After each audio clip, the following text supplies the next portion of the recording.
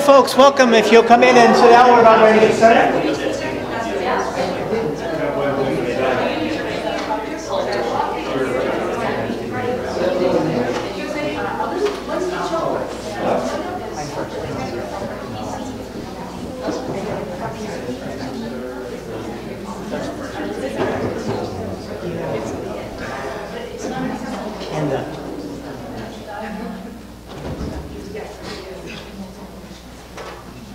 Good morning. My name is Doug Noble. Thank you for attending. Thank you for getting up early and coming in on a Saturday. My colleague Karen Kensek is in the back, and she always laments that I start things early. I'm a very early person. She seems to think that the rest of the world isn't, but I like getting things going in the morning. Thank you for coming. We have a number of terrific presentations today. We are videotaping in the back, so don't do anything you wouldn't do on video, although I don't think he's capturing the audience, right? You're mostly up here. But appreciate you coming. I'm up first today. I can take my hat off. I wore my hat because several of the speakers today I haven't met in person. And so I told them I had a ranger-like hat that was black because architecture. And so they'd be able to recognize who I was when they got here today. I want to go through a little bit of a background first about what we're doing. Then we'll have 10 presentations in clusters of 2 and 3 today. We'll have breaks between them, and I'll point out restrooms and those kinds of things when we get to those spots. Okay, what are we doing? This got started some time back when we approached Joshua Tree National Park looking for a possible liaison for a small student project of some kind. We would put some kind of a hypothetical project in Joshua Tree National Park and maybe even come out and do a spring break-like exercise in the park where we build a low wall or put in some signage or do something like that. After some discussions, we discovered that the staff at the park really like us. And we talked about a number of additional really interesting opportunities, and we sort of diverted away from the original idea. And the big idea now is we're going to be working with the Park Service and others to try and create a design guideline book. Several of the national parks have a thing like a design guideline book. This one is fairly well known for Yosemite, and we'll learn more about this book later today. But Joshua Tree doesn't have one of these, and the idea behind these things roughly is give advice and guidelines by observing the park and to provide content for architects and others who might be working in the park. And since Joshua Tree doesn't have one, and we wanted to have students designing in the park, we realized we first needed to figure out what the guidelines were going to be so we could turn students loose. And our structure is pretty straightforward.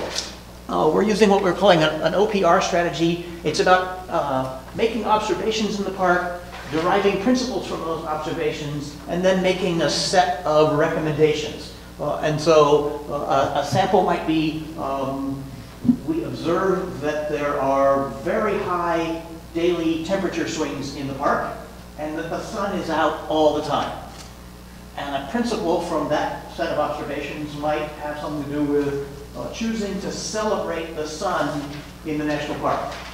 And a recommendation from that condition might be in the form of a phrase like, consider this. Consider using high mass buildings to capture the high temperature in the day to sort of average out. Or consider making your buildings long in the east-west direction in order to celebrate the sun as it moves across the sky. So we've been starting to develop first observations in some depth. We're observing the climate, the natural conditions, the plants, the animals. We're observing the Park Service and how it works. We're observing all of the other Park Service books that we can find and about how they did the work that they're doing. Once we have the guidelines, that's not true. That's not a good sentence.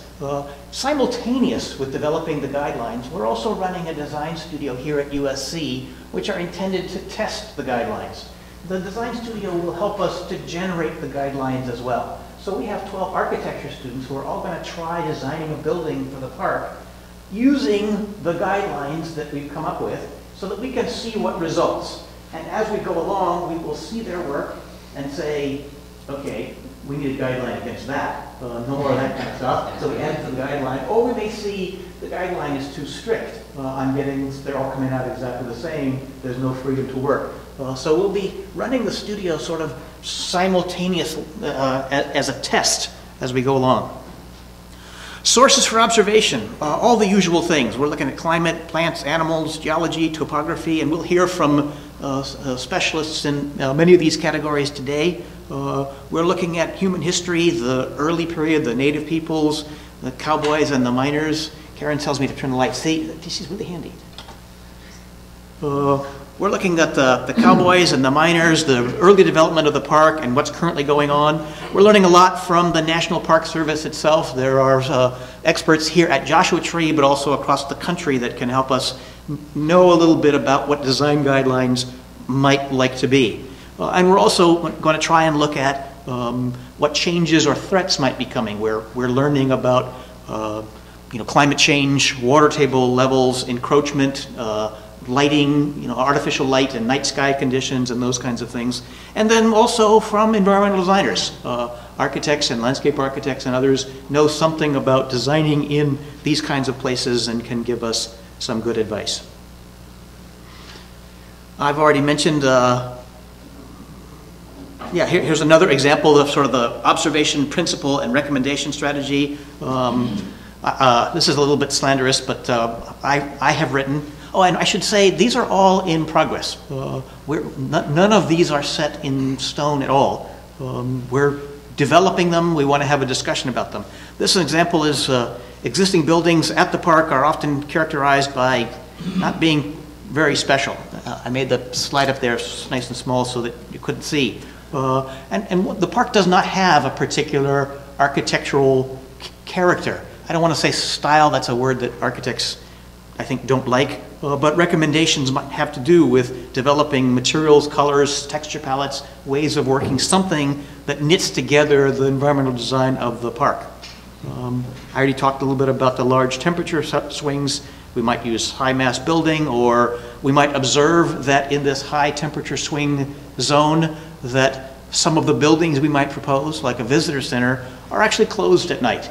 And so we might be able to do night flushing and hyper cool the building and take advantage of that temperature swing because we're not freezing anybody, they're not in the building. I think I'll go ahead on that. I'm running a little bit out of time. We'll have a lot of speakers today that will help us understand and observe conditions about the park. Mark Butler will speak first and talk about the park purpose and significance, fundamental resources. Lena Lee will talk about the visitor experience at Joshua Tree Park. Morgan Baird will talk about cultural resources in Joshua Tree National Park. Kathleen Springer will talk about geologic and paleontological investigations. That's a tough word. Sorry, Kathleen. That's hard work for architects. We have John Hale to talk about archaeology of the Morongo Basin and the Coachella Valley. Andrea Vaughn will talk about National Park design history, sort of broader than Joshua Tree. We have Randy Fong here, who helped to create was the lead for helping to create the Yosemite design guideline book, and so he'll talk about the process of making one of those kinds of things, which I'm convinced is a lot harder than I think it is, and I think it's hard. Andrea Compton will talk about natural resources at the park. Adam Iano from here at USC will talk about geology. And William Hayes, who will arrive a little bit later, will talk to us about rattlesnakes. That makes my mouth go dry. I am really afraid of snakes. When I was a child, there was an incident. I won't go into it now, but I don't like snakes at all. The conference is really just part of the beginning. We're going to keep seeking additional help. We need other experts. We're going to visit the park. We'll bring students out and stay overnight. We're going to have the architecture students test the projects, and so we'll have a studio going this semester. You're welcome to come and see what they're doing and point at that and tell them to stop doing that. We will be trying to meet with neighbors, other constituents. We don't want to do this work in a vacuum and later have people tell us we overlooked important things that are important to them. Our goal here is to create a draft version of this environmental design guideline because there's a large, if the Park Service people weren't here, I'd say it's a large bureaucracy. There's a big group of National Park Service people, not just here at Joshua Tree, but everywhere, who need to mark it up and line things out and rearrange it, and that'll take some time. So we'll make a draft version, and it may be months or year, or I don't know how big the bureaucracy, maybe it's years, where we go back and forth to try and eventually have a real environmental design guideline for the park. Lots of people. I won't go through all the names now, partly because I just did, but partially there's just too many people. We have a very large group of people on board. I would like to thank all the presenters for coming and being here so early this morning. We have a very large group of interest of faculty here from USC. Several of them are here. I saw Ken Bryce in Heritage Conservation is here. I mentioned Karen already. Lynn Schwartz-Dodd is likely to show up shortly. So we have people in disciplines everywhere. Trudy Sandmeyer is in the back. So we have Heritage Conservation covered nicely today. That team is likely to grow a little bit, but we're trying to get people from sort of a broad range of USC expertise on board. We also have a number of graduate students who are helping. The graduate students will help us with individual research projects related to their area of expertise. In writing a design guideline book, there are chapters on heritage conservation and landscape architecture, and those are not areas of expertise that I have. I have sympathies, and I want to encourage that, but I don't have the kind of expertise that a landscape architect might have to give us good advice. So we have some master's students and PhD students who will be helping us with this project.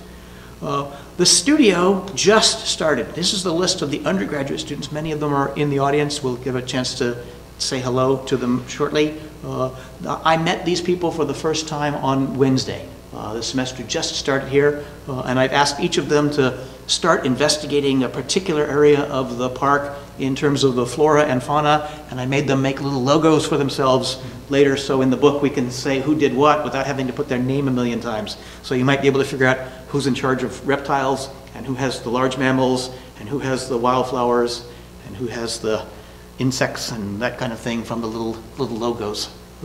We'll finish those up soon. We have some professionals that are helping out. We're going to do a little project towards the end part of the semester. We'll take a look at the existing amphitheater area at Indian Cove. At Indian Cove, there's a little stucco box of a building and some concrete bench seats out there that seat maybe 100 people or so. And that project is the project that came up early in our discussions when I was asking, is there something that the students can do as almost like a spring break, let's go out and work on something a little bit. And that was one of the projects that came up early. So we will still be doing that, although what we're doing now is much broader. So we'll be doing a little survey work out at the park. We have a photographer, we have specialists in precast concrete. The precast has some advantages for our studio. It has the high mass condition we're looking for the thermal condition, and the prefabrication off-site, less disturbance on-site characteristics. So we have some specialists there. We also have a large group of offices, architectural offices, that will each be working one-on-one with one of the students in the studio. And so several of the people from those offices are here joining us today. It's a fairly large group. There are two offices. Perhaps later we can get the students together with the people from the offices. Because the studio started on Wednesday, the offices and the students haven't met yet. We have some staff that helped us, people who helped to sort of set up the equipment. Jane Elger and Enrique Barajas. Gennaro Aviolio Toli helped to set us up, and then our dean and vice dean. And in the back is Hunter Redmond, who I met this morning at 7:30. I asked him to come at 7:30, and at 7:20 he was sitting out in the courtyard. That makes me feel really good because it's one less thing to worry about. Hunter, thank you very much. So, a couple of things before we get started. I understand the coffee is going to be open. When do you work here? In the middle of the morning, the coffee 2.5 buildings north this way, and the lunch breaks will open. They claim a couple of them will open at noon, but you wasn't sure. Okay, well, that's in the same place, just 2 buildings north of us. The restrooms are back out the way you came in and across the courtyard. The men's room is directly across, and the women's room is diagonally across. They're not obvious. You have to walk up to them and sort of turn the corner. They're stuck in little alcoves. Now, did I miss anything that I wanted to say that's important? I think I'm still on time. I am really close to on time. I will do the best I can to keep us on time as we go. Questions from the audience? Excellent. Thank you very much for coming. I'd like to introduce Stephanie Egger, who will introduce our speakers in the first group. Great, thank you. I'm Stephanie. I am one of the graduate students who's working on this project with Doug and the studio and everyone else. So I'd like to introduce our first speaker, Mark Butler. Mark is the superintendent at Joshua Tree National Park, and he's been in the position since 2011. His responsibilities include visitor resource protection, resource management and science, facilities management, visitor interpretation and education, and administrative services. And a little note that he would like you all to know, it's approximately 800,000 acres, the park, and it's visited approximately by 1.4 million people each year. And it has approximately 130 employees and contributes to approximately 60 million a year in local and regional economies. And probably the most important fact about Mark is that he received his master's in public service from USC. All right.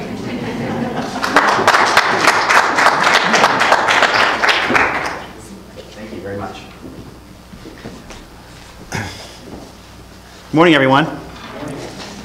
Thank you for that wonderful introduction. I appreciate that. Let me just take a minute and open up my program.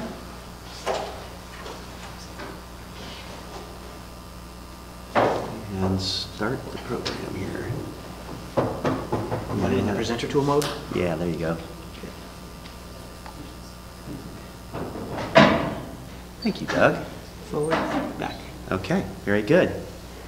Okay, good morning. Yes, I am the superintendent of Joshua Tree National Park, and I want to thank you for the opportunity to be here this morning and have the opportunity to work with you on this important project. I am going to start today off by giving you a general orientation to Joshua Tree National Park. But before I begin, I'd just like to say that the National Park Service at Joshua Tree National Park is really excited about the emerging partnership between the park and the USC School of Architecture. As a former USC graduate student, I am delighted to have the opportunity to work with the university on a project that I think has the potential to really improve the architectural quality of the structures and facilities at the park. And I believe that in working with USC to really seek the spirit of Joshua Tree National Park as expressed through the park's architecture will have the potential to really greatly improve the experiences of all those who visit the park.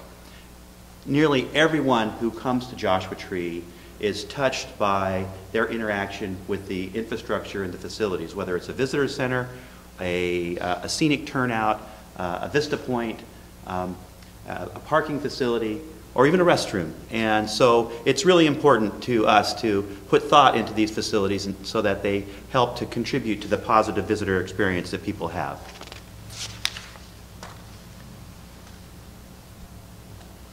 Okay. So, how many of you have been to Joshua Tree National Park? Oh, wow, this is great. So, so this photograph, for those of you who have been to Joshua Tree, is a reminder of the types of landscapes and vistas and scenes that you get at the park. For those of you who have not been to Joshua Tree, this is an example of what you'll see when you do visit the park. It's a park that has a unique desert ecology, very unique geology, and as was mentioned a minute ago, bright sun and those open desert skies. It's really it's a fantastic desert ecosystem, and it's a really great place. The park is located in the California desert, and it's along the Traverse Ranges of the Little San Bernardino Mountains. It's about 2 hours from where we are right here. So it's very accessible to the residents of Southern California. And in fact, about 50% of the park's visitors come from the Southern California region. This is a close-up of the park's map, and you can see that on the southern boundary, the park follows the base of the Little San Bernardino mountain range and is framed along the northern edge of the Coachella Valley, which includes the communities of Palm Springs, Palm Desert, La Quinta, Indio, which is, I believe, the host city for the Coachella Valley Music Festival.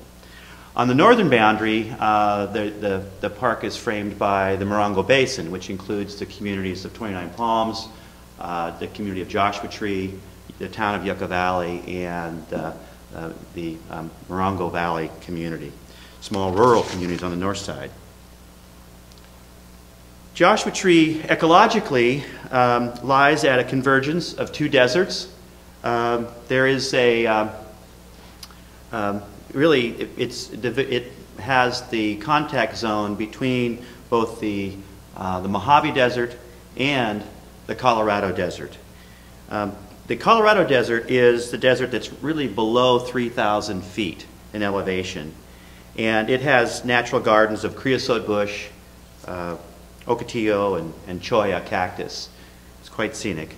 The Joshua Tree forests are found in the higher and moister Mojave Desert, which is located on the western side of the park in the area that's shown in red. That's generally the area of the Joshua Tree forests in Joshua Tree National Park. It was really early on that this unique landscape was recognized as a special place and should be protected. And it was in large part because of the vision of Minerva Hoyt, the park's matriarch, who's pictured here, that Joshua Tree was established as a national monument. She was an activist and influential member of the Pasadena Garden Club, who was able to effectively communicate the importance of protecting the park's unique desert landscape. In fact, she was known as the apostle of the cacti. And her efforts led to then President Franklin Delano Roosevelt establishing Joshua Tree National Monument in 1936 by presidential proclamation.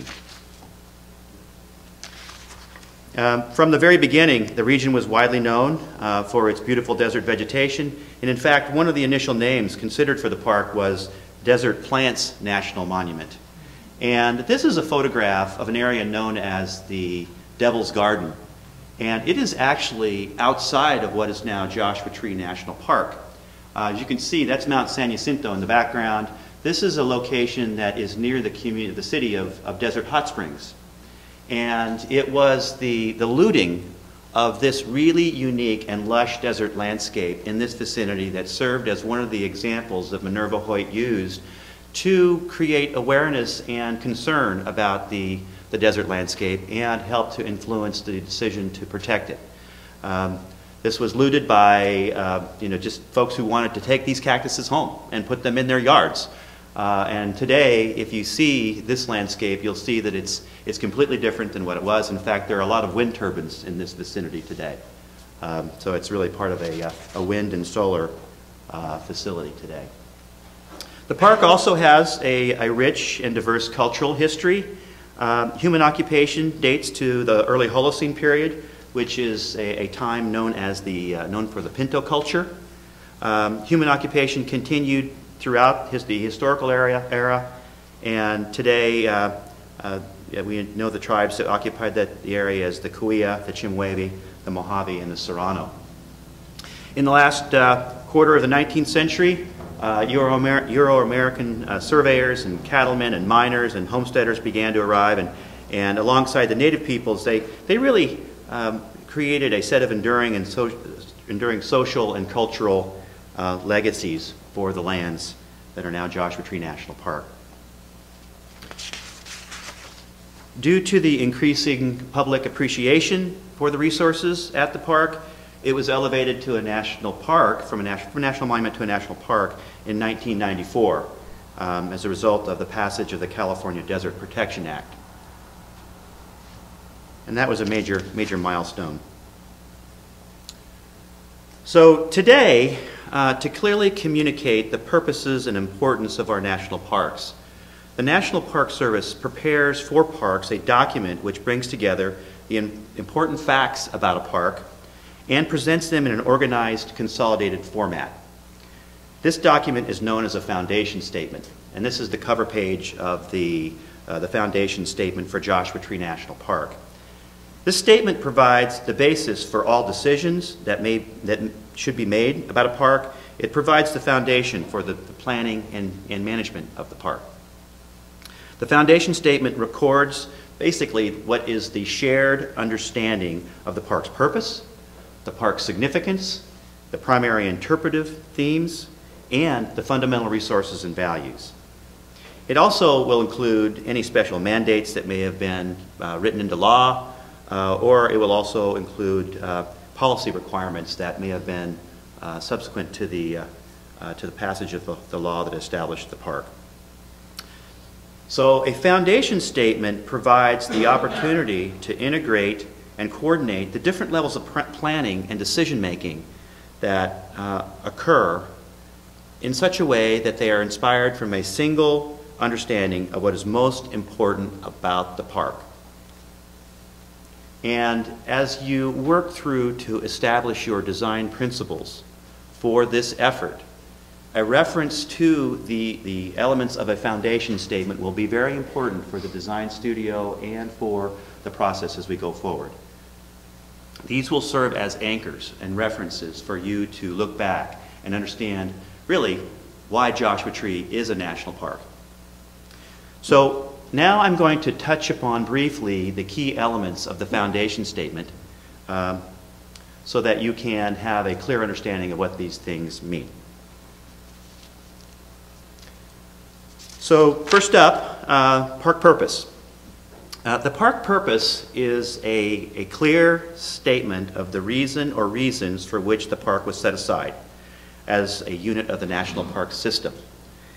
It is the most fundamental criteria against which the appropriateness of all plan recommendations, operational decisions, and actions are tested. So for Joshua Tree National Park, the foundation statement calls for preserving and protecting the scenic, natural, and cultural resources representative of the Colorado and Mojave deserts, rich biological and geological diversity, cultural history, wilderness, recreational values, and outstanding opportunities for education and scientific study. That is the purpose of Joshua Tree National Park. And boy, there's a lot of room for interpretation of what that really means. And this is very typical of a purpose statement for a national park. It will be written in a way that allows for a lot of variability in the management actions. But this will be the foundation for us to go forward. Now, I'd like to spend a minute talking about the concept of park significance statements. The statements of significance are used to clearly define what is most important about the park's resources and values, and they are based upon the park's purpose and on attributes that make the park's resources and values important enough to have allowed the site to become a unit of the national park system. So Joshua Tree National Park contains many significant resources, but not all of those resources contribute to the park's significance. The significance statements are used as a guide to manage decisions and planning alternatives and help define interpretive themes, define desired conditions for future management, and help the park set priorities. So for Joshua Tree National Park, there are 8 significant statements, and I'm going to quickly flash through these so that you'll have the opportunity to see how they are worded and how they might influence decision making at the park. So this is significant statement number 1. And it calls for the Joshua Tree National Park to preserve a world-renowned, undisturbed population of Joshua trees, which is an integral component of the Mojave Desert ecosystem.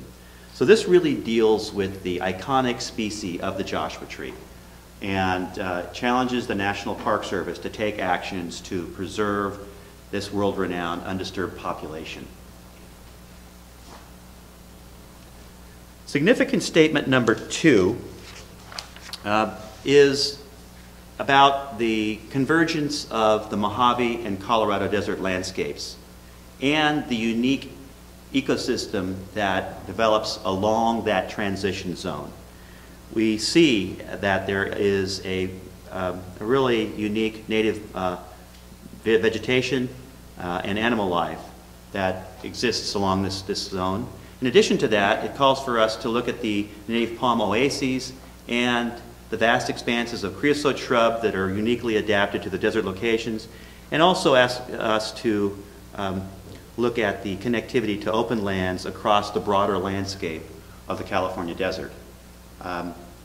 The protected lands in the California desert really today are a patchwork of preserved lands, and so we have to be sensitive to how Joshua Tree relates to other protected lands so that we can preserve wildlife corridors and other interconnections between those spaces. Significant statement number 3 recognizes that Joshua Tree National Park provides accessible and diverse opportunities in a remote desert to a large and burgeoning urban population that needs a place to recreate. Excuse me.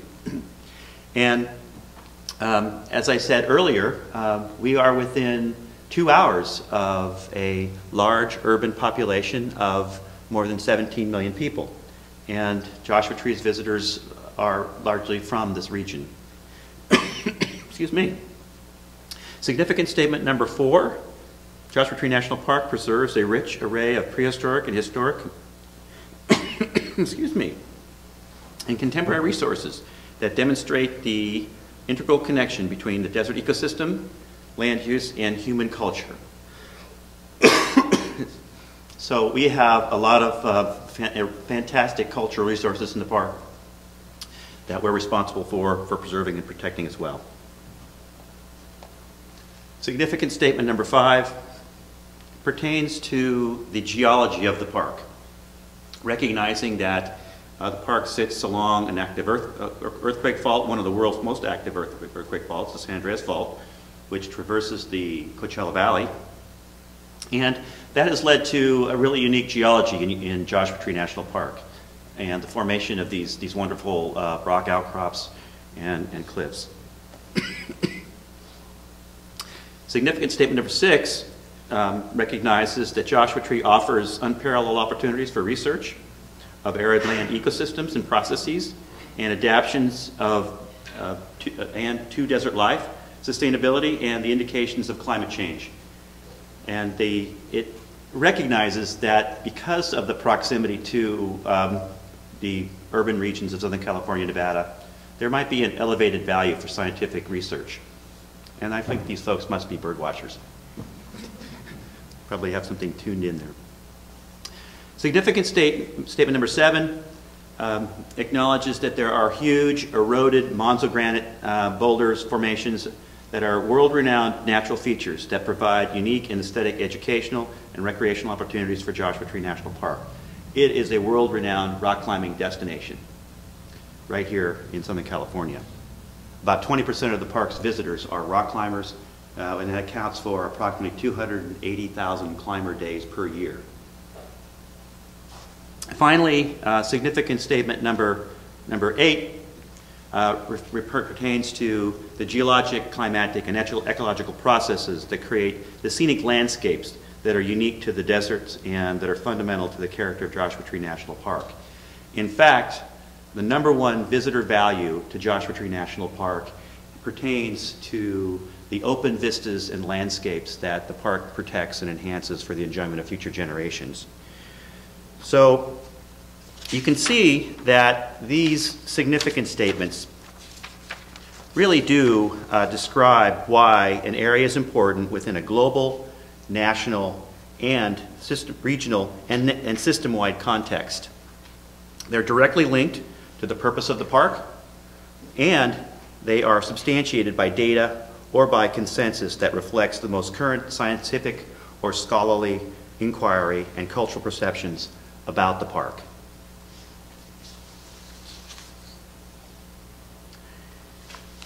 Now, I'm going to talk a little bit about the primary interpretive themes that are linked to both the purpose and the primary significance statements.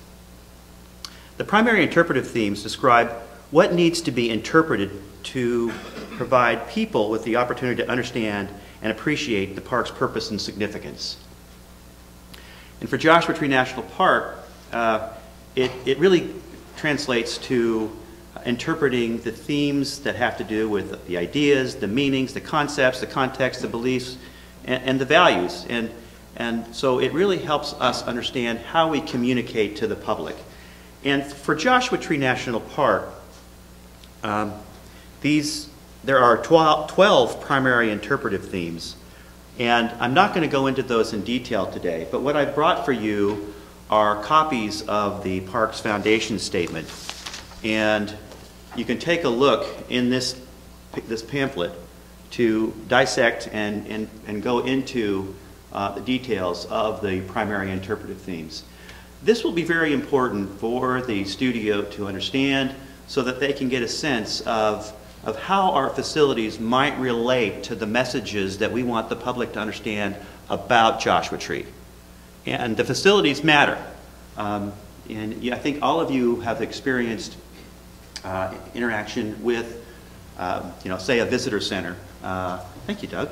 And you might not have been familiar with the design process that was used to establish that visitor center, but you feel the essence of it when you come into it.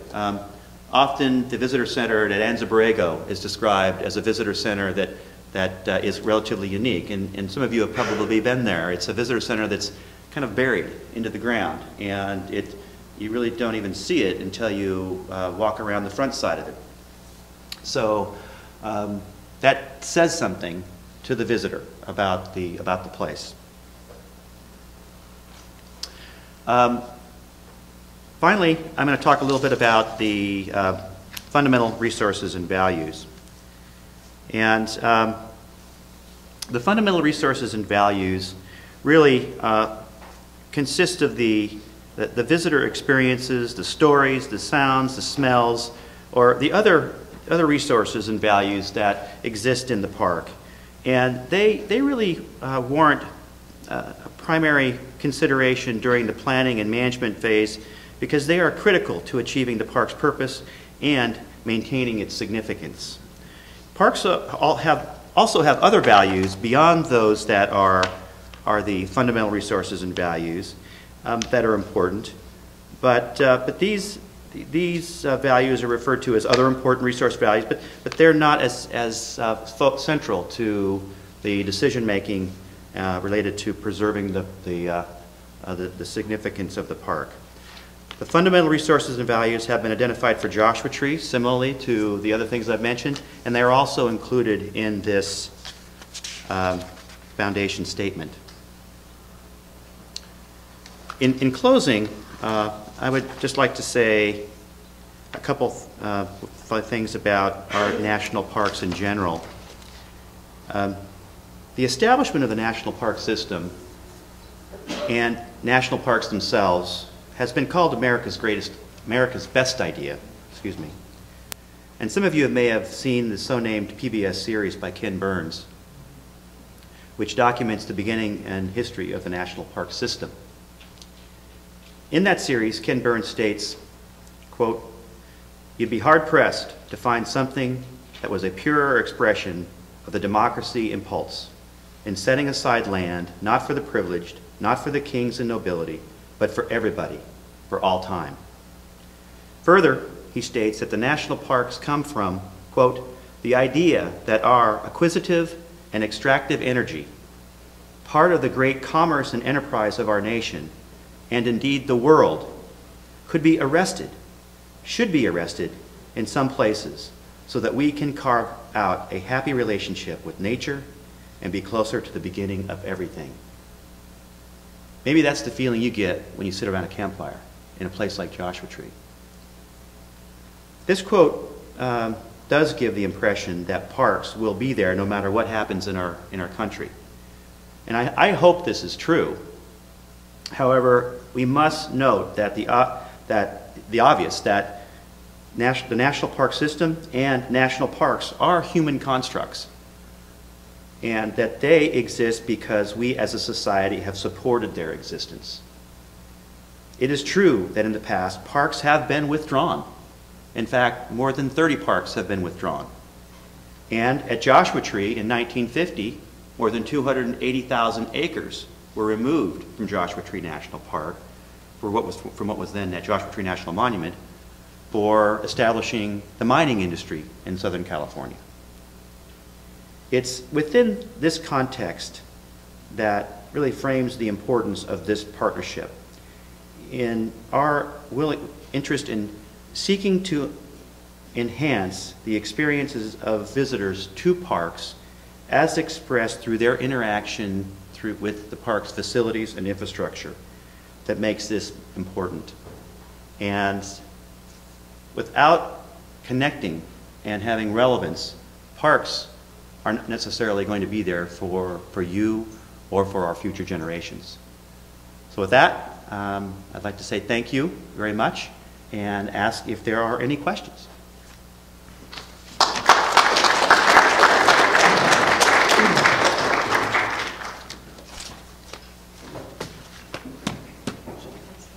Yeah, let's hand out some copies of our foundation statement. Yeah, sure. Actually, yes. question. I just was wondering about the process in developing a foundation statement. In what order are the different pieces created? Essentially along the order that we covered them today. So you start with the purpose and you go yeah. You derive the interpretive themes from the significant statements. That's right, exactly. And are all the foundation statements for all the national parks available online? No, they aren't. In fact, there are very few parks that have complete foundation statements. It's a relatively newly identified product to help parks. The park planning program has been going through a variety of changes, structural changes recently, and in the past, national parks completed very large and extensive general management plans. And this information was embedded in a tomb, if you will, of actions and goals, objectives for national parks. Those planning documents were very static and were not adaptive to respond to issues that evolve over time. So this is a relatively newly identified product to help national parks adapt to the dynamics of the world around them. So Joshua Tree is actually one of the first parks to have a foundation statement completed. So you're seeing some things that are very early on in our planning program.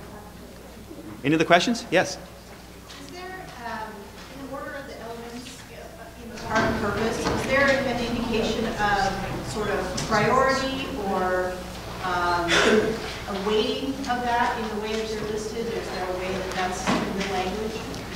There is no priority, and it will be part of the dialogue of analyzing the various trade-offs. And I think many of us have seen cases where a national park is faced with the dynamic of preserving cultural resources to try and enhance a natural resource value, or to maintain and preserve a cultural resource because of its relationship to a natural resources value in terms of a cultural landscape. It really requires that you have a conversation about those values and start to understand how they interact. And there is no relative priority. These significant statements that I went through with you are all equal in standing, and this design studio should consider them as such. Yes? In the foundation statement, you talk about education and research, but you don't mention recreation. Is there any reason for that? Well, recreation is alluded to. It's not necessarily about recreation. It's about your ability to go to the park and discover it in the way that you want to. Maybe it's to seek solitude. Maybe it's just to enjoy the desert for its openness. Maybe it's to be inspired to paint. So we don't necessarily call on just recreation. I think that creates a certain pathway that in many ways doesn't consider the full spectrum of opportunities. So it's really accessibility for you to go there and explore those things that you want to as an individual. Yes, any other questions? Yeah. What's the temperatures been like lately? Well, we've had a little bit of a cold snap like you. But now we're out of the cold. Now we're out of it. I think it's going to be in the mid-60s today in Joshua Tree. I think we've been down into the 30s and even the 20s last week. The normal temps this time of year range between 60s and 70s down to 30s and 40s. So this is a great time of year to come to Joshua Tree. So, in fact, we are known as a winter park, and our gates are open. Campgrounds are occupied really beginning around October 1. And we're open through the winter, and then we start to close our campgrounds and ramp down in May, and then we go into really kind of a summer season, which is the quietest time at Joshua Tree. Most of our visitors are going to the northern latitudes to recreate or to have fun, so we're really a winter park. When does it start to bloom? Like late May, early April? You know, Andrea might cover this more in her presentation later, but yeah, the flower season tends to be March, April, depending on the rainfall that we get in the winter and springtime. So. The lowest elevations, we start to see blooms in February. February, and then it continues. And actually, there's blooming clear into the summer with different things. Yeah. Okay. Any other questions? I have one quick question. I think a few people did not get foundation statements. If you did not, during the break, come leave your name and contact information with me, and we'll make sure that you do. And it's also on our park's website too, so you can go there to get the information. Thank you very much.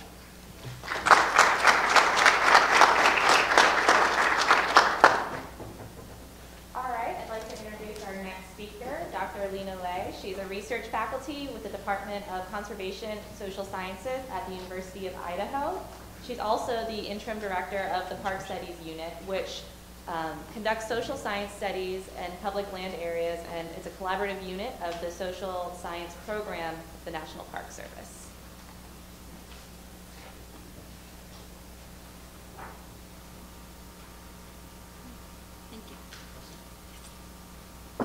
Thank you. So in the poster, it say I work for the Park Service. I'm trying not to impersonate a federal employee here because I'm not.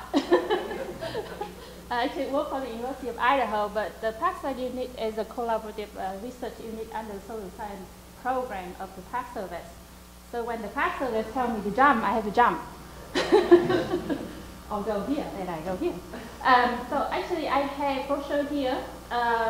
So please pass around to me and my business card also. What's important about this is that we are the social science program for the Park Service, and all of this information that I'm presenting today, and all the information that we do study for other parks in the country is up on our website, and the database is queryable and it's open to the public. Feel free to come in and use any information you like. It's all public. So my topic today is I'm going to talk to you about visitors' profile and their economic impact in Joshua Tree National Park area. Now, the National Park Service, except for those who work for the Park Service, you possibly already know, but the general public may not know, which we find out through the course of our study, is that National Park Service have dual mission, which is protecting of resources and provide for public enjoyment. So the second part is where we come in. We study about visitors, what they want, where they come from, and we come with that information and we go to the park. Andrea here and Mark and Morgan also say that here is what people want. Now, what you did with your resource protection, how you match that is up to you. So they do the hard part, I do the easy part. So we do a really thorough study of all national parks in the nation, and up to now we have 254 studies complete of the 398, I believe, we up to now, of the National Park Unit. So we're slowly getting there at some point. So So like I said, we study about visitor profile and where they come from. So if you visit a national park in the nation, anywhere in the country, if you encounter somebody asking you nosy question about where you come from, how old are you, and what are you doing here, possibly one of my employees, so please be kind to them. But we do, actually, the parkers really need this information so they can match their mission of what people like to have versus what they need to protect. So with that, let me start. So let me talk a little bit. We did 2 studies in 2004 and 2010. And I want to point it out, it's important because we do it in 2 different seasons. So in 2004, we did a study in April, which is more of the typical visit season for Joshua Tree National Park. And in 2010, we did in November, which generally we refer it as shoulder season. So the sample size is about the same, and we have a little bit decline in the response rate, but seem like people are pretty cooperative with the Park Service survey. So we're happy with the results. And there's a lot of questions in there about a lot of things. So, and I don't have a lot of time today, so I'm just gonna skip ahead and just talk about the profile only. And like I said, all the information is available on the website, and if you'd like to go there, the reports available and even the raw data available for you to analyze anything that you like. Okay, so let's talk about visitors, where they are. So talk about age. So I had 3 graphs here. We asked the ages of all members in the groups that visit Joshua Tree National Park, from babies to whoever leading the group. So, and the first graph nearest to me here is the combined age graph of all national park visitors that we did the study on. So what we call the typical tourist type. So normally people would be about from 55 to 50 in a family with a children or 2. That would be a typical tourist that we observe. But at Joshua Tree, it's a little bit different because our season did not coincide with some other season. Normally the season would be in the summer, but Joshua Tree would be spring or winter. It's more likely than in the summer. So our age group is a little bit different, although in April, which is in 2004, it looked a little bit more like normal tourist season.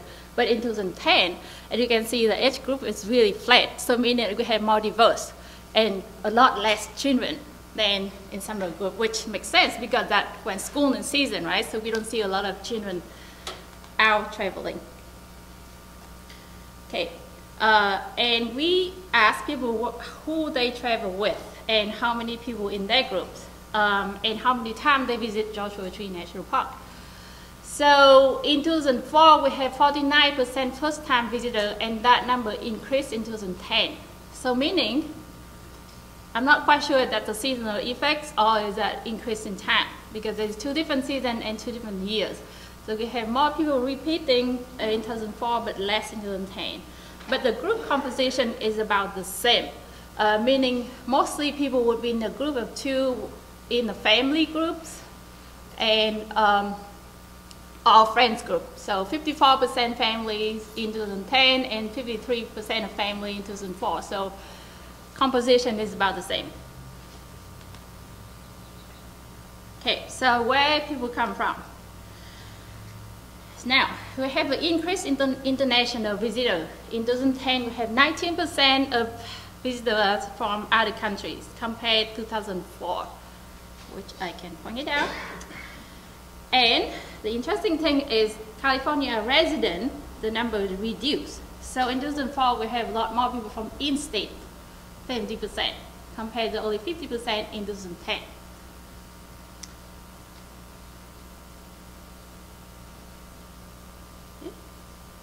And we calculate the distance that people travel based on zip code where they live. And look like the people travel a longer distance now. Like I said, we have only 50% people within the state of California in 2010 compared to 70% in 2004. So the travel distance to travel from their home to Joshua Tree National Park has increased, which is kind of against the common knowledge that gas price is so expensive, people don't travel long distance anymore, which is interesting to me. because I'm a number geek, so you know I like numbers. And that is just against common knowledge, which is interesting. Right. So what have changed? These are the things that we observed. So in 2004, which is a spring survey, and 2010, which is a fall survey. So the typical 2010 visitors are either younger, 30 and 40, or older, senior citizen, 64%. I mean 65 years old, and there's no children. So the family of adults, we have a joke within the national park system that in the phones we see the newlywed and the nearly dead. I didn't make that up. The ranger told me that. And that actually did show up at Joshua Tree in November. And we observed exactly the same pattern in some other park like Zion. They have exactly the same pattern, older people and younger people in the falls. And in other seasons, more family with children. Now 2004 is a little bit more typical, which is people from 35 to 50 years old travel with 1 or 2 children of their own. And also a phenomenon that we observe have been occur over the years are grandparents with grandchildren, more than parents and children, which is also interesting. And they are we call them the RV grandparents, because they travel in big RV and have grandchildren with them. And 2004 also we see more people from California, and 2010 a more international visitor and more out-of-state visitor. So those are the changes that we saw in demographic. So let's talk about what people did when they at Joshua Tree. So first of all, let's talk about source information. Well, this is the question we ask: how did you prepare for your trip? What source information did you use to prepare for your trip to Joshua Tree National Park? And these are the sources of information that people use. So what's the difference here? Park website is the most changed. So the park website, people use them more now compared to before, which is not a surprise, but it's still interesting. Because here's the thing, the National Park Service is not allowed to advertise itself. So people have to stumble to the park website by accident, or they have to know where to look for it. So I have a side story on this too, because I work very closely with IT people at the National Park Service, and up to 2005, when you Google any national park in the country, the first thing pop up would be commercial establishment, not the national park website or Google or whatever the search engine you use. It didn't happen until very recently, and I know the IDS people at NPS have to work really hard with Google to change that. So now if you Google a national park, then you would see a National Park Service website. But you know, before 2005, you may even see it on the third page, not even the third link. It would be the third page or something like that.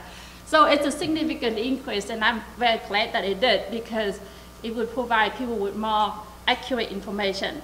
So friends, relative, word of mouth, you know, reputation of the park itself, pretty stable, about 40 or 43% people use. The other website, people still use them at moderate level, about 20% or so. And another thing pop up in 2010 is social media. Although still very small, only 3% of people say that they're tweeting or Facebooking or whatever they're doing now with the information, but it show up. And of course you didn't have those things in 2004, so it didn't appear there, right? So how long did people spend visiting the parks? And this is the question that we asked them. So when you are at Joshua Tree, how long do you spend visiting? So in 2010, we have 59% of people, they use only, meaning they come in the morning and get out in the evening, which is a large number compared to 2004 of 46%.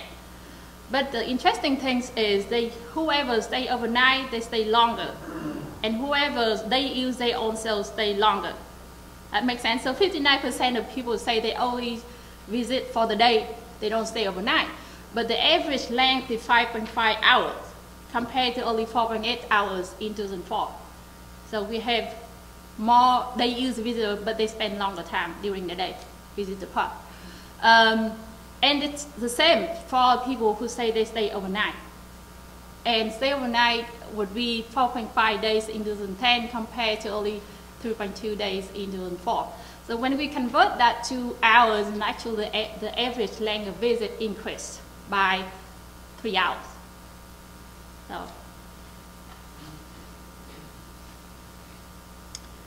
Okay, so what did people like to do when they're at the park? Sightseeing would still be number one, and actually the pattern is pretty the same, but we did ask the question differently concerning climbing. So I just want to have the arrow there so you know that bouldering and rock scrambling, we will combine that in 2004 as one category. So bouldering, it would be 36%. So they stay about the same. With these technical climbing people or just climbing for fun people about the same. So the pattern is actually pretty stable. Generally, people just go there for the beauty, sightseeing, or they want to go for a hike, things like that. And there's a portion that people go climbing, and that portion is very stable. People do that. Okay. Where did people go? So these are the list of places, and actually even more so, but it's a very long list. So I just list the places that happen more frequent in our study. So the most popular places would be jumbo rock areas. More than half, 56–55% of people always go there. And then Hidden Valley, 50% in 2010, and 2004 is 48%. So those are the two places that are very popular in the park. Now, what changes is in 2010 we have Joshua Tree Visitor Center, and in 2004 we don't have that. So the portion of people to go to Oasis Visitor Center in 2004, which was the main visitor center at the point, 40%. But those numbers shift since we have Joshua Tree Visitor Center. So most people would actually go to the Joshua Tree rather than going to Oasis. I guess that is more convenient with their traffic, am I right? Yeah. So there's a significant shift there just because we have a new visitor center and people go there. Okay. Now, so we take all of the information about who these people, where they come from, what they did, what they like to do, and what they don't like to do, and put them together and do my statistic magic to figure out what other cluster we have. And we found actually there's 3 clusters, and it's really fascinating that they stay the same for the both survey. So the first cluster, we call them locals, meaning people more likely to live in the local area, 50 or 100 miles or so from the parks. They know exactly what they want to do. They are more likely to be repeat visitors. They just go in, do one thing, they don't look for information, and out. Okay, the second would be the park enthusiasts, which possibly include the climbers. These are also people who repeat visiting the park, but they don't necessarily live in the local area, and they spend a lot of money in the local area for their needs. They spend the most money. And they try different things to do in the park and more physically active. So climbing, hiking, things like that, versus people just sightseeing. And the last would be what I call the casual tourists. So these are the people who just want to explore national park in the nation. So Joshua Tree is not their primary destination. It could be possibly one of the several states that they go, or they would go to Yosemite or some other park in California, and that's just one of the things on their list. So they go there. They mostly would be first-time visitors, and they need to go into the visitor center to get information before they go into the park, and they like to explore. So they would go to a lot of different places inside the park, versus the other 2 groups, they know exactly what they want to do. They have their favorite campground. They go there, do one thing, and they leave.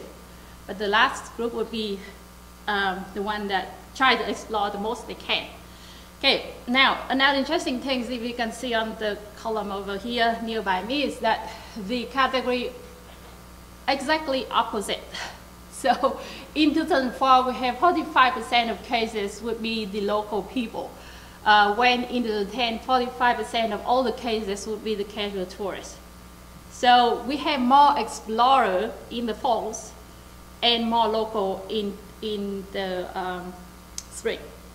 So, but the core part that we have stay the same would be the park enthusiasts. 24% of those cases, those people stay the same. Yes? I was just wondering, why is it that the locals are listed most likely to prefer a language other than English? That was one of the questions that we asked them, and I'm not quite sure why they prefer that way. This is what language do you like, because the part of the interpretive program, they need to know if they need to translate size or prefer program in Spanish, for example. I don't know, but maybe because of demographic in that area, it's just mainly people who speak English only. I don't know. Yes. Sorry, didn't mean to interrupt. Does it mean most likely compared to the other two groups, but Yes. not most likely Compared to the collection of other groups, that's individuals? right. Okay.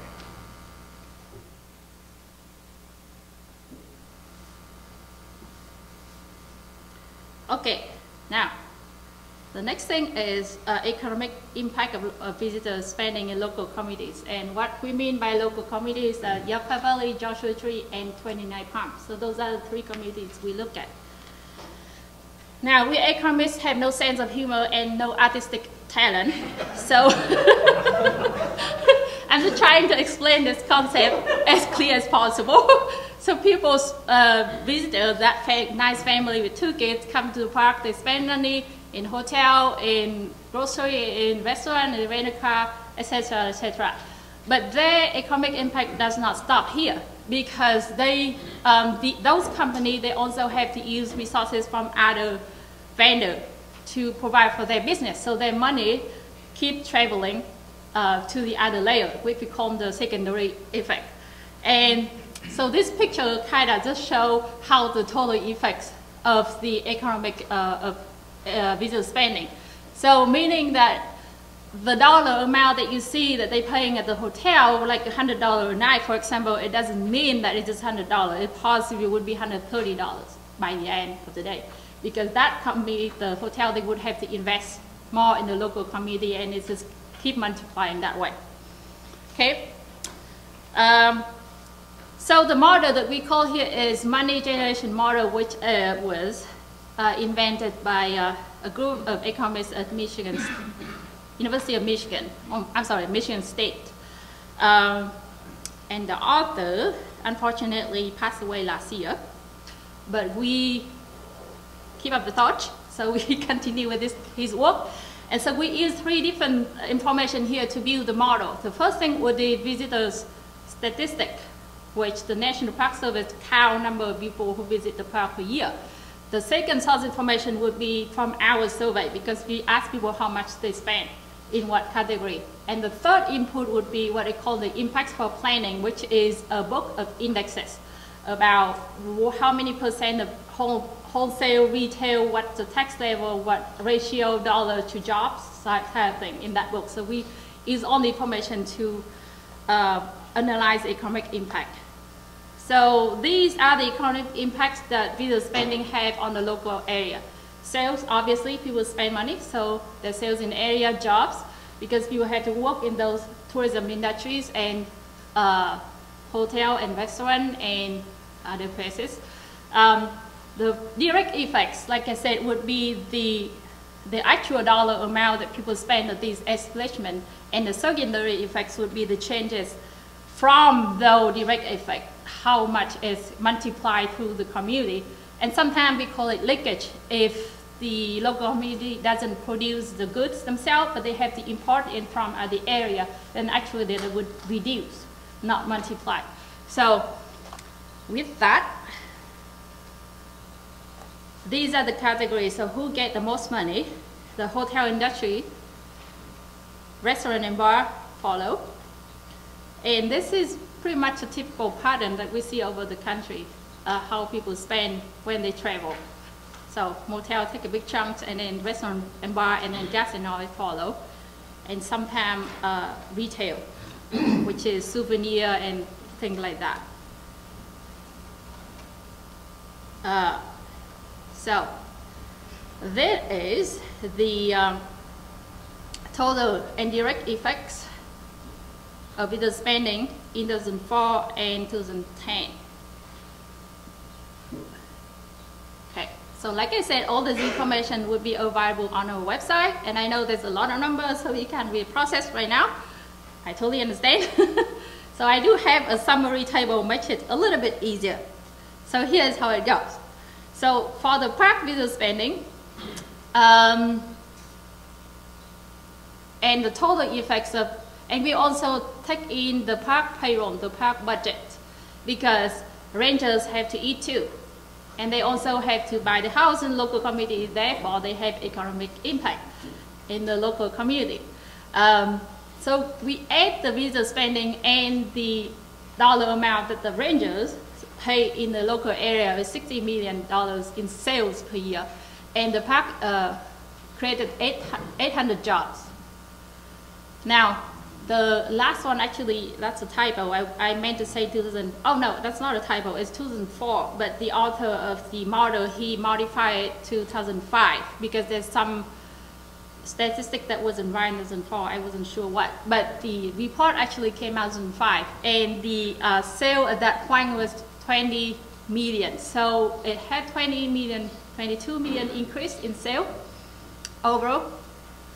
But the job have reduced. Now that's possibly caused by the dollar value per job have increased, like salary increase or the minimum wage increase or something like that, which come from the implant model. But nevertheless, 800 jobs, very stable in the area, provide for those people in the community, and $40 to $60 million in sales per year. That generated because people come to visit Joshua Tree National Park. Yes?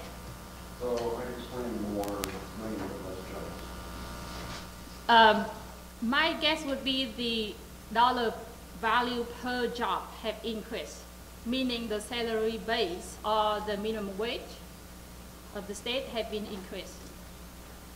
That's what I would think. Okay, so that actually the end of my presentation, and like I said, feel free to come to our website, and that my email if you have any further question I can help with. Our data available online, you feel free to use it. It's public information.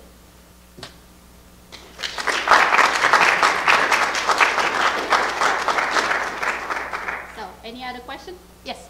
Actually, I was wondering, and I was just looking at the foundation statement, and I noticed it was published, I think, in 2011, but I'm wondering what potential role that might play in visitor studies that are being done, because it would seem to me that, I mean, especially in a project, this sort of project, that the interpretive themes and all the details that are in here would figure into what ultimately students would design. I would actually guess so, yes, because we get requests to do visitor study in the park when the park in the process of planning for something, and they need to know what to do the thing. So I would think that you did incorporate it in the Mark?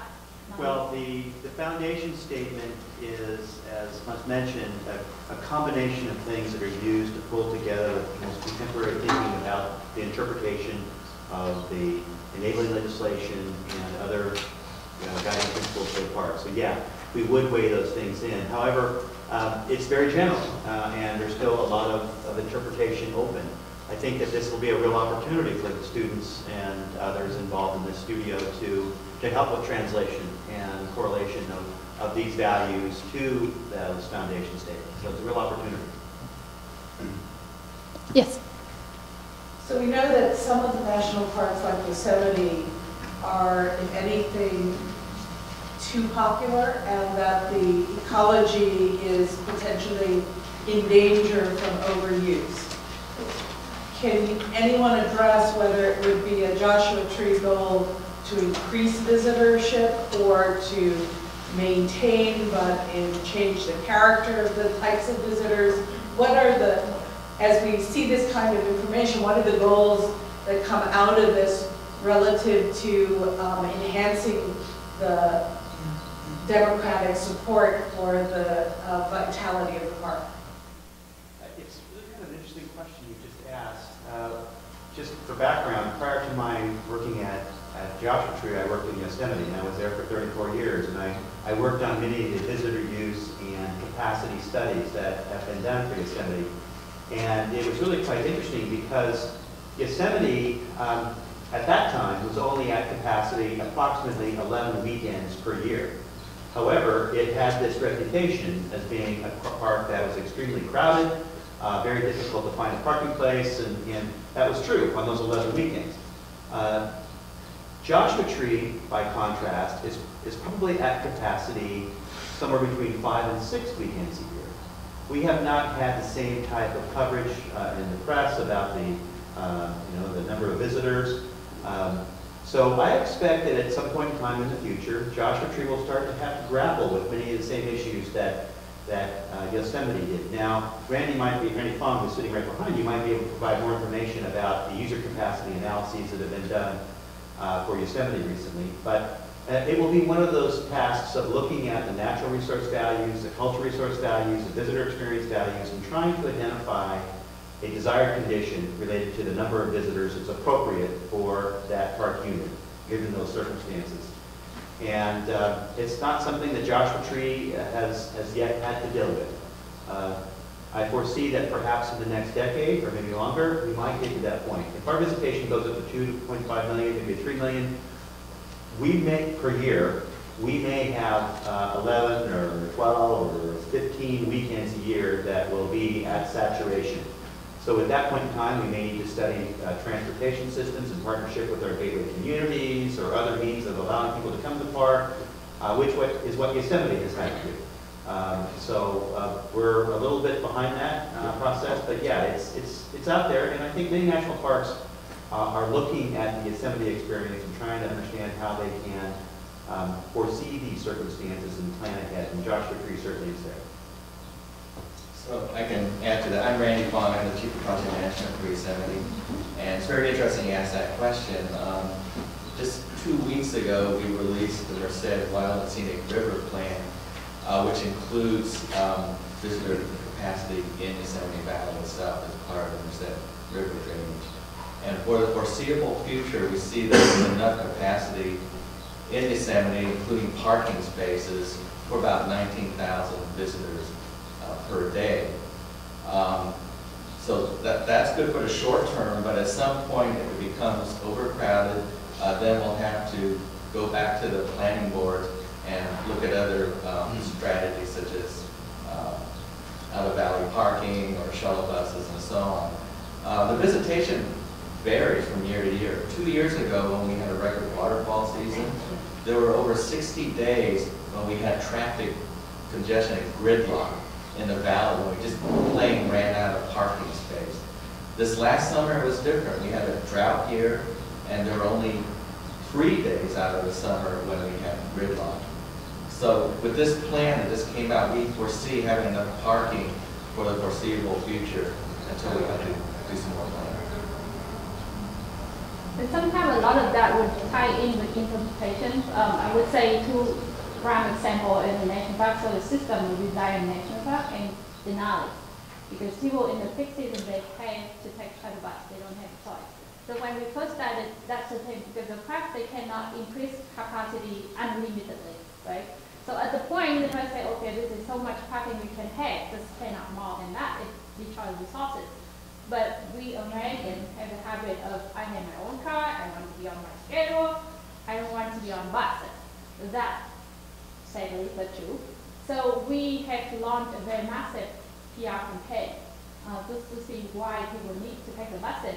And actually now, people love them. When we did study at Zion in their shuttle bus and in mid-November, and we had some visitors come up this day after the shuttle bus closed, and they were so sad. They said, oh, I had to drive. So, you know, sometimes just changing people's perspective is not easy, but it can be done. We will be encouraging Doug to consider potential concepts for shuttle stops or other facilities that might support a hybrid shuttle, which would be a voluntary shuttle at Joshua Tree at some point in time in the future. So that's something we'd like to see folded into the program for the studio. I have a general question about the funding for the park. Of the $60 million that's generated from the visitors, does any of that get allocated back to the maintenance and operations of the park itself, or is that a completely different funding source? No, that's not the funding. That's the economic impact to the local economy. That's how local business gets. The park doesn't get any of that. The park doesn't get so totally distinct in terms of how the park is operating. That's somewhat the local community, yes. The park annual ONPS operating budget is about $6.2 million, $6.1 million of tax year. It's been going down. And so we're known as a 1 in 10 park, where for every dollar of federal appropriation to support Joshua Tree, we stimulate $10 in spending in the region, in the gateway communities. And as was mentioned, this is only a small portion of the gateway communities around Joshua Tree. I don't think it's a full picture of all of the visitor spending. It doesn't consider spending in the Coachella Valley on the south side of the park related to Joshua Tree, so it's missing that data point. But right now we're considered to be a 1 in 10 park, which is a pretty high percentage. All right, we've run out of time for questions, but there'll be breaks throughout the rest of the day where we can kick people's brains over. So I'd like to thank Dr. Lea again for her presentation. And our final presentation of this session, we're going to hear from Morgan Baird, who's also from Joshua Tree National Park, and he will be telling us about, giving us an overview and an introduction to the cultural resources. All right, good morning, everybody. My name is, as I mentioned, is Morgan Baird. I'm the work in the Cultural Resources Department. Primarily deal with structures. However, I'm here to give you an overview of the cultural resources here at JT. Now, the cultural resources are finite and non-renewable, tangible resources that begin to deteriorate from the moment of their creation. They are cultural connections, a medium through which all people can see themselves and the rest of the world from a perspective. What we have here is a couple of our some photos of some of our cultural resources. We have the main house down at Keys Ranch, the well at Keys Ranch, and of course the employees up there in the rock shelter. Pictographs and petroglyphs that we have at Joshua Tree. And then some more photos of the Keys Ranch in earlier days. Bottom left is Bill Keys with his family. And the top right up there is some of the children at the school that they had at the ranch. Now, MPS guidelines break down cultural resources into 5 main resource types: archaeological resources, cultural landscapes, structures, museum objects, and ethnographic resources. Joshua Tree, we've got about 140 historic structures on the list of classified structures, also known as the LCS, which is kind of what I focus on, as well as the cultural landscapes. We have over 238,000 items that are in our museum, and around 70 oral histories and over 800 recorded archaeological sites. Now, the structures. Structures are material assemblies that extend the limits of human capability. Without them, we are restricted to temperate climates, the distances we can walk, the loads we can carry, and with them, we can live where we choose. They are elaborations of our productive ability and artistic sensitivity. So this is a good piece of vernacular architecture for Keys Ranch. Once again, it is Bill Keys' house that was added over time. A beautiful little structure that I think that we'll be exploring in a couple of weeks when the class comes out there. Now this right here is the ruins of Ryan Ranch. The Ryan family was pretty involved in the early days of Joshua Tree. They had the Lost Horse Mine, which was one of the more successful mines within Joshua Tree, within the boundaries now of Joshua Tree National Park. And then we have small little structures like this. This is James Cabin, dry stack structure. That we still have out there that are good visible reminders in our cultural landscape of earlier days. And of course, another structure that I'm in charge of here, a one-stamp mill out at Bill Keys' ranch. And then we have structures like this once again. This is the Mission Mill, which is in kind of the eastern portion of the park, but it does remind us that mining was very integral to the park in the early days. And then another structure right here, once again, is Barker Dam, which I guess in wet years, the person who took this photo would be in water. But you can see it was a way that Bill Keys was able to manipulate the landscape to water his crops and his fruit trees just a couple hundred yards away from, which is where his house was. And then once again, we have where some folks actually took over old, prehistoric rock shelters. This is Carey's Castle, which is in the southern portion of the park.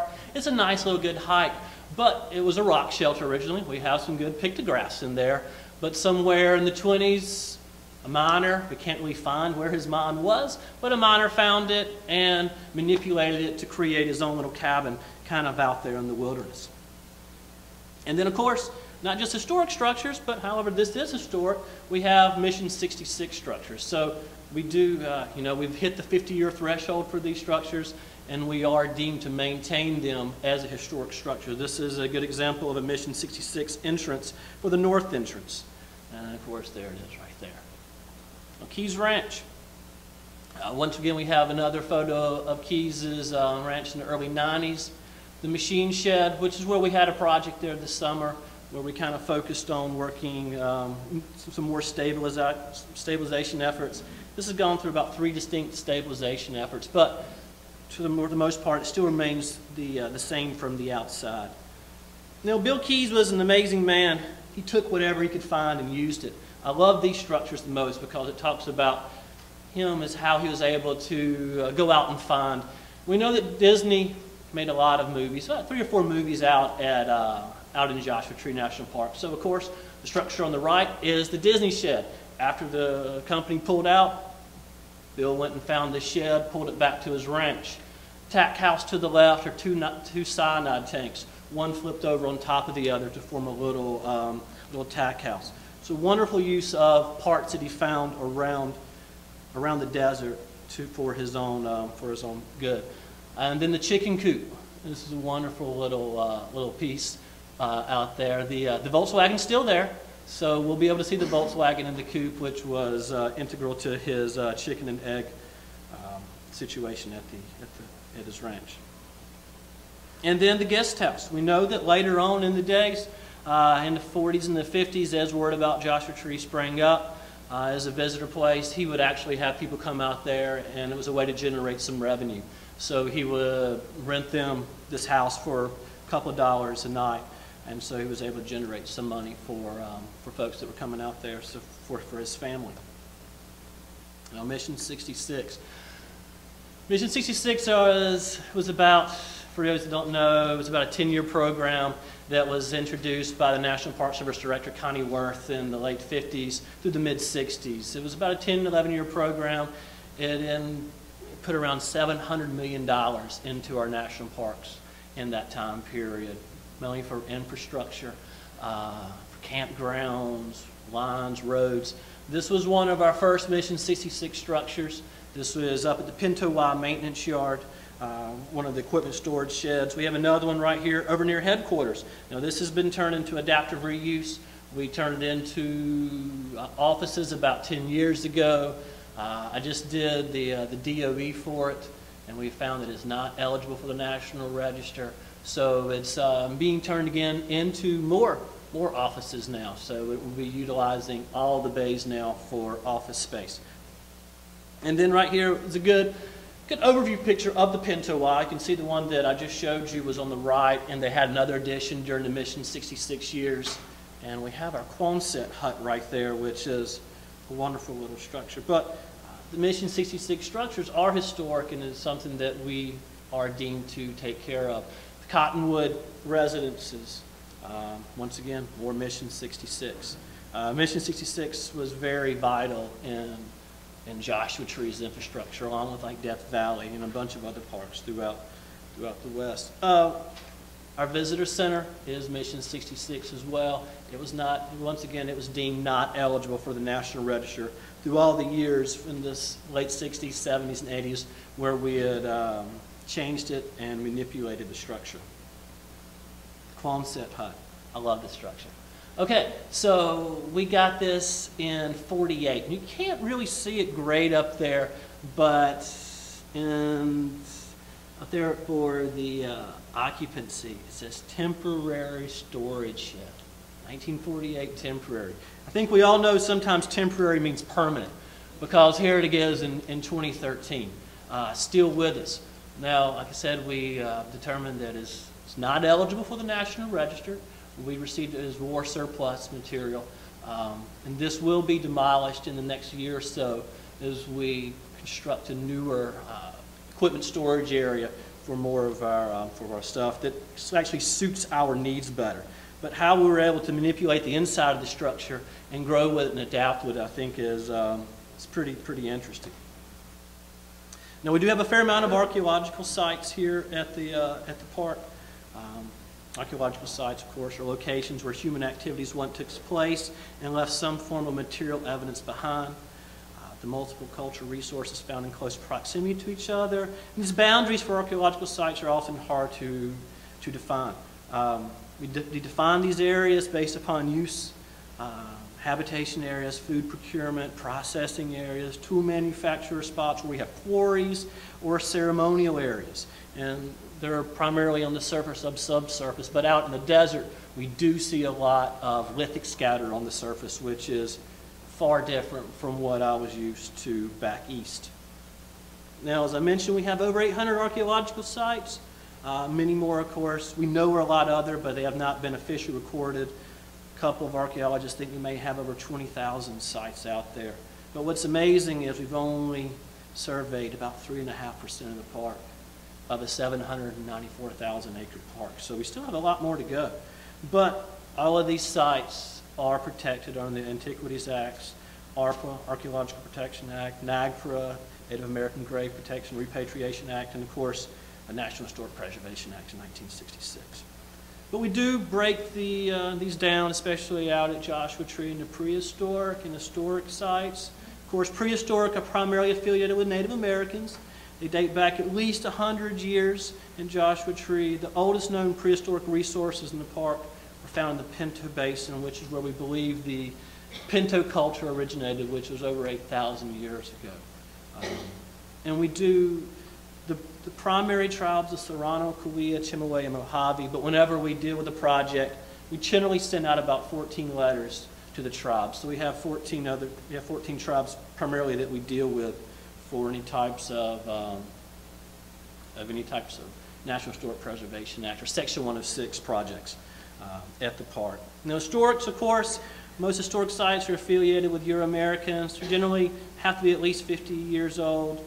And you don't see these until beginning in the mid-1800s. And of course, in the late 1800s, primarily in the 1890s, is when you really start to see gold increasing in the Joshua Tree area. Now, this is a good site of an archaeological resource. Archaeological resources are domains of past human activity and records documenting scientific analysis of these remains. Archaeological resources include stratified layers of household debris and the weather pages of a field notebook, laboratory records of pollen analysis, and museum cases of polychrome pottery. Archaeological features are typically buried but may extend above ground. They're commonly associated with prehistoric peoples but may be products of a more contemporary society. What matters most about these resources is its potential to describe and explain human behavior. Archaeological resources have shed light on family organization, dietary patterns. They've also helped us understand the spread of ideas over time and the development of settlements from place to place. What we're looking at right here is a rock shelter. We do have a milling food processing area over there. And then our lithic artifacts scattered out here in the beginning. These are good examples of what our site records would look like if you were to pull up a site record for us at Joshua Tree. Cultural landscapes are the thing that I deal primarily with at Joshua Tree, are settings that we have created in the natural world that reveal fundamental ties between people and the land ties based on our need to grow food, give form to our settlements, meet requirements for recreation, and find suitable places to bury our dead. Landscapes are intertwined patterns of things both natural and constructed. They are special places and expressions of human manipulation and adaptation of the land. We have 4 cultural landscapes at Joshua Tree. The Keys Ranch / Cow Camp, Northern Pinyon, Lost Horse, and the Hexahedron cultural landscape. And this is a good photo from the Northern Pinyon cultural landscape. I'll show you a map of them in a second. But you can see some bed springs out there. So it does show you that these, primarily you'll see cultural landscapes as historic landscapes. You traditionally see like prehistoric landscapes is combined with traditional cultural properties. Once again, another photo of a good, you see can scatter. You'll see these all over the park as you're walking around. I do like this photo a lot because it does show you how these folks moved in between. This is the Desert Queen Mine, which is in the northern Pinion cultural landscape. You see little roads, there's little footpaths in between, so it gives you a good idea of how these people moved in between as they were working at these sites. Little footpath right here. And of course, an engineered road, which I think are amazing to find out there in the desert. Okay, so a good map right here of our cultural landscapes. You can kind of see the hexahedron one is the one that's farthest south. It's got 6 sides. The one to the left of it is the Lost Taurus. And it looks like Northern Pinion is up the top, and it looks like it kind of merges in with the Keys Ranch cow camp. But you see where you see where a lot of the historic action has been happening in the park. It's primarily over there in the western portion. So museum objects. These are manifestations and records of behavior and ideas that span the breadth of human experience and the depth of natural history.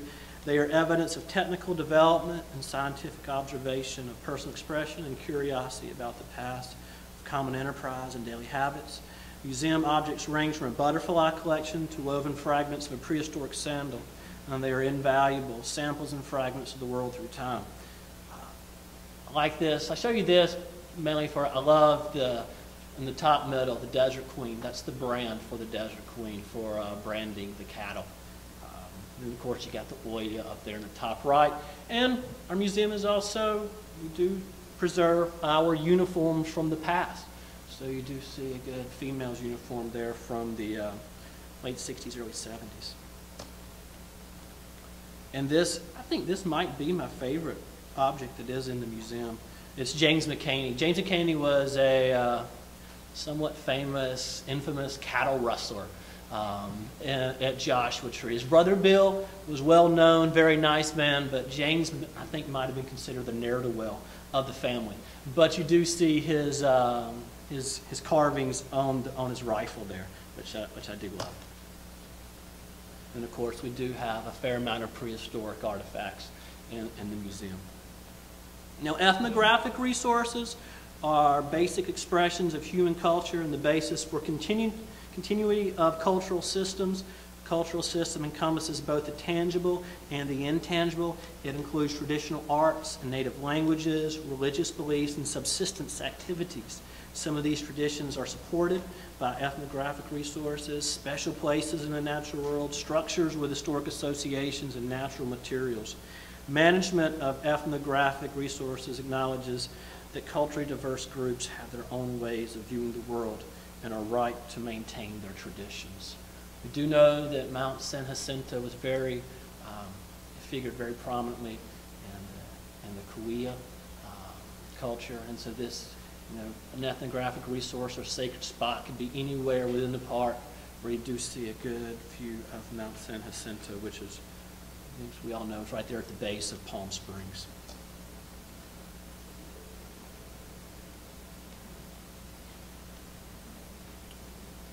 It's a wonderful little stone there. So our prehistoric cultural resources that we do have here at the park, still out in situ, out in the park as well as in the museum. You can see basketry, ceremonial objects, cremations, house pits, manos, metates, milling slicks, spirit sticks. We run the gamut. So like I said, you do see them out there. Top left is a midden. You see some rock shirts. We've got a good photo here of milling slicks. I think you can see them pretty well. There's one to the left of the arrow, one just right above the arrow, which is where the Native Americans would have been processing their food. All right, so we're looking at some pictographs and petroglyphs right here. Take a photo, put it through D-stretch, and the pictographs prop out pretty well. And you can see it over our petroglyphs. So Pictographs would have been using pigment. Petroglyphs are, of course, incised into the rock. But it does give you a good idea that shows that a lot of these spots were continually used over and over by a lot of the Native American folks.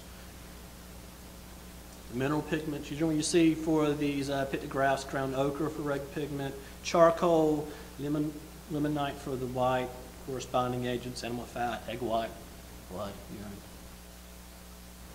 Our historic cultural resources, which we do have a good amount of, cabins, we do have a lot of cement foundations that you'll just be walking out there through the desert and boom, you got a cement slab.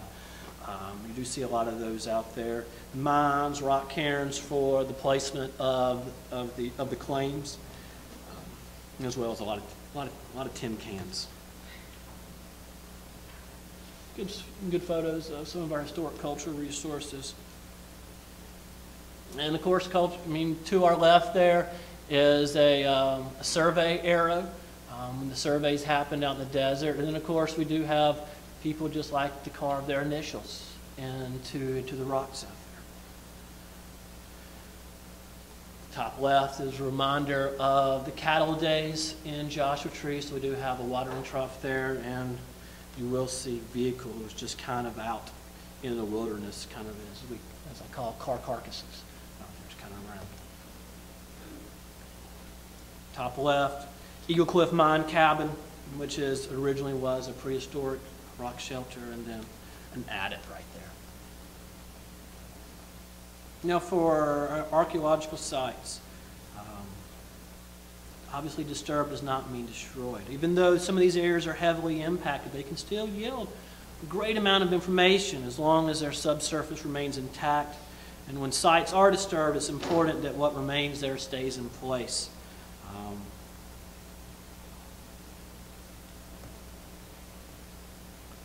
But it's just not always man, y'all, that that disturbs these archaeological sites. Sometimes it's water, erosions, flash floods, bioturbation, where erodists dig little holes into the ground.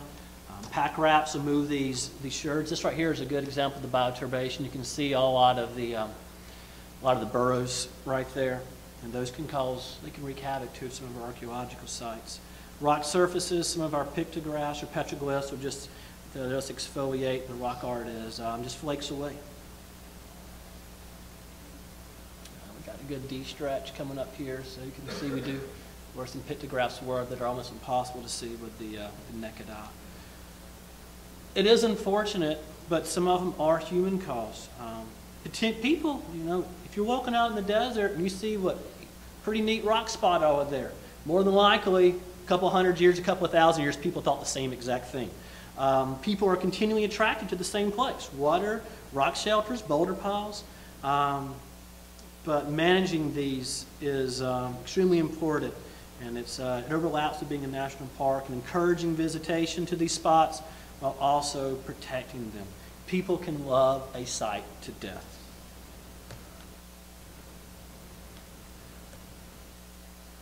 This right here, above the arrow.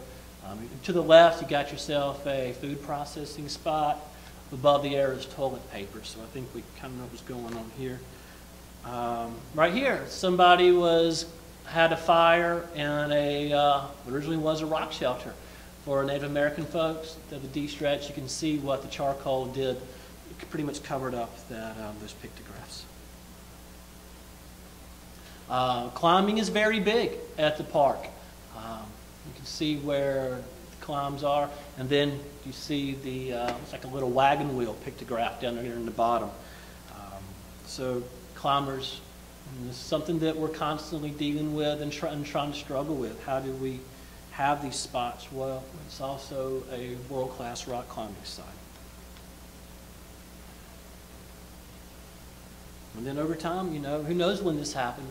We've got a trail right here. Who knows when they put the metate to help line this hiking trail.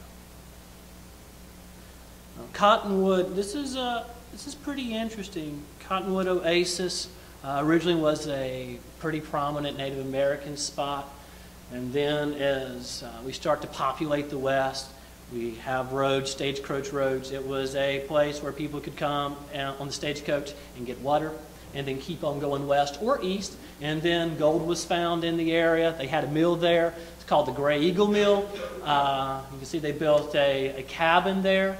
And then the bottom one is we had a campground there. You can kind of see the rock structure in the bottom one, which of course was the fireplace for that structure there.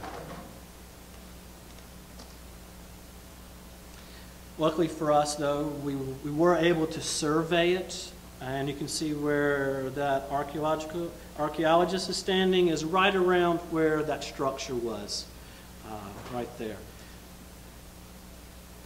So, in June of 2000, we surveyed it, and then we had a flash flood in September of 2011. So just, 3-4 months later, we had a flash flood, and you can see what the flood did right there.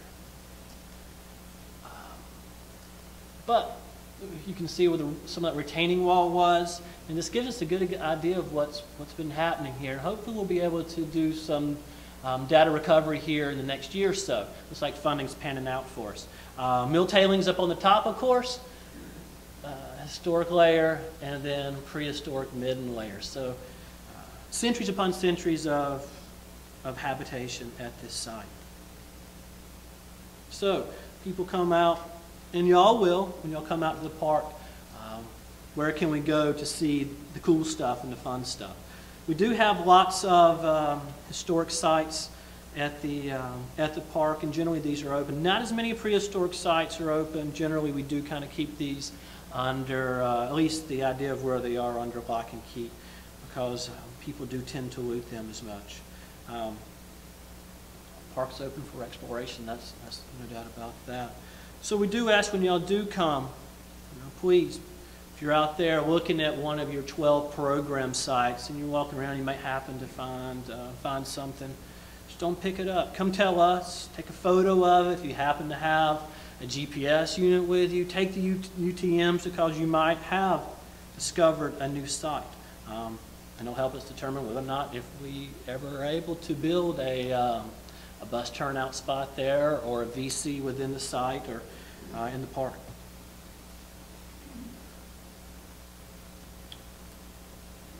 So you guys do have a responsibility, of course, as being a volunteer, because students will be volunteers for the park. So you do play a key role in helping to preserve the past at Joshua Tree. So we do remind y'all to be a role model for others out there. Any questions, John?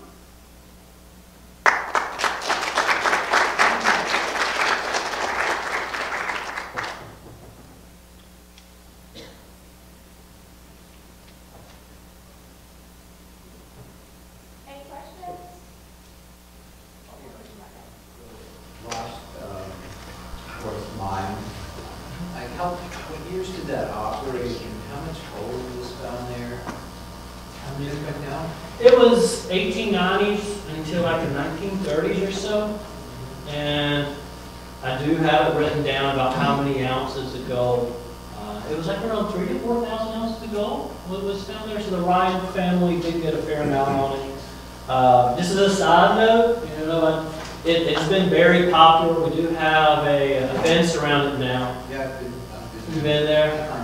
Yeah, a lot of people do. You can see there. But if you get on there, you look real close, you can see where, who knows whether or not it was the person, but Jim Morrison carved his name in it, and 68 to the side. No, he didn't carve his name, but I did send an email to Ray Manzera, and he kind of quasi-qualifies it as Jim Morrison coming there. But a lot of people have definitely gone there and carved a name all over that structure. It's definitely a long time hike, though. Mm-hmm. It was, I don't know when we did it. Yeah, but that's an amazing sight. Yeah. When you look at the gold mining show that's on TV, and you realize how much land has to be destroyed to find gold, it's like, really, especially the placer gold, restricted. You see, this is a lot of hard rock mining, but still, a lot of it was destroyed. You still have these we call hot mill tailings that are still out there because of your, a lot of times, especially in the 30s, they were re-cyaniting these mill tailings, going back through process, I guess, earth, and getting what little bits of gold were still there. So these mill tailings do cause a problem. So that mine must have been like steam-powered rock crusher. I think it was a, no, it was definitely powered like an asphalt. Yeah. And they just crushed rock like crazy. Boom, boom. Yeah, that was a 10 stamp mill. 10 stamps, so you have 10 big, big metal stamps banging down on the ground, just crushed. So you can imagine. It's pretty loud. Have you ever found any gold out of the ground in there? I'm not sure those guys. I think we have 2 more questions over here. We can go at the top first. Since this is a relatively recent park in the history, and certainly a lot of the park purpose and things like that, was there a baseline documentation done of the cultural resources when the park was actually, has that been done at any point, or was that done? No?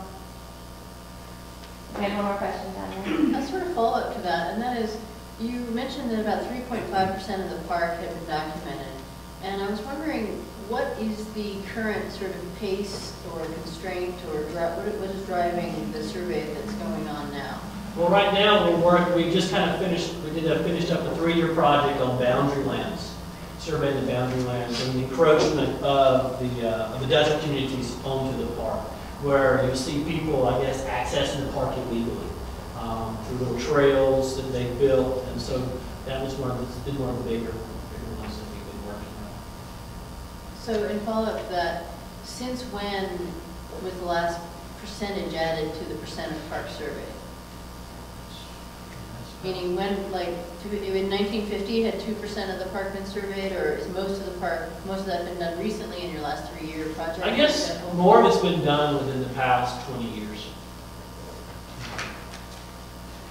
It's really opportunistic and incremental, and it's reviewed intermittently, and then that percentage is updated to reflect the changes that occur over time. A lot of the surveys occur with projects. This boundary survey is a different situation in that it's really more about the OHV impacts that are occurring on the Joshua Tree National Park boundary. We're trying to figure out how to prioritize management actions related to that. But impacts that result from that. But generally, the surveys that occur as a result of a project proposal. They might be in a developed area or along a roadway. So it's really opportunistic and incremental. And unfortunately, I think it's what it's a lot of parks, it's more Section 106 than Section 110. Mm-hmm. We wish it could all be Section 110, but unfortunately, it's all, a lot of it's reactionary, Section 106, and going through that process. I'd like to thank all our presenters for this section, Mark, Lena, and Morgan. Tree National Park. Kathleen Springer right here is going to present the paleontology in the park, geologic and paleontologic investigations in Joshua Tree National Park. Little louder. Okay. No? No, the microphone is for the recording, not for the... All right. Just big voice. Okay. Kathleen Springer is Senior Curator of the Division of Geological Sciences at San Bernardino County Museum. She's been a curator for 24 years and is a tireless advocate for the protection of paleontologic resources in California and Nevada, which is the geographic focus of her research. Can everybody hear me now? Is it better? Okay. She's conducted research on various geologic and paleontologic aspects of California, from Joshua Tree National Park to the San Andreas Fault, and interpreting that knowledge to the public through outreach and exhibition is one of the most gratifying aspects of what she does. There you go. That's neat. Who made that up? I'm just kidding. Hi, everyone. Okay, so I'm Kathleen, and I'm a curator in the Division of Geological Sciences at the museum, and I curate, or I hold in my collections, nearly 1 million objects, rocks and minerals and fossils, and the focus of our collections mainly are the Cenozoic part of the geologic time scale. So Joshua Tree National Park looks like this in some parts of the park. A lot of people have not been to this part of the park where we work. We work in the very eastern Pinto Basin. So this nearly 800,000 acre park is gigantic, and you can see from all these crenulations of this map, that's the bedrock of Joshua Tree. And there's very little sedimentary basins in the park that have the kinds of stuff we're looking for. And the Eastern Pinto Basin is famous, actually it is famous for archaeology, but we're going to make it famous for paleontology as well. So we've been working in the Eastern Pinto Basin near the Blue Cut Fault and this Pinto Fault. So this Pinto Basin is about 12 miles long. It's very big. And we're working at the very end here at the base of the Eastern Eagle Mountains. The Eastern Eagle Mountains mark the easternmost extent of the transverse ranges, by the way, that go all the way to the Channel Islands. And then these are the Coxcomb Mountains here. It's incredibly beautiful out there. It looks like this. So, when you think of Joshua Tree, you think of these amazing, Monzo granites and monzonites and all these amazing rock formations, these serrated edges. And that pretty much dominates the landscape in terms of the geology, but we're looking at sedimentary rocks that are layered. So these are rocks that have been deposited by wind and water. So these are water-lane sediments. Isn't that a neat thing? This is kind of a story about water. Is there a lot of water in Joshua Tree National Park today? So these sediments are basically lake and fluvial sediments, meaning they were stream-derived or a lake-type sediments. And this area has been known since the 1930s. And I think another speaker is going to talk a little bit more about the archaeology later. Are you going to talk about that? Somebody? But the archaeology, the Pinto culture, this 8,000 plus or minus year old Pinto culture has been known since the 1930s. The Campbells published on this. These are famous Pinto points. And in a lot of places, not just Joshua Tree National Park, but in other places in the American Southwest, archaeologists were desperate to find this association with the Pleistocene megafauna. These big beasties cruising around, mammoths, mastodons, horses, camels, bison, sloths, saber-toothed cats, lions, tigers, bears. Oh my. All of these megafauna, cruised around this very large geographic area, and there were Pleistocene fossils, or these type of megafauna found, they thought were in association with the human cultural artifacts. And that was kind of a focus in other places. In Las Vegas, there's the famous Tule Springs site.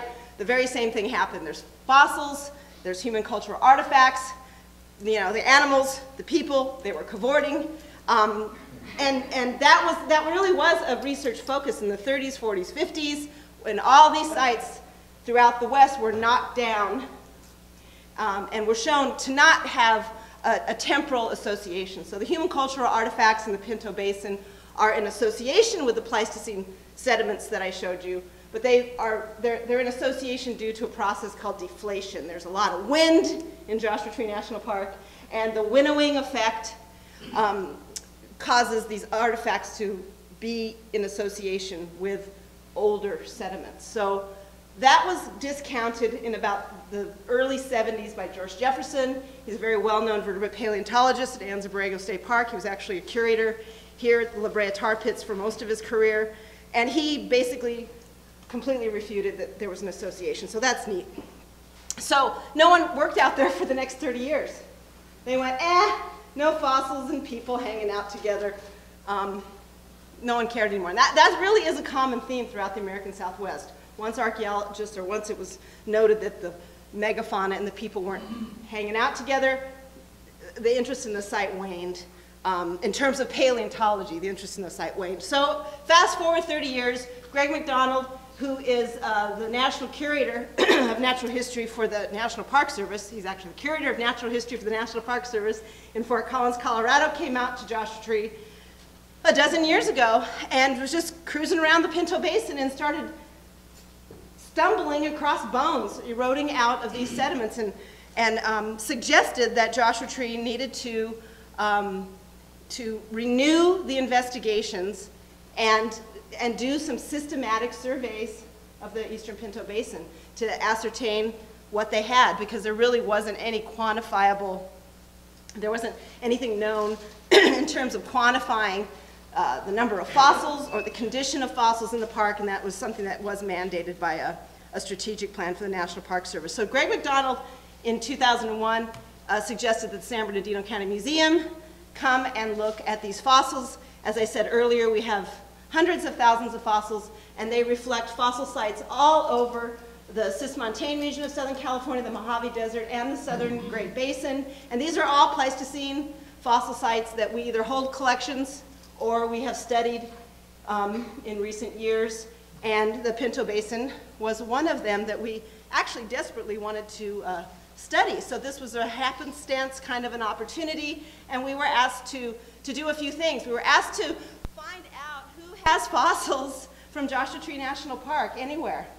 Okay, we'll do that.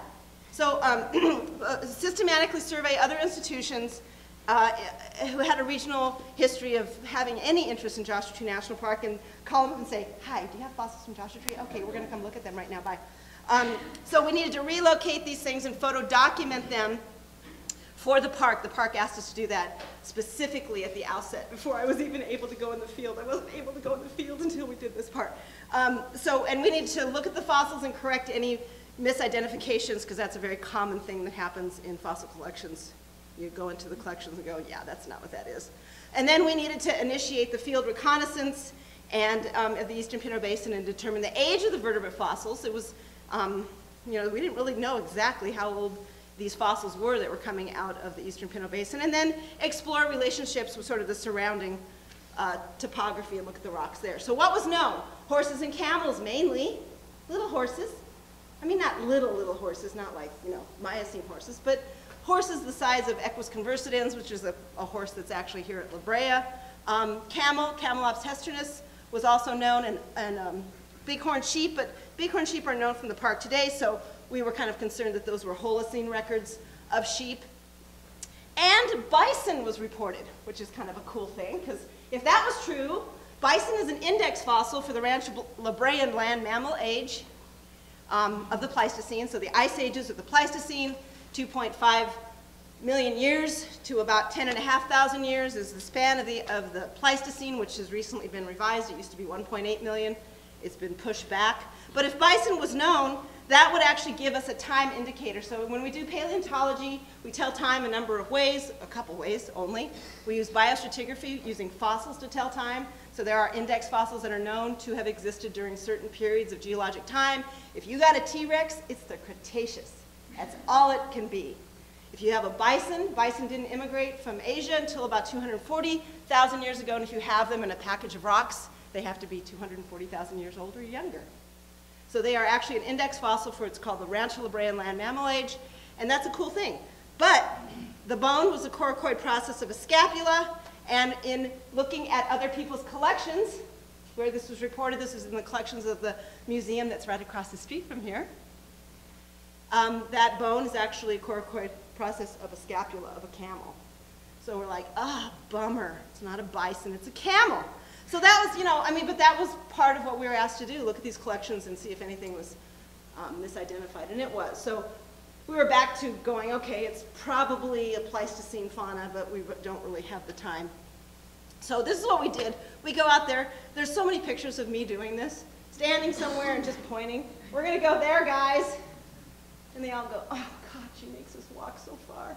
So these sediments are what is referred to as the Pinto Formation, the informally named Pinto Formation, and they're clay stones and siltstones and sands, and they're derived from lakes, a lake that waxed and waned, and pulses of fluvial input, so streams. These are the fans emanating from the Eagle Mountains, and these are the very eastern portion of the Eagle Mountains with a bunch of black rocks on them. They're called basalts. So this is what it looks like out there. This is called the Hemiocania site. We first started doing this work in 2003, and we walked up to the site, and really pretty bone was eroding out. So we first noted this in 2003, like I said, and it's a really large locality with lots and lots of multiple elements, and it was very significant because it was kind of the first time that complete fossil remains were reported from Joshua Tree. Most of the stuff was really fragmentary and really splintered, so this was really exciting because it's really pretty. It looks good. The environment out there is harsh. It's harsh. And when you've been buried for hundreds, maybe hundreds of thousands of years, and weathering, erosion, water does its work, you know, gravity, this stuff, it erodes. It's so windy out there. So something can be exposed, and it's gone maybe a couple seasons later. The bones completely splinter, and they fragment, and they're gone. So the idea of what we do in paleontology, we do this idea, this methodology called cyclic prospecting, where you go back to the same places year after year after year, sometimes biannually, and you look to see what is eroding out before it obliterates into nothing. Because that happens all the time.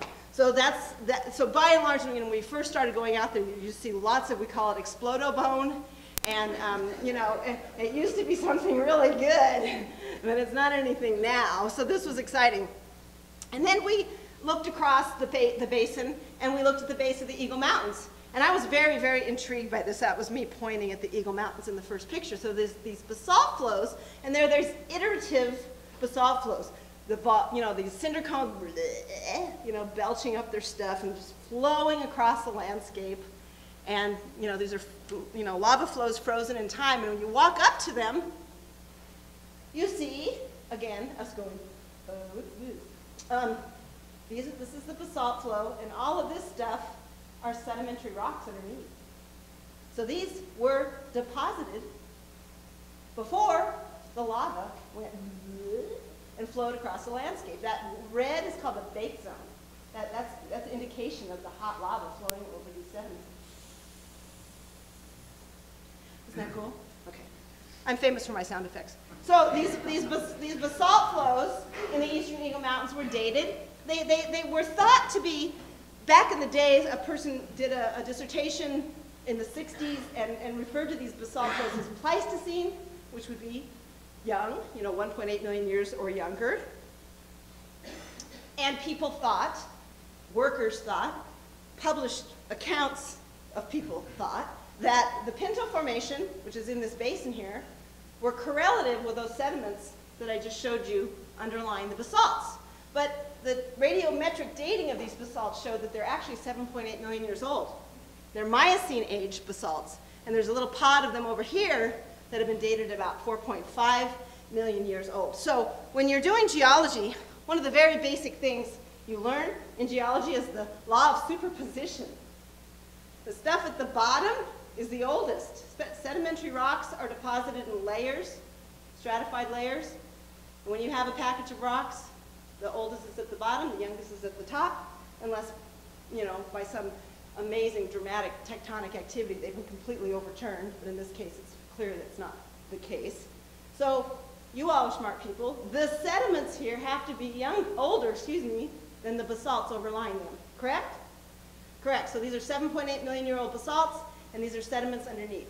So we were able to kind of refute once and for all that, hello people, these are not Pleistocene age sediments. These have to be older than 7.8 million years. So we refer to these as Neogene age sediments. And weirdly, on top of the basalts are a very thin package of sediments that are just kind of cruising, sitting on top of the basalts that are part of the alluvial fans coming off the Eagle Mountains. So we'll talk about that a little bit more later, what that revealed. So we just kept collecting, and here's what the stuff, the explodobone does look like. Some of it is very coherent, camel limb. Here's Eric Scott, who's a curator of paleontology, jacketing the fossils. So when these things are exposed to the surface, we jacket them with plaster. We actually use bandages that doctors use to put a cast on your arm.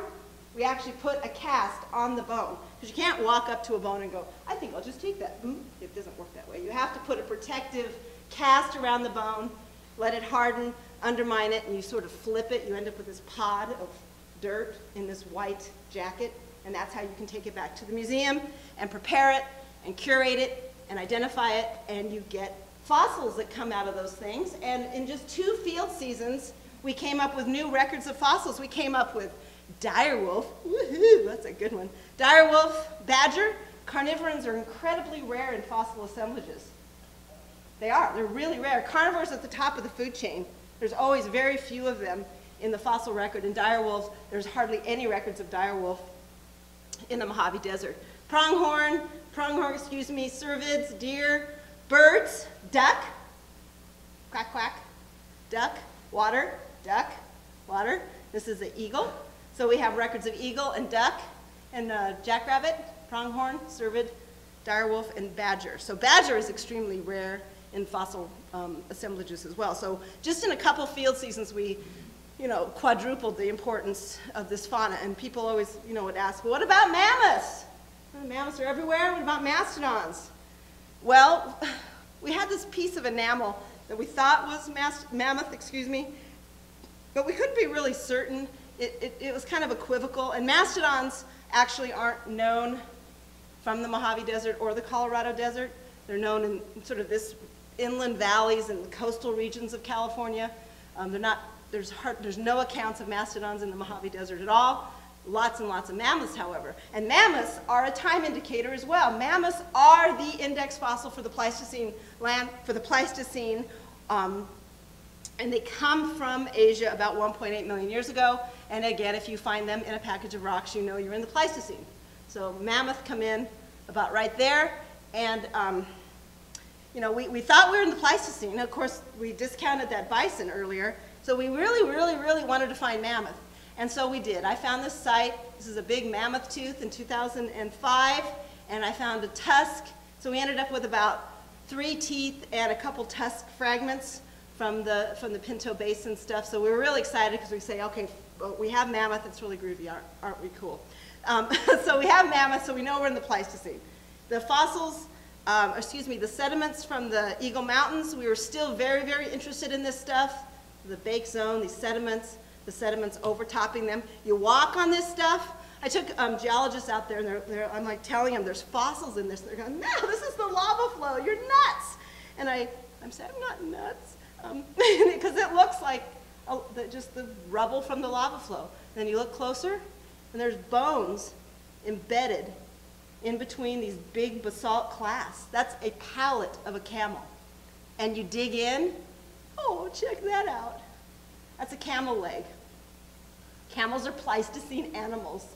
This thing was deposited as these fans were being deposited on top of the basalt flows. These fans are emanating from the eastern Eagle Mountains. Isn't that neato? Ooh. So we have the sediments underneath the basalts that are undetermined. We call these neogene sediments, and that's a big deal, by the way. Finding new packages of rocks. There's paleontologists 100 years ago looking for fossils in this age range all over the Mojave Desert. Most of the sites are already known. They've been published. It's so rare to find a new package of rocks that potentially could have fossils in them. And by the way, Joshua Tree has lots of completely unexplored areas with basalts and sediments underneath them. So that's a cool thing. Here's the basalts. And then we realized we have Ice Age stuff atop the alluvial fans. Isn't that neat? That's so neat. I just love that. So we started, kind of putting what we know together, the Pinto Formation, fossils on the alluvial fans. And here's the basalts. Here's these basalts over here that I'll get to in a minute. Oh, and there's sediments underneath those as well.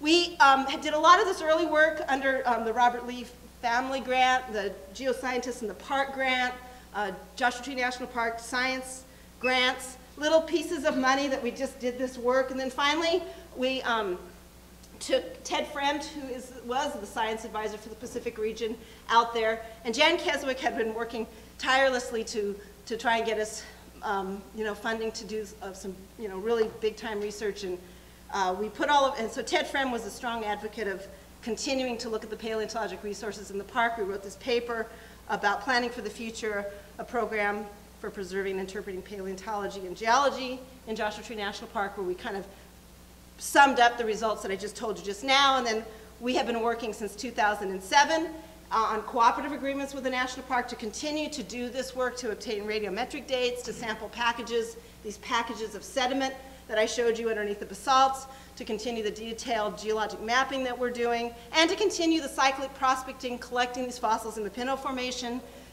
to get really good specimens and curate them. So here's Craig Manker at the museum and I looking at these sediments in the Pinto Formation, continuing to find the fossils. It's a tooth of a horse. This is a horse toe and a tooth of a bison. So So finally, from this work, we finally found bison teeth. We were very, very, very excited about that. So we not only have the index fossil for the beginning of the Pleistocene, we also have the late Pleistocene indicator, which are bison, and we all know that bison didn't cruise around as individual solitary souls. There had to be lots of them. So I kind of like to show this to give people sort of an evocative image of what we are looking at are really snapshots in time, in the past. And we're looking at ecosystems. These animals cruised around. They had a really groovy place to hang out. There was water, probably plenty of plant material. So here's these sediments again. We finally had a chance to look at the sediments underneath the basalts, and we picked this section. And what we did was we picked this section because it was a natural kind of a chute underneath the basalts, and this is what it looked like when we picked the section. So it was a really good section. This is basalt it's sitting on, so this is older. We call this grotty basalt, this nasty basalt. It's all eroded. The sediments are sitting on top of it. There's the bake zone, and then there's the next iteration of lava flows. So we picked this package that was just really constrained. We cleaned it off a little bit, and we sampled it. Right here at this horizon, we found a gopher tooth. Don't try to, contain your excitement too much. But it's really a big deal because gophers, if this, and this is, it's really a big deal. So you're looking, we sample sediments. We don't just, trip over a tusk and go, I think I'll pick that up. We actually are directly sampling sediment, and we wash it back at the museum through sieves. And because we're looking for tiny microfossils too, little rodents and reptiles and amphibians and birds and seeds and plant material, all the little stuff you have to sample for very carefully. And we found, because we're looking at an entire ecosystem, we don't want to know just the big guys that cruised around, horses and camels and mammoths and bison. We want to know the little guys. And this little guy is really important because rodents are a very complicated group, and I really feel for the people who work on them. But rodents, if this is sediment that is older than 7.8 million years, this would be the oldest rodent found in North America. Gopher, excuse me. Gopher found in North America. So that's a big deal, and we actually really need to sample that material much more because it's science and we need to replicate this result, but I really feel happy about it. So these are the sediments here, the basalts here at the Eagle Mountains, and there's another pod over here that have been dated at 4.5 million years, and there's Kathy sitting there going, let's look at those, because I really like those. Let's go down there, and guess what? There's sediment underneath that basalt. And when we went over there and looked at it, we went, well, I'll be. This sediment, this stuff is not anything like in the Eagle Mountains. This is weird. We just found another rock unit in Joshua Tree National Park that's never been recognized again. And it's a very small outcrop sitting underneath these 4.5 million year old basalts. And what we've identified it as is the Bouse Formation. And the Bouse Formation has been constrained by the Lawler Tuff and other places along the Colorado River.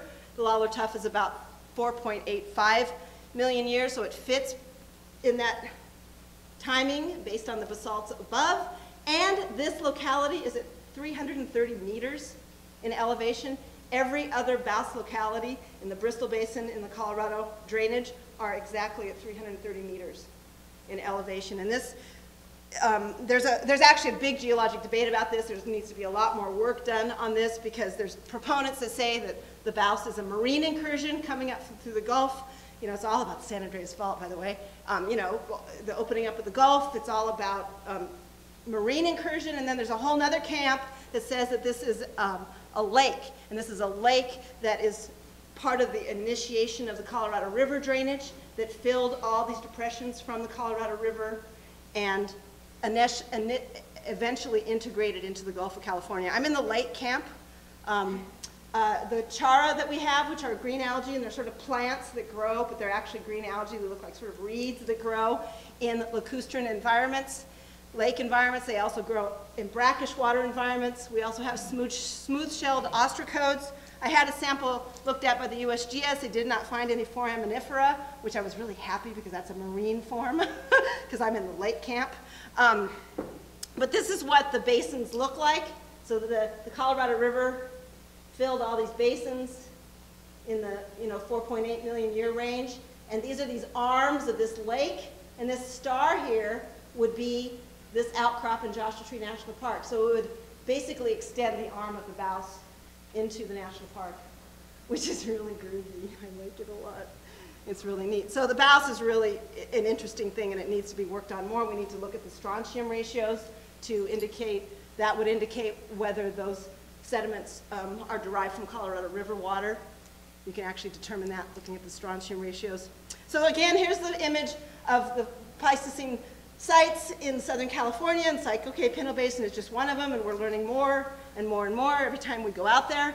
But then you take away the localities that are just Pleistocene and leave the ones that have a deeper time component, and you end up with only the Dove Spring wash stuff that's up in Red Rock Canyon, and you end up with the Pinto Basin. And then if you take away, this one has Pleistocene and Miocene, then if you take away that one, and you're left with the only fossil locality in this entire Southern California, Mojave Desert, Southern Great Basin region, where the entire Neogene is represented, the Miocene, Pliocene, and the Pleistocene.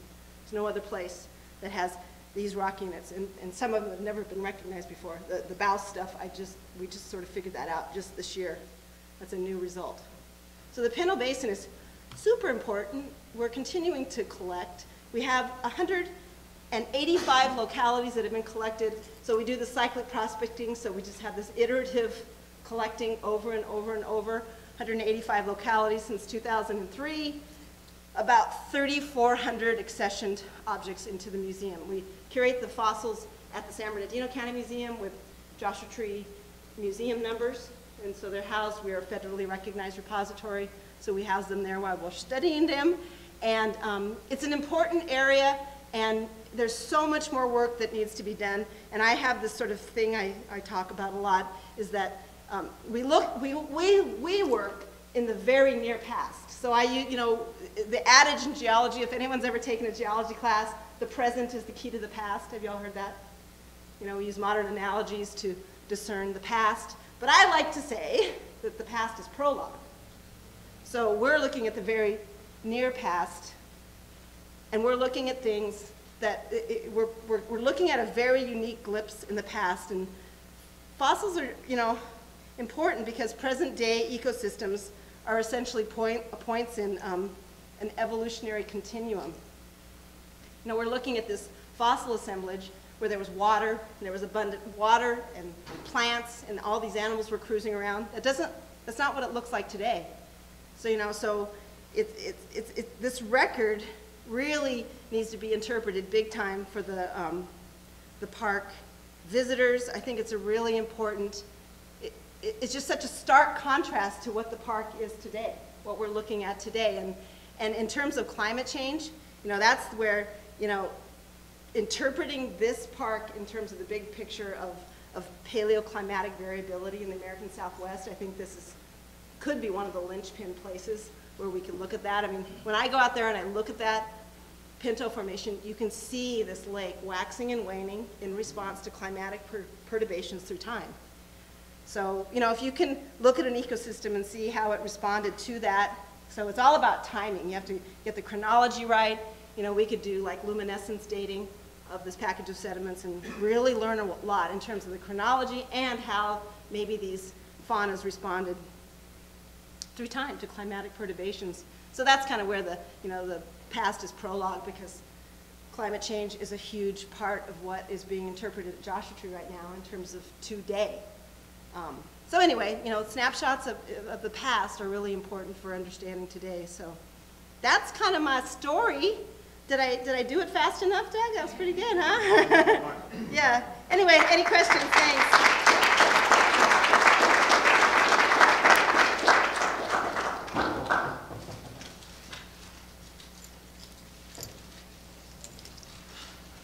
Yes, sir.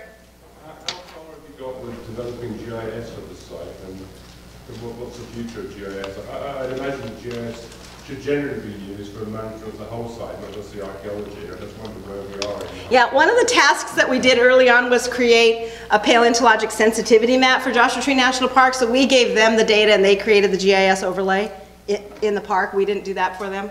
We kind of gave them the hard copy data and they did that. So there should be a GIS overlay of paleontologic sensitivity in the park. We map a lot with Google Earth, believe it or not. We do mapping in Google Earth because the KMZ files can go into ArcGIS, so whoever we're talking to can use those. Already a GIS established for the site. Mm-hmm. Management overview. Yeah, yeah, definitely. And the park has been so little studied. We have the opportunity to look park-wide. We have funding to do that, and we're just going to look. We already have started looking in different places along the Blue Cup Fault. There's sediment that has been popped up along these shutter ridges in the western part of the Pinot Basin. It's so cool. And the Baus Formation might be there too, just based on the last time we were out there. So there's places we're looking, and we're just looking, and we do systematic surveying in places that could likely be. It's just that unique geologic setting there. There's a lot going on. I mean, there was a lake there. There was a hydraulic bottleneck there. And it's because of the unique setting of the Coxcomb Mountains and the Eagle Mountains. And we actually have evidence that the Coxcomb fans probably blocked the drainage, and that's what allowed the lake to form.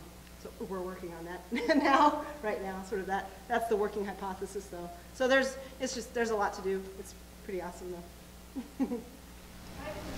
Yes? Do the visitors interfere with your studies? Because there's one goal of the park, which is to have as many people come as possible, but there's another goal. That's a really good question. I didn't get to the part about where we are in the park. You have to have the magic key. If you want to get to the Eastern Pinot Basin, you would have to walk a very, very, very long way. And those fossil localities that I showed you, we camp at the very western portion, and getting to those localities and getting back to camp is about a 17-mile hike. Just to do the paleontology is a lot of walking, just when we have the magic key to get in. But a regular person, from where they could drive, it's probably it would probably be 20 miles to get into there. So we camp at an old wellhead, Pinto Well, and then we walk. Hell and gone. So it's very difficult to get in there. That's the answer. And I don't know how many people get in there. Do you know how many people get into the Eastern Pinot Basin? Very few. Very, very few. There is a handful of backcountry hikers that go in, and they like that remoteness. They like that quiet. You could camp for days and not see people. It's one of the darkest night skies I've ever seen in Southern California. There. It's amazing. Crazy. Yeah. Thanks, guys. Okay.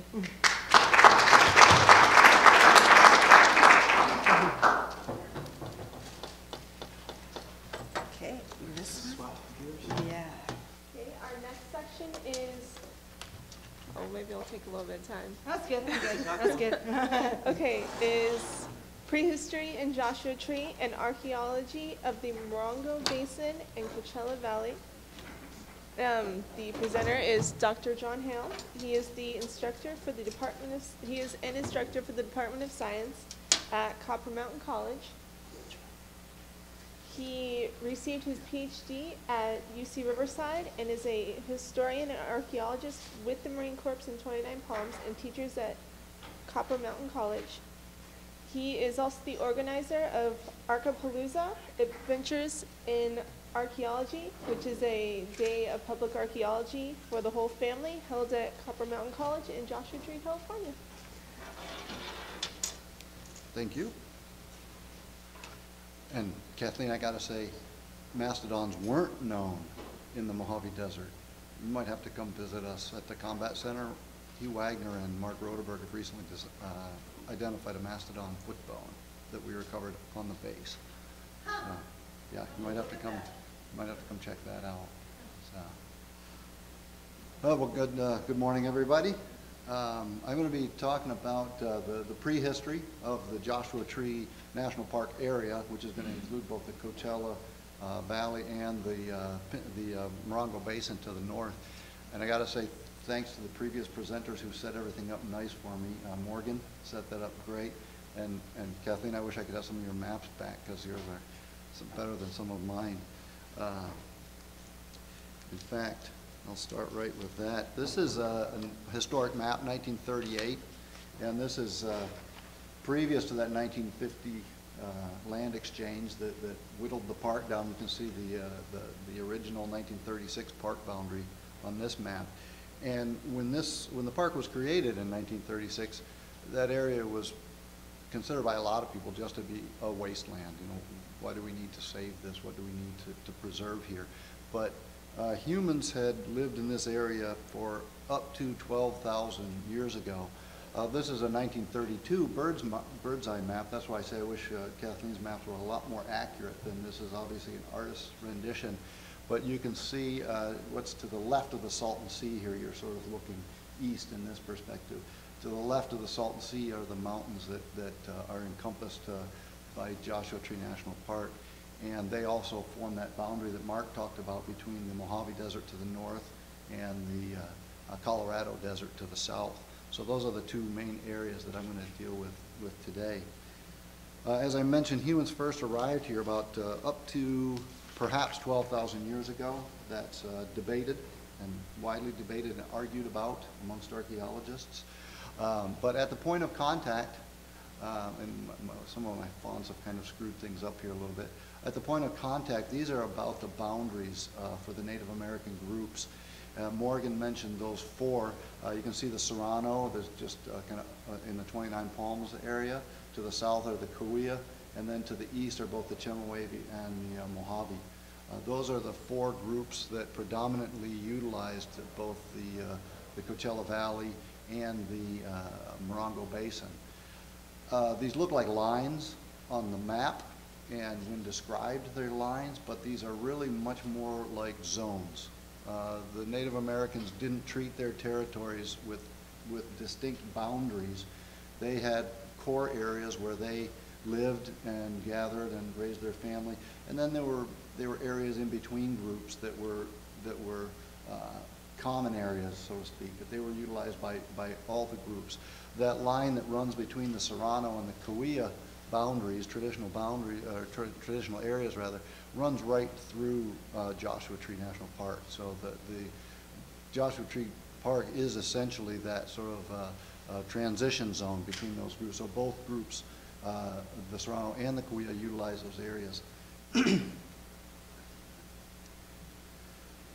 The thing about the prehistoric lifeway within the Mojave Desert and the Colorado Desert, really between the time that people arrived, right up until the point of contact, really didn't change a lot. There are some shifts in technology, which I'm going to talk about, but for the most part, the way they lived at the end of the Pleistocene, at the early Holocene, and the way they lived just before the Spanish arrived was very similar. They lived in highly nomadic groups. They moved in what we call seasonal rounds, which means that they migrated throughout their territories based on the resources that were available at any given time. Up into the higher elevations in the mountains, in the hot months of the summer, they were smart. They got out of the desert in the summer. And then when the temperatures cooled back down in the fall, then they would return down into the desert areas to utilize the resources that were coming available at that. Usually plants, but also the animal resources as well. And their migrations essentially followed the flowering and the production of fruit of different plants. For example, a lot of the yucca species that was useful for a number of different uses. They would follow those up the mountains as they bloom in the spring, and they would harvest at different points up the side of the mountain until they got up to the higher elevations as the last of them were blooming, which also got them out of the desert heat at just about the right time. In this area, this is a shot near a dry lake north of Joshua Tree, and this is an area that has a lot of mesquite in the area. Mesquite is another one that puts off beans very similar to like a soybean, and a staple food for the Native Americans, and they would have come down into the lower elevations to harvest the mesquite as well as other resources then in the fall. which then put them into the warmer elevations just in time for the cooler winter months. So for the most part, with the exception of the introduction of certain pieces of technology, really they lived in the same manner for up to 10,000 years, exploiting those same resources. Their homes were predominantly small brush huts. As I said, they moved in very nomadic groups. Usually a family group was about the smallest group. They would break apart in leaner times and come together during richer times. So when there was a very wet year and the food was abundant, groups would come together and form larger groups, and that's when they would typically have different types of ceremonies. Weddings were frequent during those periods. They would also mourn the loss of people who had died in the intervening period since the group had last got together. So they were constantly coming together and breaking apart depending on the environment and on the resources that were available. So their toolkit and their resources kind of reflected that too. The brush huts, they would typically come back to the same areas year after year. They're exploiting the same resources in the same areas, and so the villages and things were semi-permanent. They would come back every year. They would repair whatever had been blown away by the wind in the intervening months. But they were essentially very simple, fairly temporary structures. This is a sketch from John Audubon, the son of the famous Audubon, and he sketched out this what's known to the Cahuilla as a quiche, known to the Serrano as a quiche, which is these small brush huts. They were also recorded by the Spanish. The same house structures were known all the way along the coast. This one happens to be Southern Nigueño, which is in the San Diego area. We didn't know a lot about how they were constructed, though. There was a ethnologist in the early part of the century by the name of John Harrington who did a lot of work with Native Americans, particularly along the coast, but also some inland. This is a northern Nigueño house, which is constructed very similar, and just gives you an idea of what they would have really looked like. What he's tying, the cross member there, is actually a yucca plant. It's a yucca whippali frond that you just heat up in the fire. It becomes a little pliant. Tie it around the branches, and it hardens. When it cools, it hardens up and holds that structure quite well. Very strong, actually. This will give you a little bit of a timeline of the different changes in the technology of the projectile point. Starting at the bottom, the oldest points are at the bottom, and the ones that are highlighted in red are actually ones that are recovered either in the Morongo Basin or in the Coachella Valley as well, and across Joshua Tree National Park. And Kathleen already mentioned one of my favorites, number 11 up there, is the Pinto series points.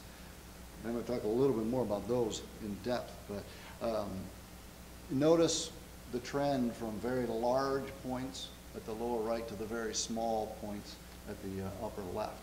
That's just reflecting, again, that change in technology, starting with thrusting spears at the lower right, which are large blades where you just kind of run up to an animal and stab it, which is not a great hunting strategy, all the way up to the upper left, where you have very small points, which are bow and arrow. Those are arrow points. In the intermediate period, and probably actually introduced from the old world, was the primary weapon that served all the way up until the last 1,500 years, was the atlatl, which is also known as a spear thrower. This is essentially a lever that allows you to propel a dart. And I made the note on there that they're not to scale, because although that looks like an arrow, it's actually a dart, and that's anywhere up to 6 feet long. To give you an idea, this is how the weapon was used. You hook the hook at the end of the atlatl into a notch in the base of the dart, and then that extended your arm about anywhere up to 3 feet or so. And then when you flung that dart, the dart itself was also flexible. It would flex when the thrower put that forward momentum on it. The dart would then snap back and increase its velocity. There's been tests that have been done on dead elephants that gave them an opportunity to do some experimental archaeology, and you can generate enough force to penetrate to vitals on a modern elephant. So you can get quite a bit of velocity out of these things. They're very powerful weapons. As the Spanish learned when they invaded in the Yucatan, they were met with atlatls still being used by both the Mayan and other groups in that area all the way into the Aztecs. It couldn't quite pierce the Spanish armor, but it could pierce the mail very easily. So very deadly weapon. The problem with this weapon, however, is that in order to use it, you have to stand up. And if you're trying to stalk game, it's a little difficult to surprise something when all of a sudden you jump up out of the bushes before you can take your shot. But nonetheless, they were very effective with this weapon. The weight that's on there, just a quick note on that, the weight actually serves as a counterbalance. So if you're sitting waiting for that animal to get in the right spot and you've got a 6-foot-long dart with a point kind of dangling off the front, that weight in the center helps to offset that a little bit. So as you're holding it, it also serves something as a silencer. When you swing an atlatl, it kind of makes kind of a whoosh. The banner stone, as it's called, that weight actually offsets that just a little bit as well. So it's a little bit more quiet. So if you miss, you might get another chance. These are just a couple of examples. Kathleen also mentioned Mark Harrington trying to find an association of human cultural remains alongside of Pleistocene animal remains. And he discovered in the Lovelock Cave, the top example there in 1929, Lovelock Cave was one of those places where he found Pleistocene animal bones intermingled with projectile points and this atlatl, in fact. So that was really good evidence that they had been killing Pleistocene animals. What he didn't realize was that the geologic formations of the cave were actually collapsing and all of the stuff was sort of intermingling at the lower levels. So it looked like it was in association when in fact it wasn't. But that was one of the things, his excavations at Lovelock was what prompted him to look harder for those examples like in the Pinto Basin. And then another one just discovered not too long ago, 1970, at the Hog Up Cave in Utah. One of the other art forms or utilitarian forms that persisted through time was the use of basketry also. These are typically pine needles, yucca fibers, a variety of plant materials that are woven into baskets. They could be used for a number of uses, not just storing. They could be made watertight with, if you wove it tight enough, it would hold water on its own, but it could also be sealed inside with asphaltum, which is naturally occurring in Southern California, to seal it up. You could actually cook food in them as well if you sealed it up well enough.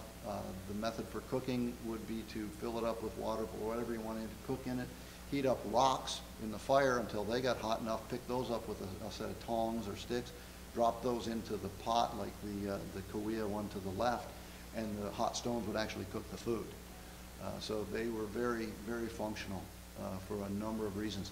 The one on the right is probably a winnowing tray, a wide, flat basin. When you're gathering foods like buckwheat, California buckwheat, for example, you would harvest as much of the buckwheat heads as you could, crush it up in the basket, then you just toss it in a light breeze, toss it gently into the air. The wind blows away the husks and leaves behind the seeds. So they had always had a number of those winnowing baskets that would have been handy as well. And then on the bottom there are the sandals. Those are Kauai sandals in this example. And those are typically woven of yucca fibers because they're so tough. If you've ever been out in the desert and you walk across lava rocks, you understand why, no matter how tough their feet were, that was probably not very comfortable. So sandals were a pretty commonly used item. Going into more specifics on some of these are some of the oldest cultures. This is the debate of when humankind arrived in this area. I put 10,000 up there. That's probably our best estimate at this point. May have been slightly earlier, probably not more than about 10,000 years ago, but about the time that humans arrived here.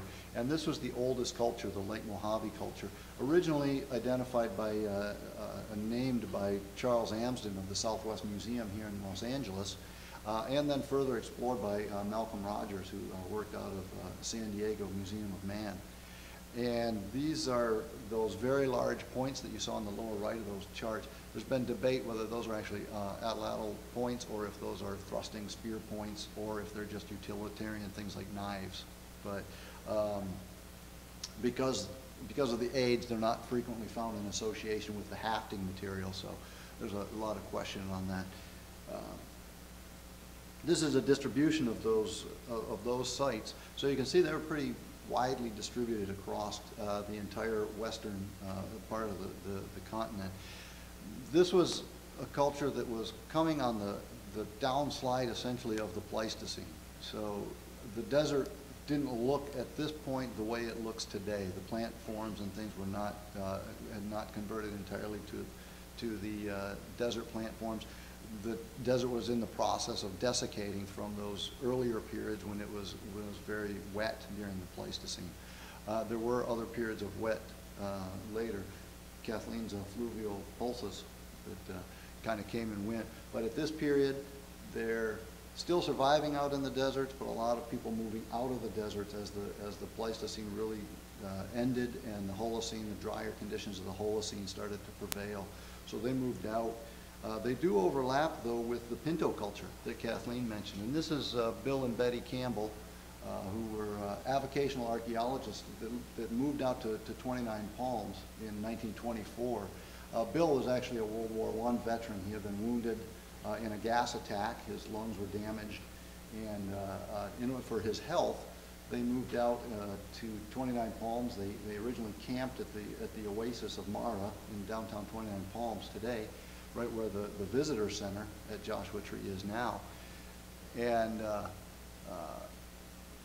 spent the early part of their days just sort of wandering around. When Bill's health was improving after he got out of the moister conditions of the East Coast and then even of Pasadena area where they moved.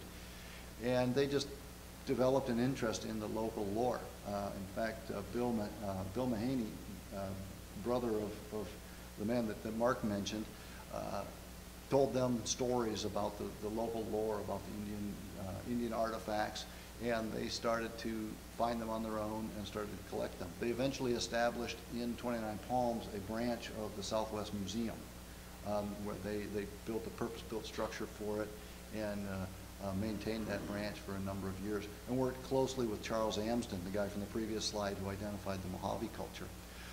So they identified the Pinto culture, which is extremely important in our area. This is the first truly desert-adapted culture. This is what we call the desert archaic tradition. By the time about 6,000 years ago, when the Pinto culture was really adapting to the desert had by that point taken on its character that it has today. About 6,000 years ago is when some of the dominant plant forms like the creosote bush first arrived in the desert. And so the desert of the Pinto period would have looked very much like it does today. And this is another shot of the Pinto Basin where Kathleen was out there prospecting. And Bill and Elizabeth identified this culture.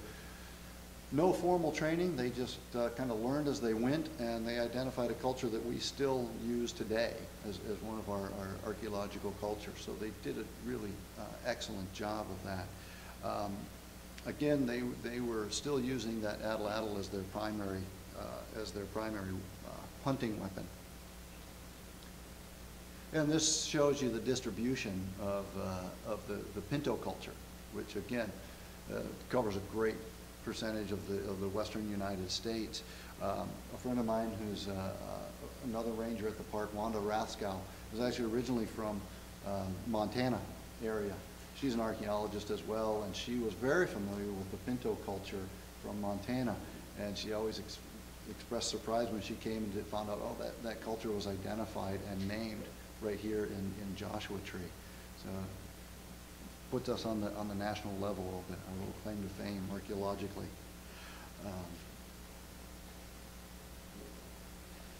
The next one, coming a little closer in time here, the gypsum culture. And again, this is Mark Harrington. This is the fellow who identified that atlatl at the Lovelock Cave and the one who was looking for those Pleistocene animals. And this is when he is near Gypsum Cave, which is where he identified the gypsum culture.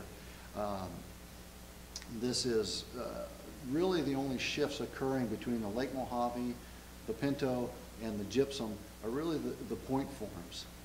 They've got slightly different shapes to their projectile points, but really it's just really a matter of style. There's no significant change in the culture. The Pinto culture, one thing I forgot to mention when I was discussing that, the Pinto culture is also known for what we in the archaeological world know as the milling stone horizon. That's when along the coast particularly, but inland as well, one of the major food sources in the park as well as the surrounding areas is acorns from oak trees. In Joshua Tree we have the scrub oak. Along the coast they have the black oaks where they were much more dependent on the acorn. But during the Pinto period, man figured out how to eat acorns. You can't just pick up an acorn. If you ever try it, you'll be sorry. They're very bitter, full of tannin. If you eat it, you'll spit it out immediately, or if you persist, you'll get sick. But about 6,000 years ago, they figured out how to process these, the process is actually fairly simple. They just put it through a process called leaching, where you just dunk it in water repeatedly or put it in a flowing stream and let the tannins wash out once you've kind of crushed the acorns up. About 3 hours of that and your acorns are edible. And they were very dependent on that. And in fact, along the coastal areas, their entire society kind of revolved around that. And about that period, milling stones, the metates that Morgan mentioned in his presentation, those milling surfaces or those portable milling stones, sort of portable, depending on how far you want to carry a big flat rock. Those explode during the Pinto culture, and they start finding them everywhere. And that is a result of them figuring out how to process those acorns. Then they could apply that to other things as well, and the mesquite as well. So, gypsum culture, they're continuing to utilize all those same tools, and they start to see pottery traded from the Anasazi or the Hakataya that are immediately to the east in the southern Nevada, the Virgin Branch Anasazi area. So you start to see pottery showing up mixed in, and it was only traded in at this point. They weren't making their own. They were just trading to other groups to get those resources. And this is Malcolm Rogers again at Halloran Springs, which was an area where the Anasazi would come and mine turquoise in those areas. There's a number of areas. Newberry Cave, which I think is on the next. You can see Newberry Cave there. That's another area where a lot of evidence for Anasazi influence has been found in the form of split twig figurines, and a particularly unique Anasazi art form.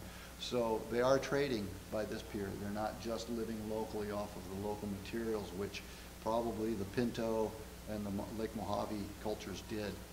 So a little more interaction going on in this period as well. Finally, we come to the Saratoga Springs culture, which is, we're getting pretty recent now. We're talking in the last 2 millennium.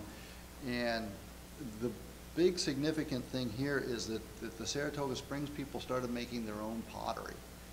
So this is when you really start to see that proliferate throughout the Joshua Tree area. And the other big innovation was the bow and arrow. So these are actually arrow points now. We're out of the atlatl.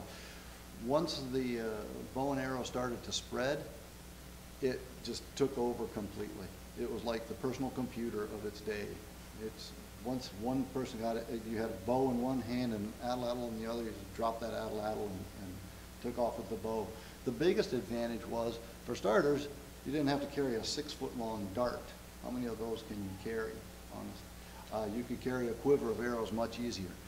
Secondly, you could fire from a concealed position.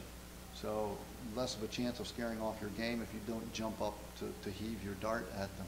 So when the bow and arrow came around, it took off. They just completely abandoned it. The only places they were really preserved were those areas where they were either taking up a different function, as in the Mayan and areas in Mexico, where they were still preserved as a weapon of war because it was much more powerful than the bow and arrow, and also in areas around like the Arctic where you're less likely to scare your game because you're hunting sea mammals or those sorts of things. So they could preserve those. They used them in the Alaska area, the tundra areas, and hunted from boats, still using atlatl. But in these areas, once the bow came in, that was it. The atlatl was done. It was old news, yesterday's technology. The pottery didn't completely replace the baskets the way the bow and arrow did. You still had, the baskets could serve the same useful functions. They're also still lighter and they break a lot less easily. So the baskets did preserve right alongside the pottery. The pottery is particularly good though because it kept out rodents and other vermin. You could take an oil like the one in the lower left corner. You could fill that up with grain, with acorns, with mesquite beans, whatever the case may be, and then plug the top with grass and asphaltum, and that would keep it from any kind of vermin or keep it from spoiling. And caches of giant oyas are found all over Joshua Tree, all over the park. Because they've got that Monzo granite formations that naturally form rock shelters, they made great places for caches. And they would frequently cache the large oyas filled with supplies where they would come back in their seasonal rounds. They would come right back to those same areas and use that grain. I got to admit, I'm jealous because the Marine Corps Air Ground Combat Center, where I work full-time, is just 5 miles north of the park. But the geology is such that we have no rock shelters, maybe 3 or 4 that we've excavated. They're not very deep. So we don't get any of the kind of preservation that the park gets. So I love going to the park to look at their collections because they got much better stuff. I think it was maybe 5 or 6 years ago, a hiker was out and just went in to explore a rock shelter, and fortunately he was a conscientious individual. What he found in that rock shelter was a bow, probably made from willow, was the most common material for bows in this area, about 95% finished. In the process of making the bow, you shave down a willow staff, shape it to the right shape, then soak it in water, get it wet, and then mold it. And one of the ways to keep the ends curved was to jam it into a rock crevice and jam other rocks against it to force it and let it dry.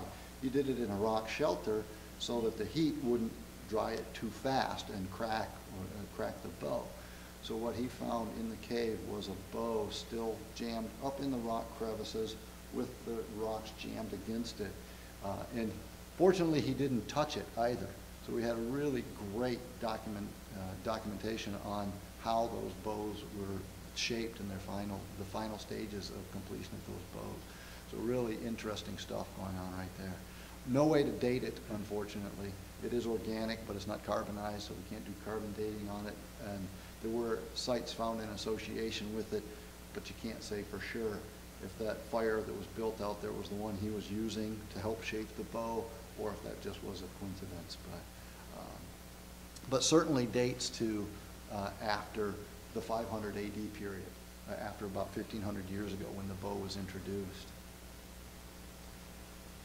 And this is just again another map showing the distribution of those the Saratoga Spring Point.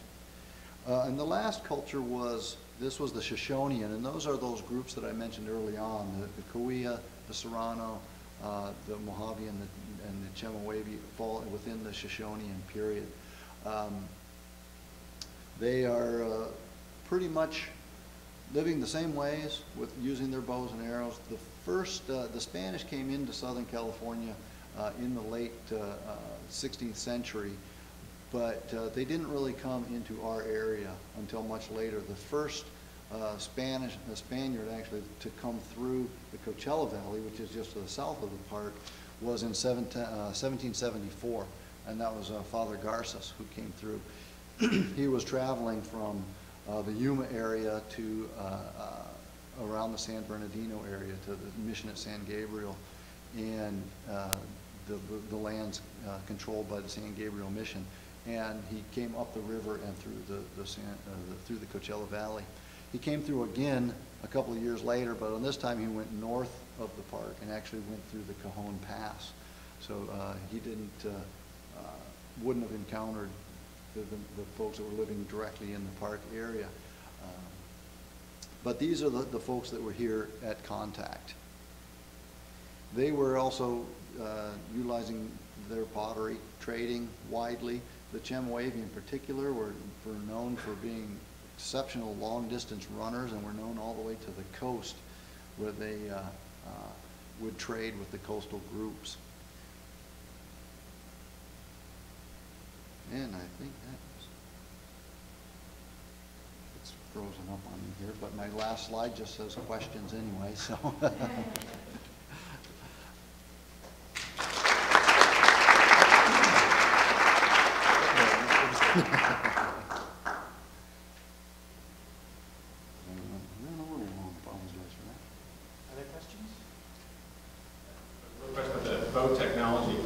Yes. That was concurrently discovered in that world as in Europe. In Europe, they had bow technology prior to those dates? Or? They did, yes, and it probably migrated. There's usually considered to be about 3 migrations across from Asia in through the every time the land bridge opens up from Alaska there in the Alaska area. So probably the bow came later with a much later migration, and then just spread from there. The atlatl probably came along with them too. It's known in Europe back 22,000 years. In the Solutrean period, there's been recorded finds in France of atlatls dating to 22,000 years ago. So yeah, so they brought the technology with them, and then the bow probably the same way, just a little bit later. Thank you.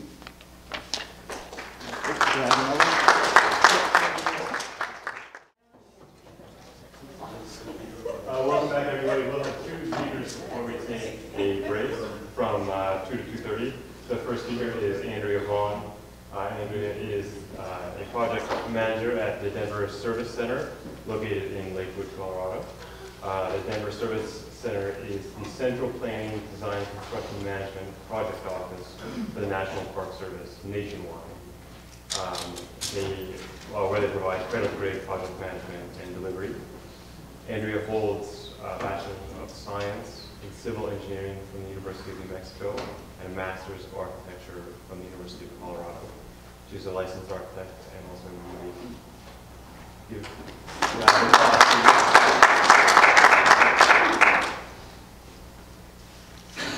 Thank you. So what I'm going to talk about today is mostly focus on the western region of the United States and reflect on some of the architecture of the various stages. I want to start with a history of the National Park Service from about 1872 to 1916. So in the 19th century, our country's idea of wilderness changed from an entity to be feared and conquered into a resource that should be preserved and treasured.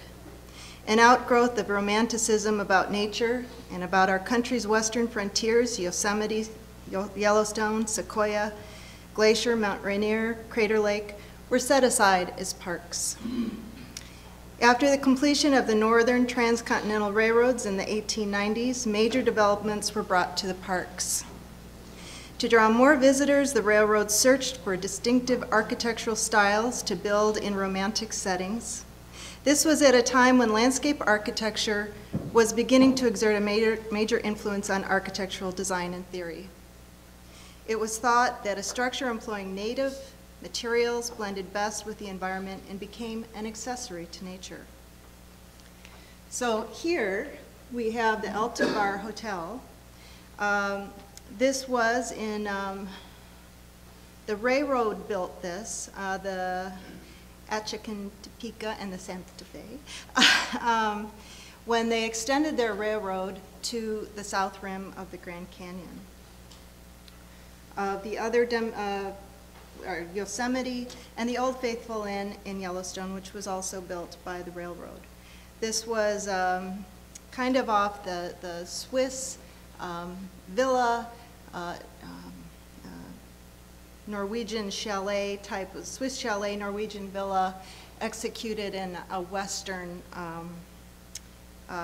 manner with log work, heavy dormers, and of course the massive gable entry of Yellowstone.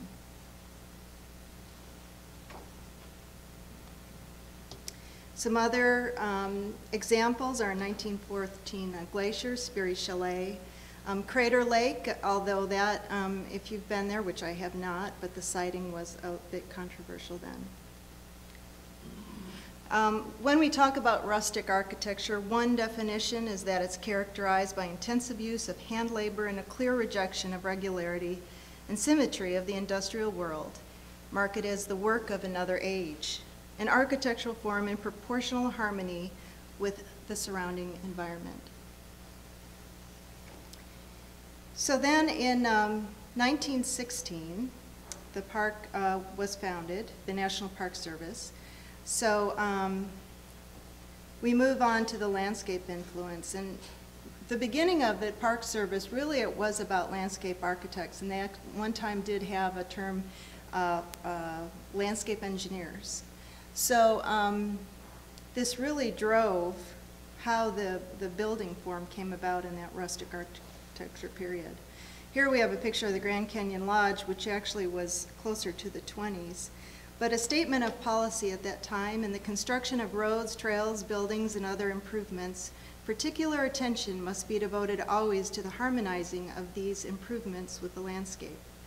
This is a most important item in our programs of development and requires the employment of trained engineers who either possess a knowledge of landscape architecture or have a proper appreciation of the aesthetic value of park lands. All improvements will be carried out in accordance with a preconceived plan developed in a special reference to the preservation of landscape and comprehensive plans for future development of the national parks on an adequate scale will be prepared as funds are available for the purpose.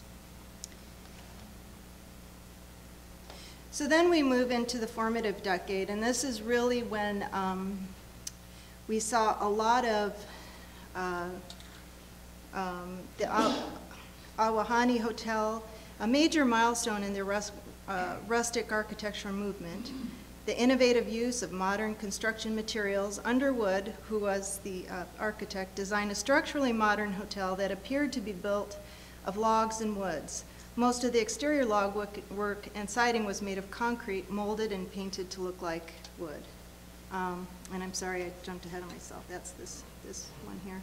And in these days, you know, we would say, well, you know, we want to be authentic to the material, but in 1927, with the advent of modern materials, you could build a 5-story hotel in Yosemite, and it does not dwarf the resource. So it is working with the natural resource to complement it to meet the visitor needs. So when we come back here and looking at Zion, Yosemite, Grand Canyon, this is indicative of the rustic forms at that time, very rusticated, heavy, and it's interesting because the word rusticated that we use has no way in correlation to the word rustic we use in the National Park Service, and it's, but anyway, so these are forms you often see.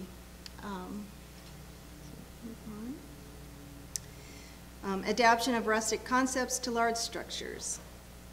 So designed by Gilbert Stanley, Underwood, this 5-story hotel through the innovative use of modern construction materials that appeared to be built of logs and wood, but is actually concrete molded and painted. So then we move to the Grand Canyon, and this Yavapai Point Museum was, at one point you can see in plan that it mirrored the topography of the Grand Canyon. Designed by Herbert Meyer to blend into its settings using indigenous limestone, and ponderosa pine. It was erected on a site selected by a team of geologists for the express purpose of observing and understanding Grand Canyon geology. One thing about this, if you have not been to this structure, is this was in 27, and the picture I pulled up was actually a modification done in the 50s. And if you look at the windows, and that used to be an open structure, and in the 50s, they changed that to have to be covered and have windows. That was a point in our time when we were not preserving these historic structures as far as doing modifications that were historically significant and with respect to the original design. So I'm sorry I don't have the original photo, but I think it tells us a lot about what was happening to a lot of our historic structures during that 50s time period. So then in the next 10 years, they really started flowing with the rustic architecture and maturity being achieved as far as being non-intrusive architecture in a forested setting. The building on the right at Sequoia, and I'm not sure if it's still there, but of course you would look at it and say, what's it doing to the root system of that tree? And in many of these parks, they've removed these. However, when this was sited, my understanding is you can't see it from the road, so it disappears. We're looking right on top of it, and it, you know, it shouldn't be there. And again, we've removed some of those. Moving again to when this was the heyday informal, through the use of natural materials and horizontal lines, but with the strength of design and heavy-handed expressions that suggested the smallness of man in relation to nature. And that was a review by the National Register of Historic Buildings. So these are famous in Yellowstone, the trailside museums. In this time frame, we didn't have visitor centers during that rustic architecture period. This was a time when they were wayside museums, and this was prior to World War II. The railroad was bringing people out there, but we didn't have the volumes that we have now of visitors. Another style is in the Southwest, more of the Pueblo style, if you will, pattern after Native American pueblos, earth-colored adobe buildings with horizontal shapes fit well into the sun-baked plains of Arizona. Again, that horizontal line, ever so prevalent. One thing you might see at Casa Grande is the resources there at the right, the historic building, and that my never to be humble description of the cover that landed on top of it has been there long enough that is now historic, and it can become part of the National Register. So one thing to keep in mind is that when we do build and it reaches that 50 years, it becomes historic, and we preserve it and we protect it. So we will protect that landing. And ultimately, I just personally find this building charming. Successfully handled rustic is a style which, through the use of native materials in proper scale and through the avoidance of rigid straight lines and over-sophistication, gives the feeling of having been executed by pioneer craftsmen with limited hand tools. It thus achieves the sympathy with natural surroundings and with the past. And Thomas Vint was a famous landscape architect with the National Park Service. So that was kind of his staff's summary. So then we moved to a steady decline in the rustic architecture from 35 to 42, a modern realism versus romanticism. We weren't meeting the need. We're getting now towards you know, World War II, and things are starting to change. Get on this other side of World War II, and we've got these suburbs and cars. Oh yeah, cars. And people are swarming to the parks. And how do we get them there? And how do we service them? So one thing we have is Mission 66, as Morgan touched on. It was 1956 to 66, and there was $1 billion invested in preparing our parks for the influx of visitors. This was in an event to meet the 50th anniversary of the National Park Service. And you can see how this ends, because we're getting close to 2016. So time marches on. But this was in an effort that people would go to the parks and see these lovely structures, but they weren't, they didn't have the facilities, they didn't have the parking. We didn't have a way to really service the visitor center. And this is where that term came up from, is the visitor center. Really, it was the National Park Service that started that. So it was a federally funded, federally sponsored program to improve deteriorated and dangerous conditions in the national parks, the result of a massive visitor boom after World War II. 66 projects began in 56 to $66 billion in infrastructure and improvements. The planners and architects developed the concept of the visitor center to streamline and standardize visitor services as federal parks. And understand that Mission 66 structures, when the National Historic Preservation Act came in the 60s, then all those structures, as they had their 50th birthday, were registered. So there was a mass influx into that program. So I'll show you some of and you can see it on the right, I kind of demarked the Mission 66 buildings. There's kind of a common theme with round buildings. You know, I guess they were straight before, so now make them diagonal around. But there's some significant buildings in the Mission 66, but I think there was a race to get these erected. This one, you might say the entrance is rather institutional. Petersburg. And these aren't in the western regions. I just kind of grabbed some. Acadia. Now this is a simple building that you often see, the board and batten siding, the patterning of the windows, the horizontal line of the roof. That's kind of the Shriners had of a, and I'm sorry, that's probably not the right word, but you'll see it elsewhere where it was these really heavy-handed roofs. Blue Ridge Parkway, here you have the elevation and the actual building itself.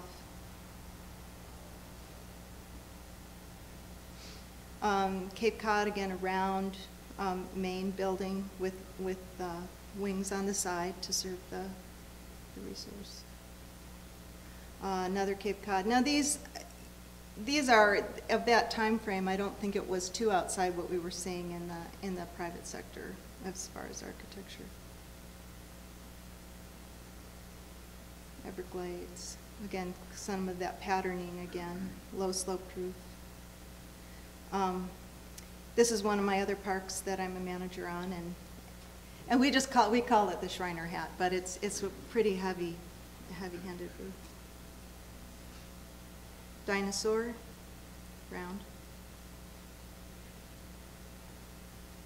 And here, I think this is a great example. Mesa Verde, we just completed this visitor center, cultural resource, curatorial. I'm not sure of all the programming in that. The original visitor center is at the top.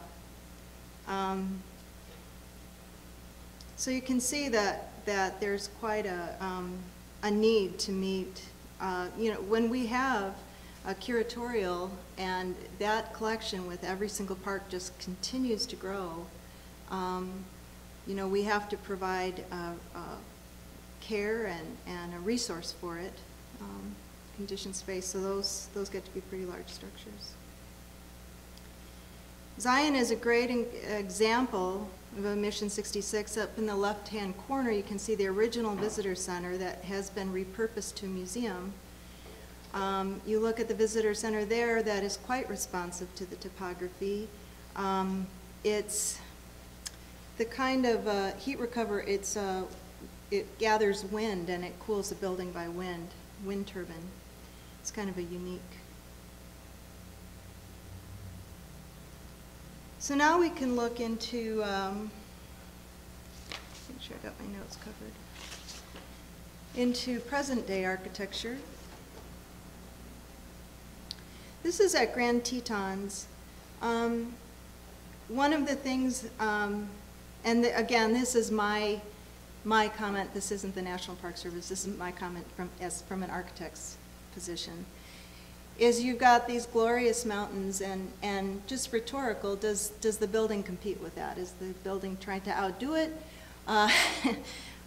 Is a glass front in a climate that gets, I don't know, 20, 30 below, is that appropriate? So these are some of the things. It's a very unique building, just food for thought. Grand Canyon, the original building on the south rim was Mary Jane Elizabeth Coulter, who worked for the Fred Harvey Company, which was the company that worked for the railroad. They did a lot of design for them. This is on the south rim. We completed not too long ago the east entrance station. So you go through this entrance station before you go to the resource, which actually the resource is the Grand Canyon, but this tower, Desert View Watchtower, is quite incredible itself. So it's touching on some of its salient characteristics, but not trying to copy it by any means. So I think it's a comment on the marriage of now current day architecture to what was done close to 100 years ago.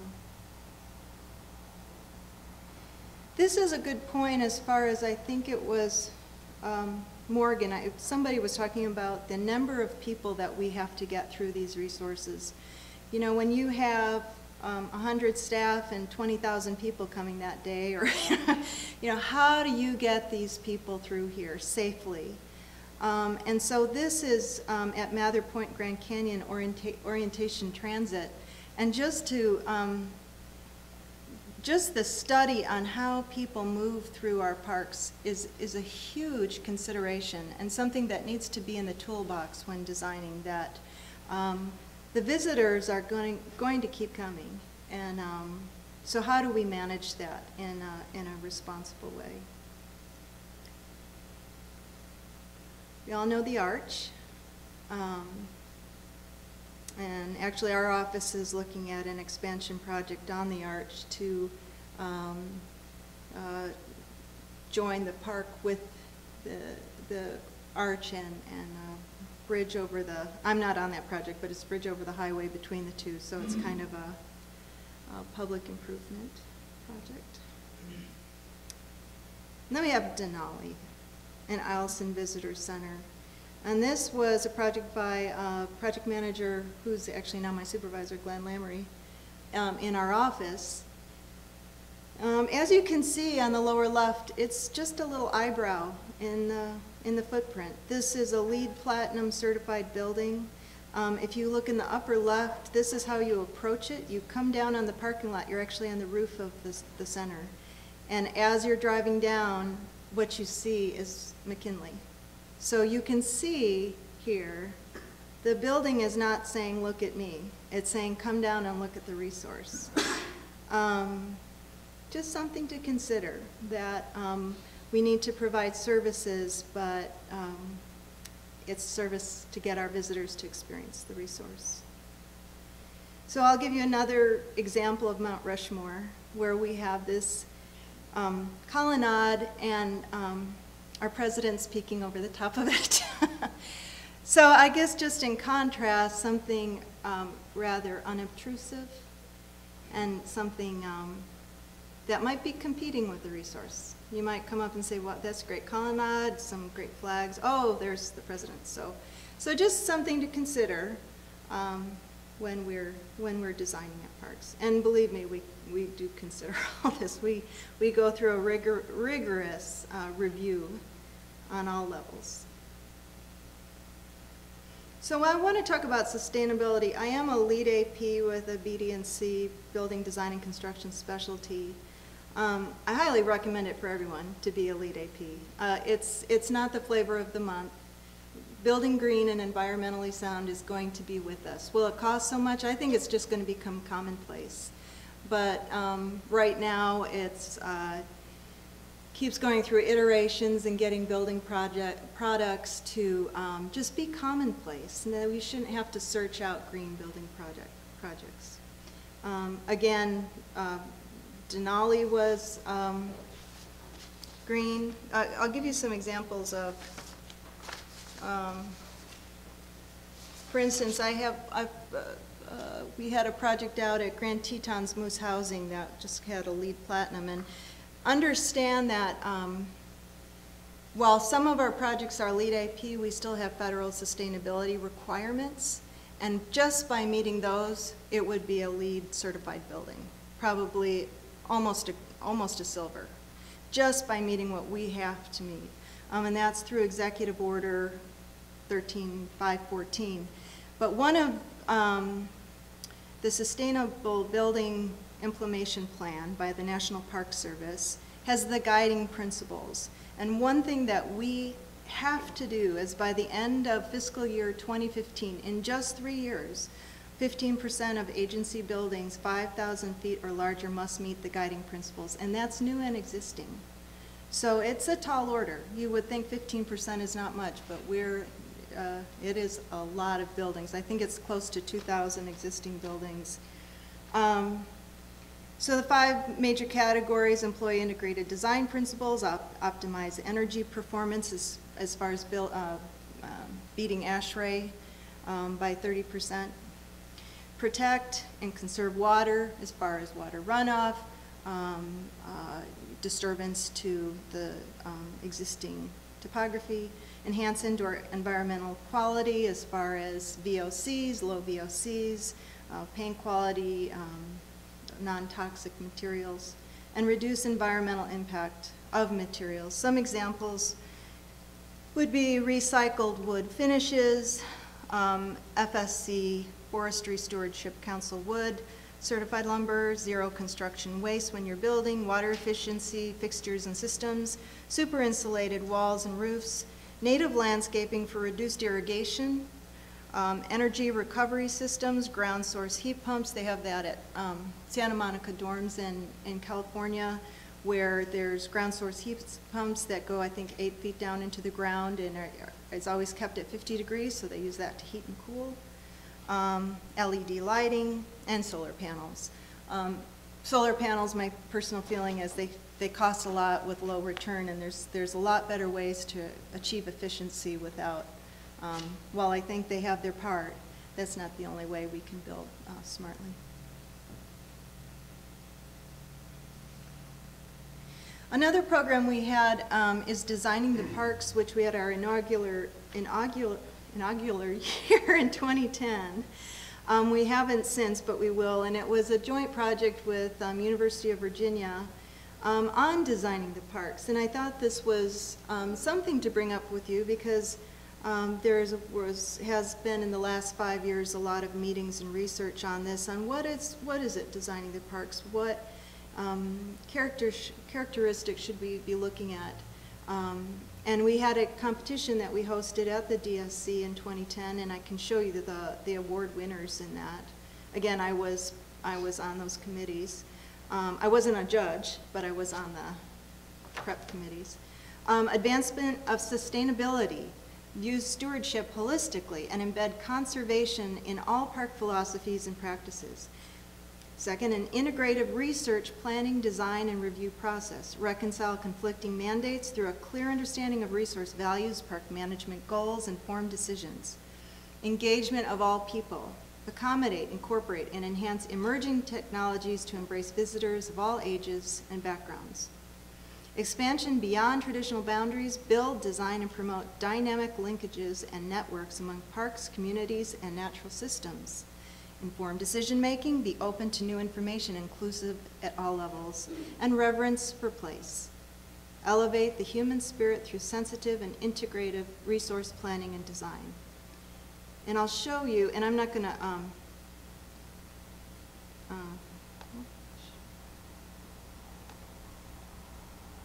it worked, I hope. Maybe. Patience.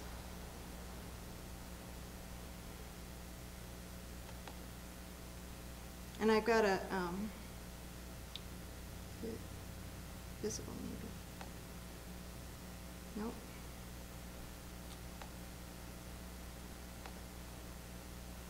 Huh. I've got a plug that my son, who's a graphic designer in San Jose, did this layout. So. I have his card for you. So the results, there we go. We had different categories, the honor award for Master Plan Brooklyn Bridge Park. And you can look these up online. You can see what the judges' review comments were. I think some of them were incredibly thoughtful. They had quite a job in front of them with all the entrants that we had in this program. Oops.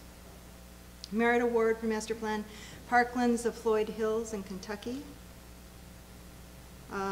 Minuteman National Historic Park. And I think these are just something you can bring up and look into.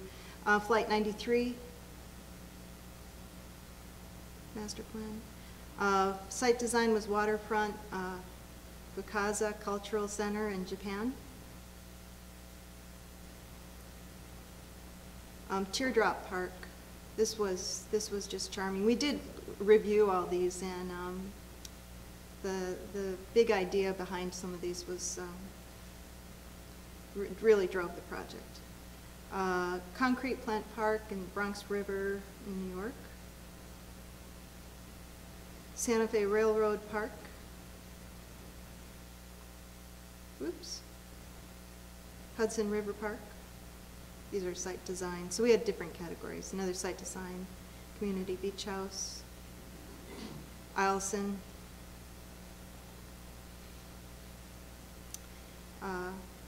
Pocono Environmental Education Center, Liberty Bell. That was the first picture on the front page, which was this PDF. Blue Ball Barn in Delaware. I can't pronounce that. Chapultepec. I think I killed it. Cavallo Point, Golden Gate. And that's what that is. So I think if you want to look into that program, it by no means should preclude the students from, you know, letting your mind go as far as design, but I think a lot of great minds came together to try and discern what we would evaluate if we were to have a competition as far as what is park architecture now. I can do that. Okay, exit. Sorry. How do I go back? Maybe just drag it to the right again. Oh, drag it to the right again? Yeah, drag it to the right again, and then you can get to the button. It'll be up here. You just have to pull it further. There we go. Thank you, Doug. Okay, let's start over. Okay, there we go. So the last is, we're coming up on our centennial in 3 years, which is big. And you know, we started with how do we build buildings that don't overpower the resource, that are just unassuming, unobtrusive. And then we've come up with this beautiful rustic architecture period. It segues into Mission 66 to meet the visitor need. Get on the other side of that, and you know, I look at kind of some milestones as far as the 60s. We had the National Historic Preservation Act, where, as I said, all those rustic buildings, as their birthday came up, they got registered.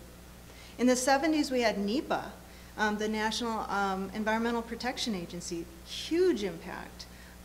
Resources should be preserved and treasured. In the 80s, we had accessibility. That is something that is oftentimes drives the design. We have to be completely accessible, and we follow something similar to ADA. It's called ABAS. It kind of changes, but it's basically, we're saying the same thing. But it can drive the design. All parts of the park that are open to any part of the public need to be accessible to all. And then 90s is sustainability, which is another, we're federally required to meet these requirements, and I suggest for the students to look up the federal sustainability requirements, because it's got to do it.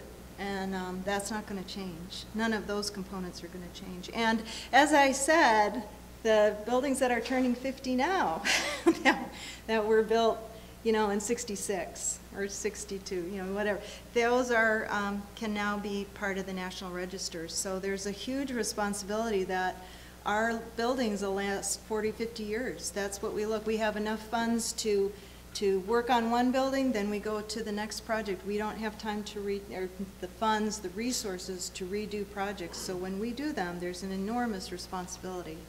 There's such a need across the country for our national parks to service the needs and the visitors and the requirements of the park. So there is a National Park Centennial Initiative, and also our director has a call to action on meeting this, preparing for a second century of stewardship and engagement. Features 36 action items designed to connect people to parks, advance the NPS education mission, preserve American special places, and enhance professional and organization excellence within the NPS. And with closing, I would just say, you know, our motto is experience your America. Someone said, you know, how does recreation play into that? Well, it's really your experience, and that's kind of our driving force is providing those resources so you can get to the park and experience your America. So with that, does anyone have any questions? I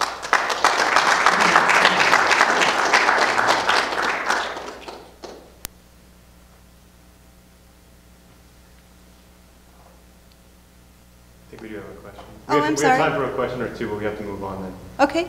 I just had a question about the whole Mission 66 era. Yeah. You know, with the demise of the Gettysburg cyclorama, and that being such a signature piece of the Mission 66 effort in the Park Service by a starchitect, is there really a sense among the Park Service that Mission 66 is a resource to be protected, or sort of how does that fit in the continuum of Yeah, and when they are determined to be eligible for the Historic Register, yes, we will preserve them at all lengths.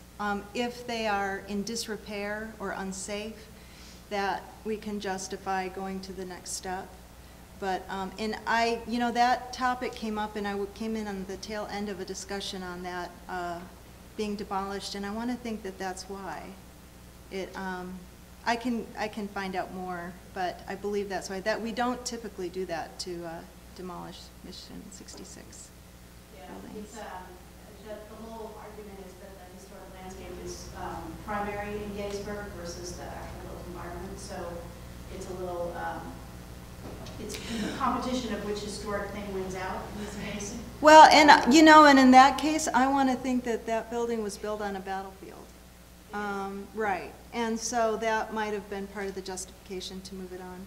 I mean, it depends what the resource is. There's areas where we can build the building up on stilts and stay above and over and not destroy anything below it. But when that was built, yeah, I believe it was on a battlefield. Did that answer your question? Thank you. And if there are any more questions, you can find anybody after. Thank you very much.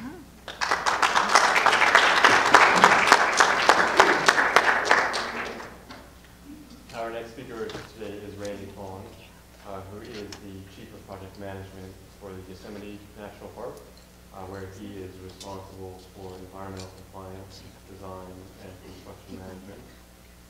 Randy is a licensed architect with architectural degrees from Stanford and Harvard, and has been with the National Park Service for 35 years, where he's worked on various park buildings, the design of the buildings, the management of design projects, and also the writing of a sense of place. And this will be here if anybody wants to have a look. Today, Randy will be speaking about environmental design guidelines for the National Park Service.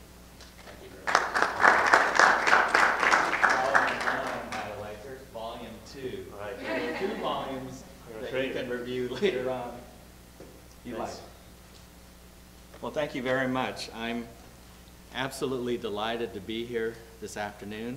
Gives me an opportunity to talk about two of my favorite topics, which is quality design and also enhancing the visitor experience in the national parks. And the design guidelines is an opportunity to combine those two items that I care very much about. It's also great to be here, to be with Mark Butler again. Mark and I worked together very closely for many years, and actually two of the same divisions at Yosemite National Park. And actually when Mark left Yosemite to become superintendent of Joshua Tree National Park, I moved up, and I am now in the position that Mark used to be in Yosemite. So if you follow that train of thought, whenever Mark leaves Joshua Tree, I'll become the new superintendent of Joshua Tree National Park. No, I'm just kidding. So staff, you know, I get nervous.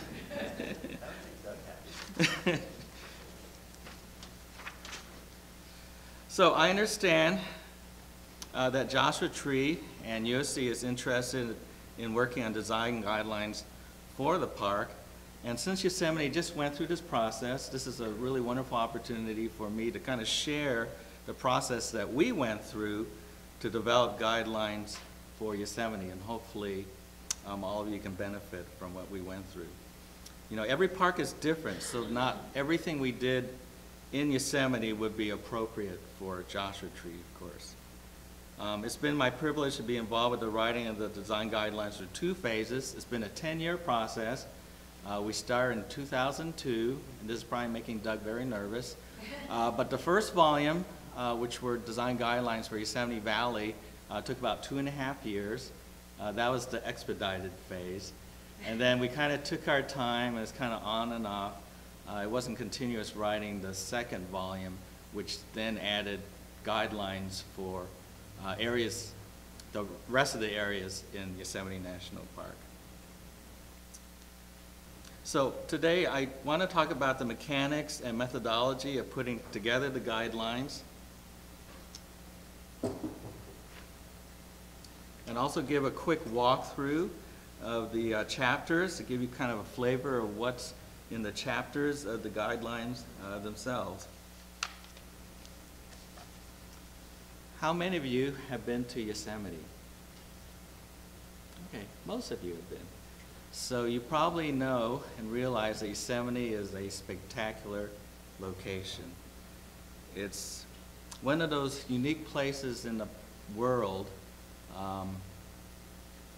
where you consider it a privilege to be able to visit it at least once in your lifetime.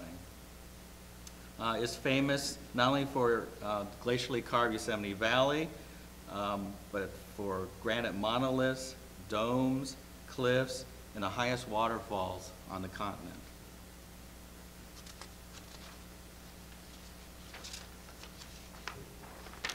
This view is near Glacier Point. It's actually at Washburn Point.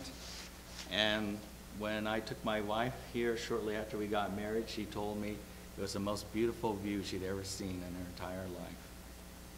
And that's the sort of thing that Yosemite means to many people. The park is over 750,000 acres in size, or 1,169 square miles, about the size of Rhode Island. Beyond Yosemite Valley, it's a wonderland of granite with alpine lakes, rushing rivers, and ancient sequoia trees.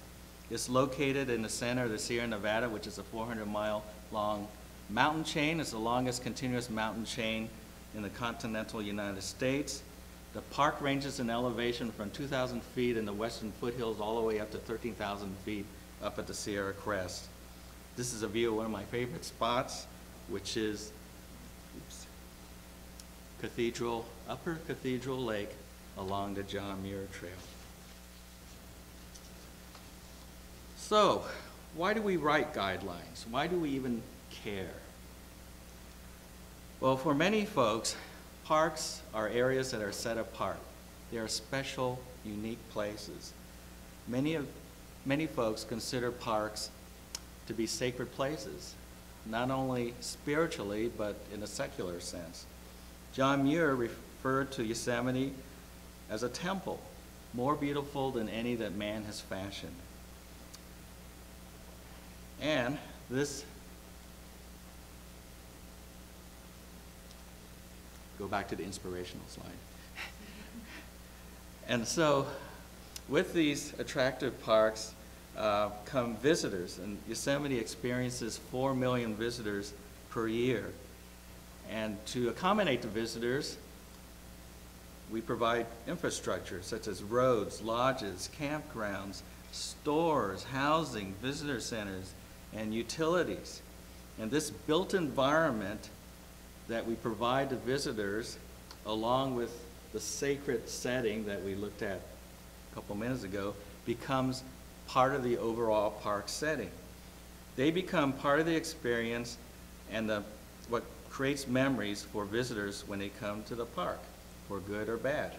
And it ranges all the way from staying at Old Faithful Inn or the Ahwahnee Hotel, staying in a rustic wooden cabin or tent cabin and enjoying the views. And what we don't want to hear, or the words that we don't want to hear from the visitor's experience, are words such as detract, clash, intrusion, dominate the landscape, monument to a designer, hodgepodge, mishmash, clutter, and so on. And the words as designers and park managers that we seek to hear when visitors experience this built environment includes words such as harmonious, blend with, fits in, integrated, consistent, respectful.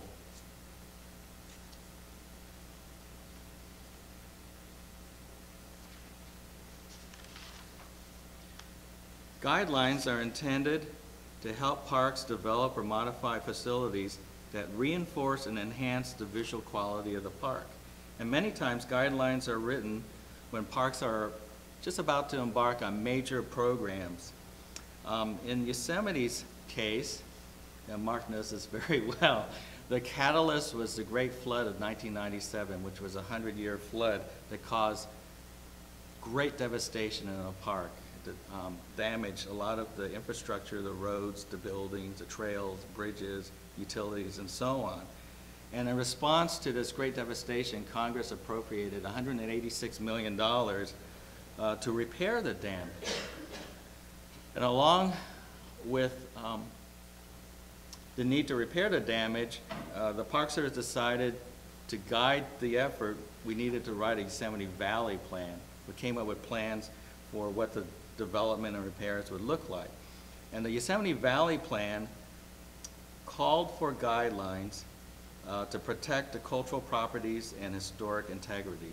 And so that was really the genesis of how these design guidelines started, was with the planning effort, there was a realization that we needed some intentional design guidelines to provide the sort of new infrastructure that was desired. So these guidelines were supposed to inform the 15 highest priority projects. I know that's sort of an oxymoron, but we had 15 projects and they're all the highest priority projects. And Mark and I were part of that effort to implement those 15 projects. And at the end of this presentation, I will show you how 2 of those high priority projects turned out and how they were impacted by the design guidelines. So several of these projects were designed concurrently with the writing of the guidelines, and as Doug mentioned, we sort of tested some of the principles in the design guidelines as these projects were being designed and built.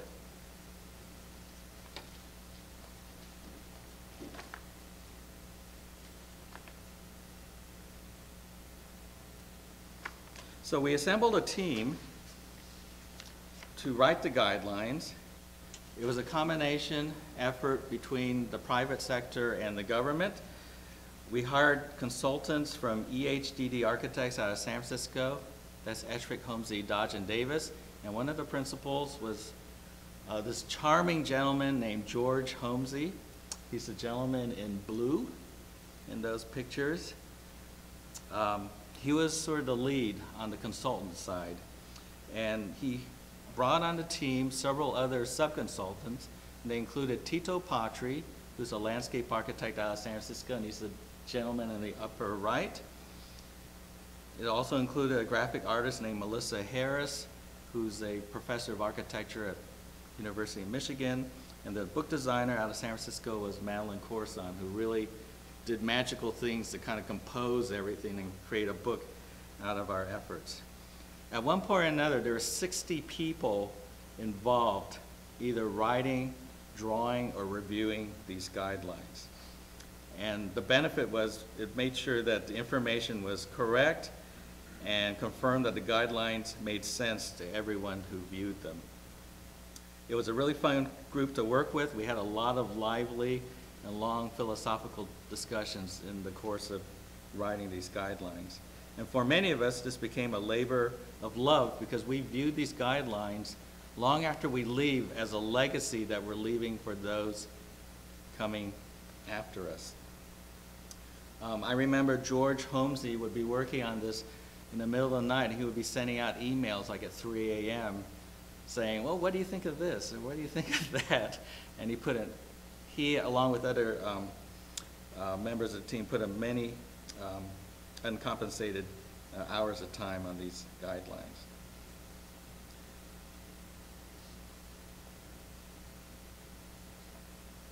My finger must be very sensitive because it tends to skip.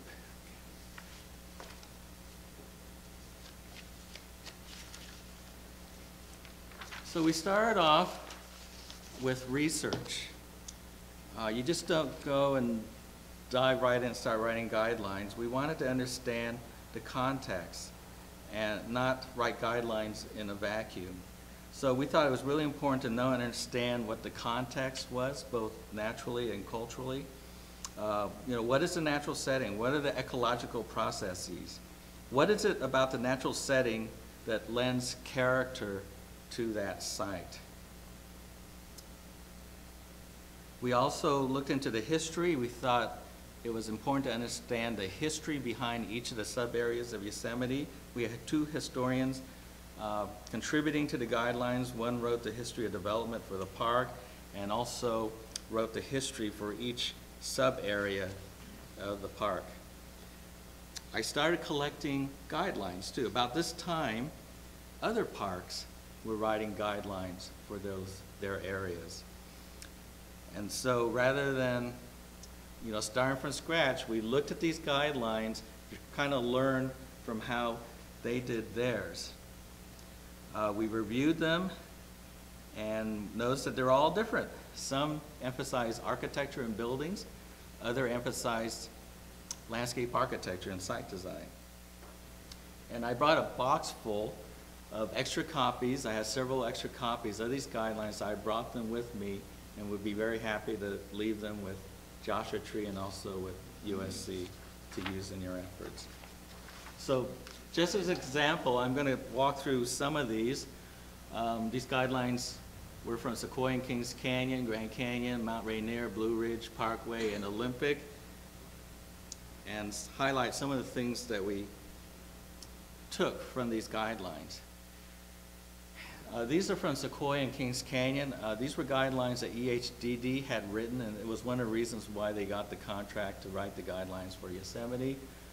To answer Andrea's question about the ranger residence in Sequoia National Park Giant Forest, it's the sketch in the upper right. You can see the big sequoia tree in front of it. That building is still there. The tree is still there. What the team did was they looked at exemplary buildings, and they ended up studying and analyzing 6 exemplary buildings in Sequoia and Kings Canyon National Park. The ranger residence was one of those 6 buildings. So they looked at the features and created the guidelines for walls, roofs, entrances, bases, and so on, based on those precedents. So what we took from that was we agreed there's value at looking at what's there, analyzing it, and to look for patterns or attractive features that we thought were worthy of continuing in the park. We also looked at the guidelines for Grand Canyon National Park. They did it a little differently too. They created different development zones, and they had an analysis of different building types within each development zone, and they critiqued the buildings. So you go through the pages and they'll list things that they liked, and then they list things they said didn't work. We thought that was really interesting. We thought we would take a more positive spin with our guidelines and just talk about good things and not be critical and talk about things that don't work. And around this time, I found guidelines that were written by the Forest Service. You can find this online. And they wrote guidelines for the entire country. They divided the country into regions. And so this guideline applies to national forests and grasslands throughout the entire United States. Since it's regional, it is very generic, and they tend to look a lot at climatic response from the buildings or by the buildings. But it's worth looking at, and there is a chapter in there about design in the desert Southwest. So we decided, because of time and space, not to spend a lot of time on basic tenets or practices of good design. We were assuming that accomplished practitioners would be selected anyway to do work in the national parks. So rather than talk about what's good architecture or good landscape architecture, we agreed to emphasize in our guidelines what is the design character appropriate to Yosemite. And similar to the Forest Service guidelines, we wanted the Yosemite guidelines to cover both building and site design. So this was a little different from almost every other guidelines. We wanted to have guidelines that synthesize building and site. We really felt it was hard to talk about one without the other, that they needed to be integrated with each other.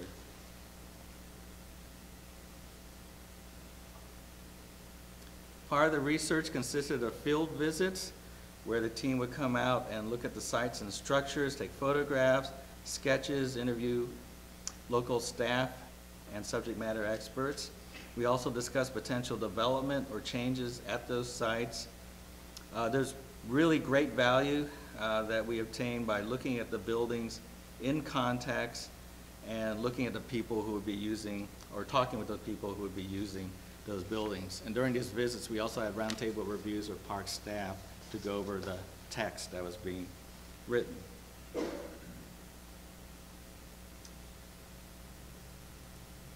We tried to organize the chapters so that there was some clarity and consistency. Typical structure would first go over the setting and then the developed areas with their buildings. We would include a history of the sub-area and then provide guidelines for landscapes and guidelines for buildings. In terms of media, we use a variety of media. Many of the other guidelines use only sketches. We found sketches to be very labor intensive and costly. So we decided, in some cases actually, it was better to convey a point with a photograph.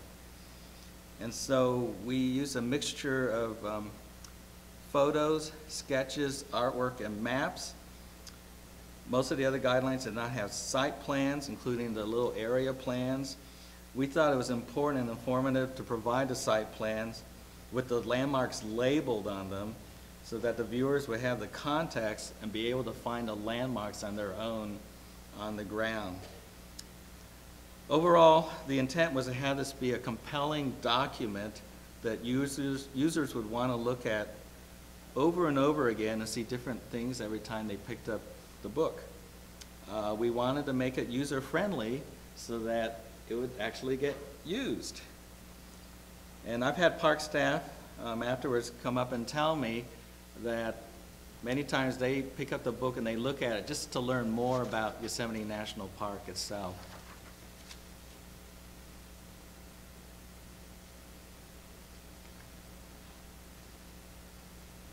Okay, the table of contents required a lot of thought because we had to organize 300 pages of really dense information in a coherent and logical fashion. So we started off with a foreword that was written by a former deputy of the Park Service who happened to be a landscape architect and understood design issues, and that was John Reynolds. Then we started off, then after that we had an introduction explaining the purpose and how to use the guidelines. Next was a history of development for the entire park. The following chapter was unifying elements that would apply through all of Yosemite. And then finally, we started going through individual sub-areas, including Yosemite Valley, Wawona, and Tuolumne Meadows. They had a lot of built infrastructure. And then finally, after that, different building types, such as huts, cabins, and high Sierra camps, campgrounds, day use areas, roads and entrance stations that you could find throughout the park. So now I'm going to quickly walk through these chapters, kind of give you a taste of what they look like. So in the introduction, we explain that Yosemite is a special place and why the guidelines are needed. It discusses how to use the guidelines and that it's intended to be a reference for architects, planners, landscape architects, engineers, concessioners, administrators, maintenance personnel, design review staff, and park managers, so that new park facilities will be compatible with the park's natural and cultural resources. We came up with 7 goals, overall goals for the guidelines, and in abbreviated fashion, here's how they were articulated. And these are universal enough that you could almost steal them and use them for Joshua Tree. So number 1 is retaining natural site character. Number 2, new facilities to blend with the natural environment. 3, facilities to be compatible with the historic context. 4, integrating the design of the individual structures with those of the site as a whole. 5, enhancing unifying architectural and landscape themes and elements. 6, emphasizing simplicity and restraint in design and respect for past building character. And then finally 7, recognizing principles of rustic design, but allowing for contemporary interpretation. And I'm going to give you an example of that at the very end of the presentation. Okay, Andrea, thank you very much. You did a great overview of rustic architecture and Mission 66 because you just saved me 3 minutes from my presentation. So the next chapter was the history of development. The American Indians, we feel, were in Yosemite for at least 8,000 years. And then we started going through different waves of development and park administration. 1864 is a major milestone year for Yosemite, and there's this friendly rivalry between Yellowstone and Yosemite. You know, like, we all know Yellowstone was established as the first national park in 1872. Well, people in California would like to make the case that Yosemite was really the first national park because in 1864, Abraham Lincoln signed the Yosemite Grant, which was the first time that the federal government set aside land to protect its natural scenery. And that land included Yosemite Valley and the Mariposa Grove of big trees. There's a major anniversary coming up. Next year is the 150th or the sesquicentennial anniversary of that Yosemite Grant.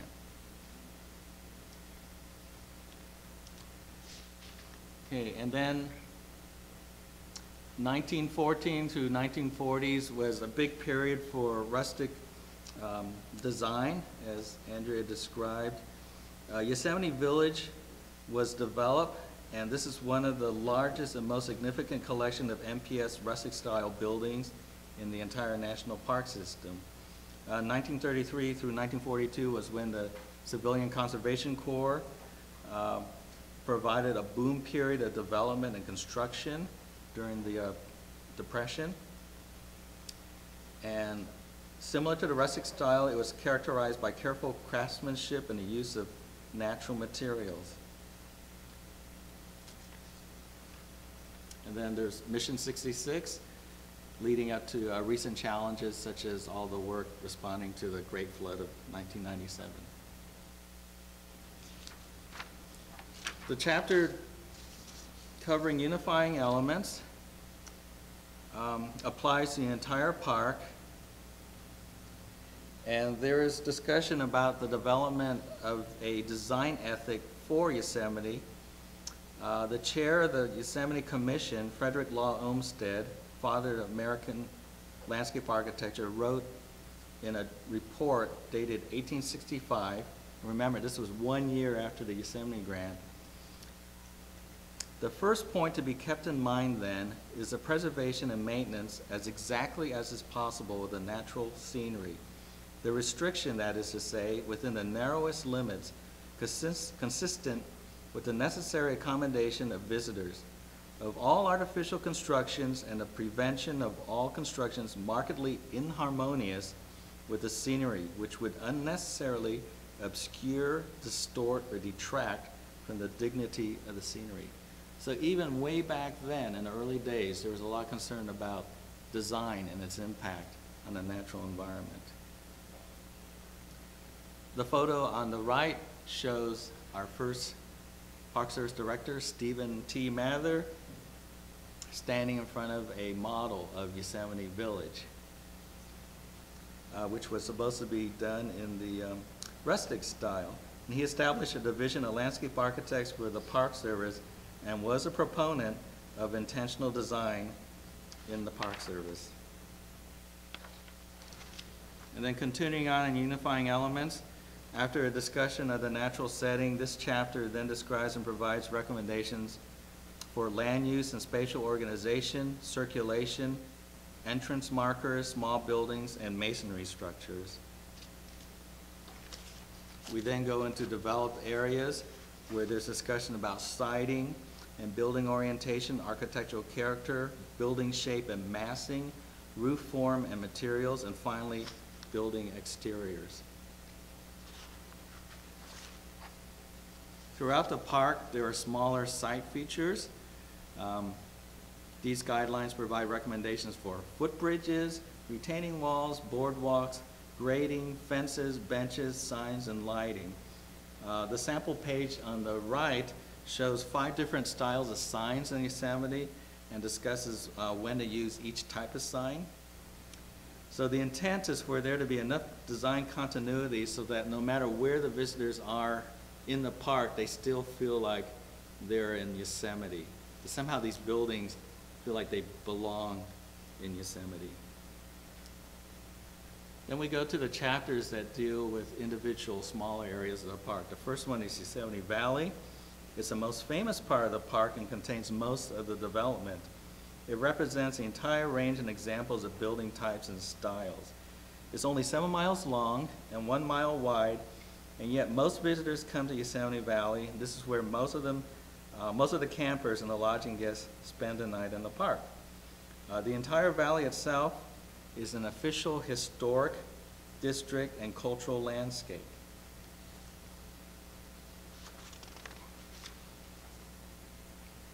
Yosemite Village itself is a historic district and is a large area with administrative offices, stores, visitor center, museum, maintenance buildings, stables, and employee housing.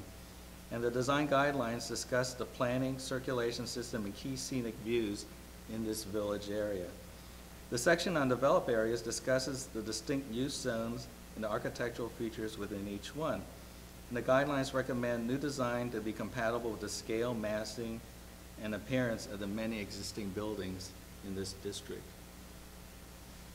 Also in Yosemite Valley are different lodging types. They range all the way from the tent cabins at Curry Village, which is the largest remaining tent cabin complex within the Park Service, to the Mission 66 style Yosemite Lodge at the base of Yosemite Falls, up to the 6-story high rustic Ahwahnee Hotel, which is the epitome of a grand rustic national park lodge.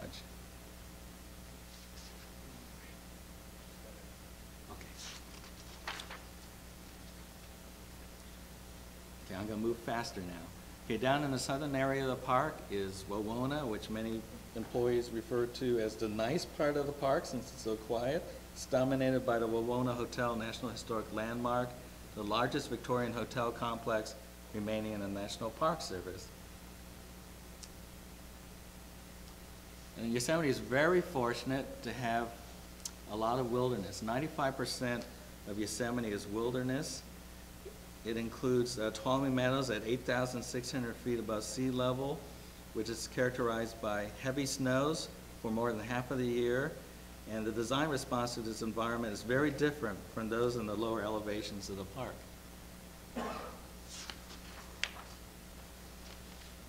The structures are very rustic with large-scaled features. They include stone bases, protected entrances, metal roofs to shed snow, and spacing buildings apart from each other. The structure on the left is a favorite of many people. It's Parsons Memorial Lodge, designed by Bernard Maybeck. And then beyond Tuolumne Meadows is the area of the park which cannot be reached by roads. This includes the huts, cabins, and the High Sierra camps.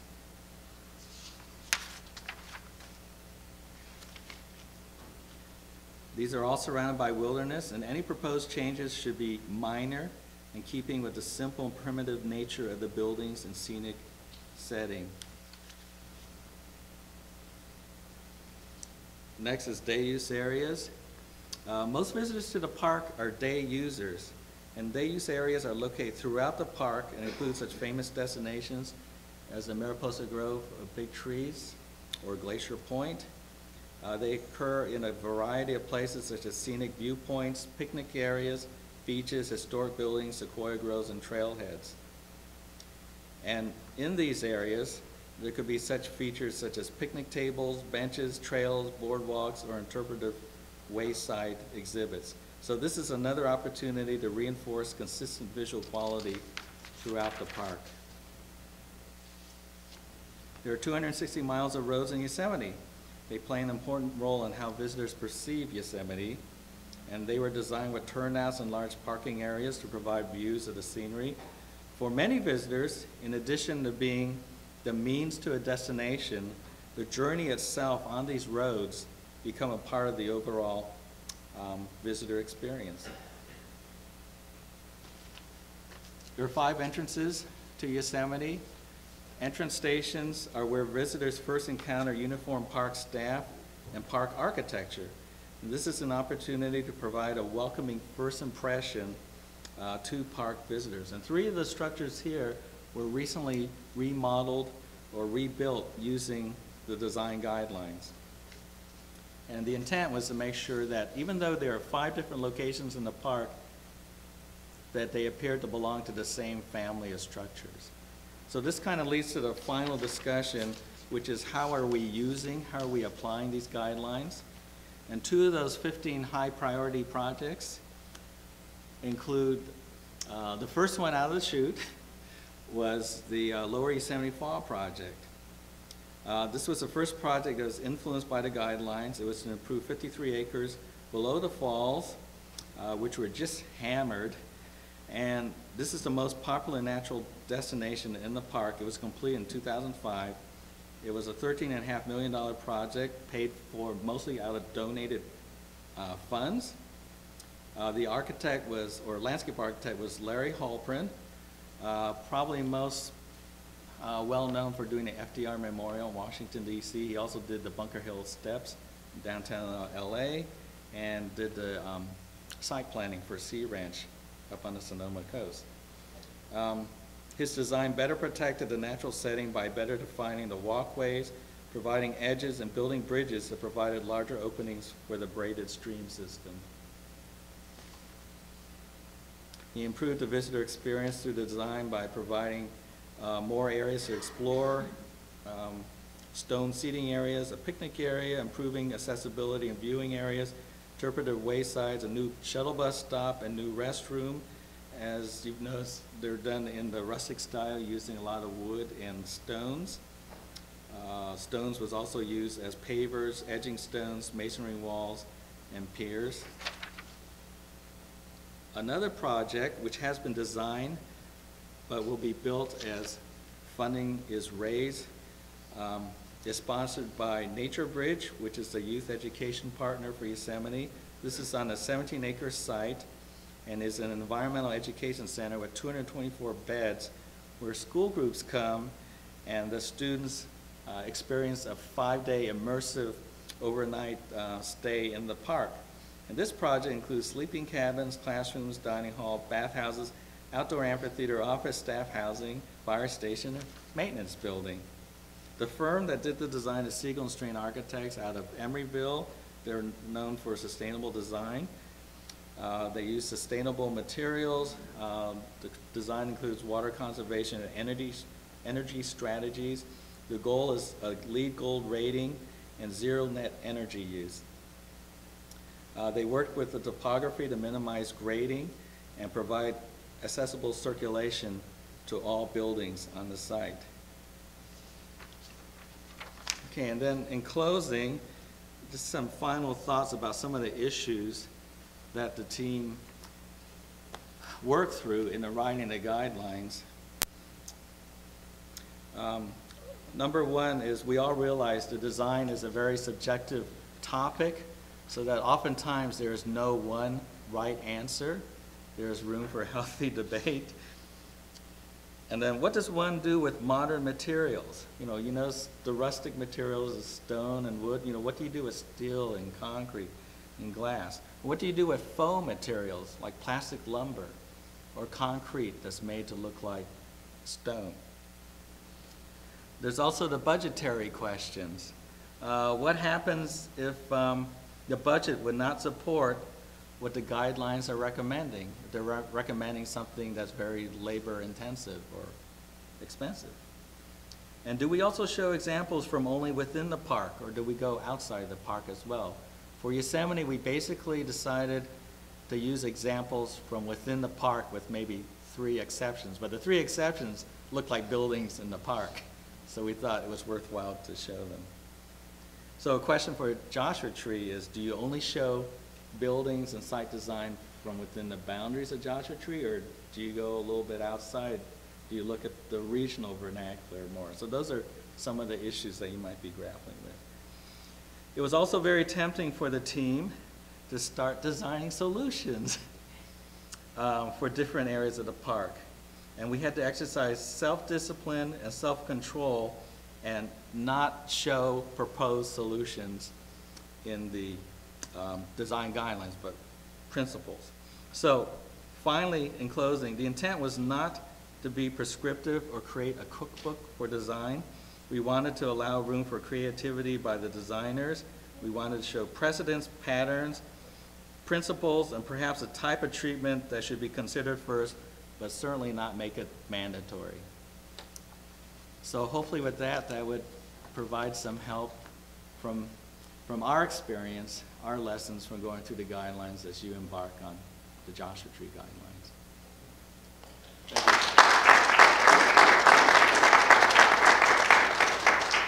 So are there any easy questions?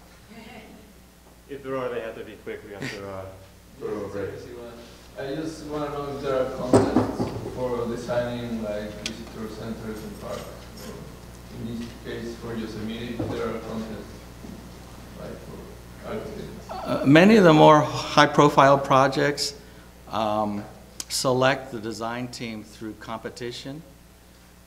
Actually, those 2 projects that I showed for the Lower Yosemite Fall and the Environmental Ed Center, the park, along with its partners, interviewed different teams of designers and picked not necessarily the lowest cost team, but the one that seemed to be the most qualified or had the most relevant experience to do that sort of project. So there is a level of competition, but it's through selection panels of firms that apply to do the work. Yes?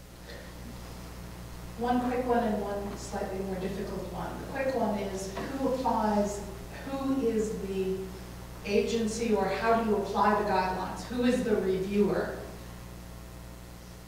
Is it park staff? Is there a process with peer review? What is the process for the evaluation of whether a design complies with the intent of the design guidelines? That's a good question. There's no one monolithic design review committee. Basically, the designs are reviewed by park staff representing a cross-section of disciplines.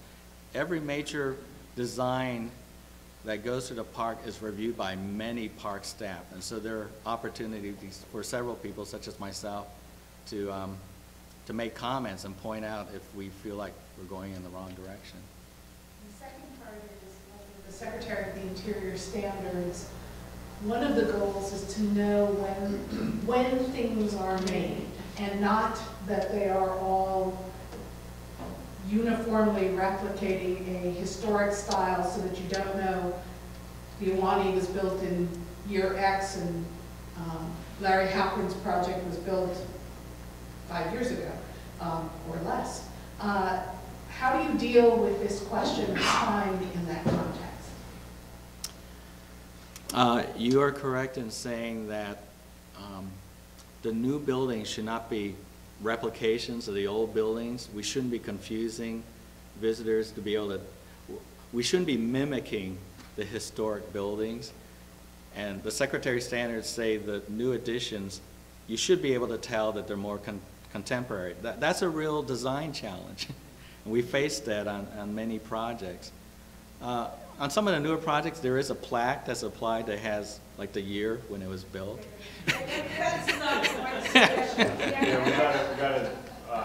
got a cabinet here, so you can take a quick break before the next speakers. And a thank you again to Randy and to Andrea. If we could have the speakers come up, we'd like to take a quick photo.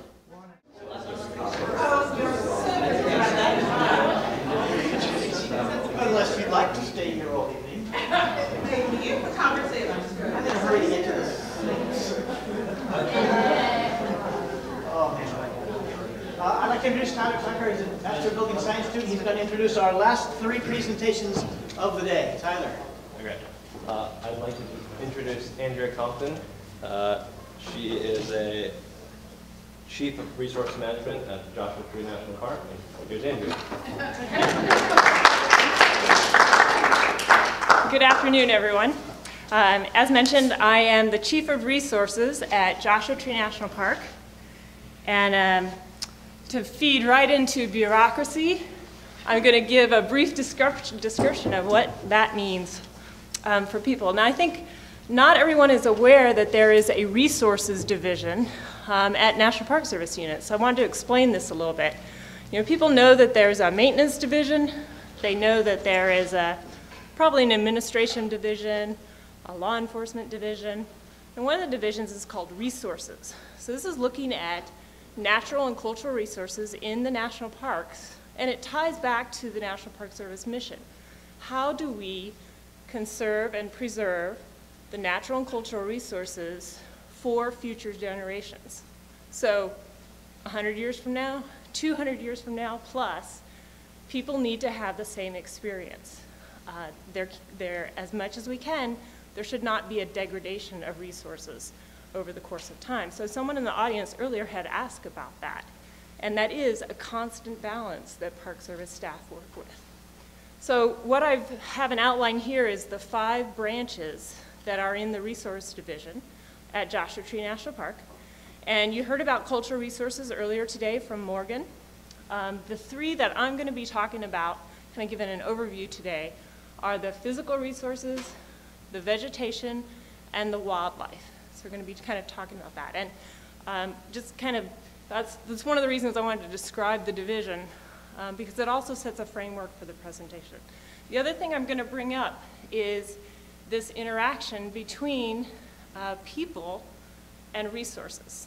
And as we start to discuss, you know, the vegetation that's present, the wildlife that's present, and I'm going to mention briefly some of the human factors that are starting to weigh in with some of those resources as well. So it's never quite an independent type of thing. They're very closely related. Okay. Oh, here is Joshua Tree at night, apparently. It's night here too. What is it supposed to look like? It's supposed to look like the map that Mark had. That's okay, I can use a pointer and generally point out. This is not the projector. The files now.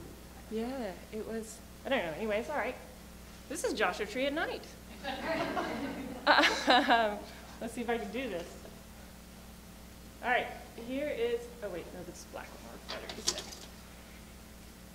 Okay, if you remember the map that Mark had, here's I-10 coming along here.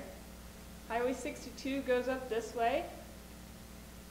So Joshua Tree kind of goes like this. And if we look at the structures, kind of the features that make up Joshua Tree, and you saw this in some of the pictures as well. There's a row of mountains down here called the Little San Bernardino Mountains. As we move around to the park, we have the Eagle Mountains over here, the Coxcomb Mountains up this direction. As we go over here, we get the Pinto Mountains. So you start to see this is a park that's rimmed by mountains.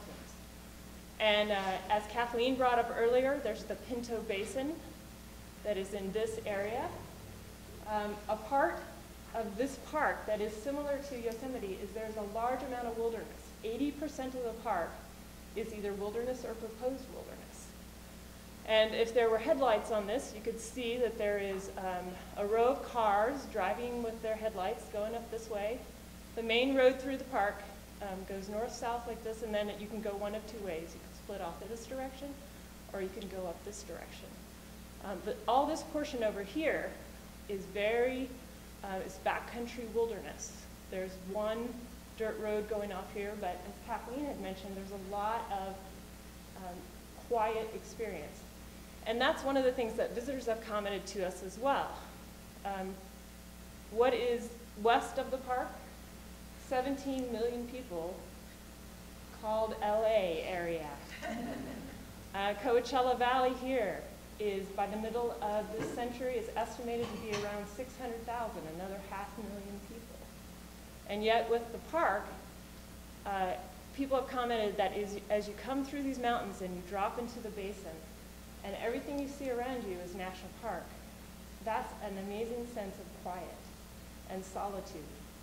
For that many people, that close to the park, 1.4 million visitors that come each year, there's quite a sense of quiet.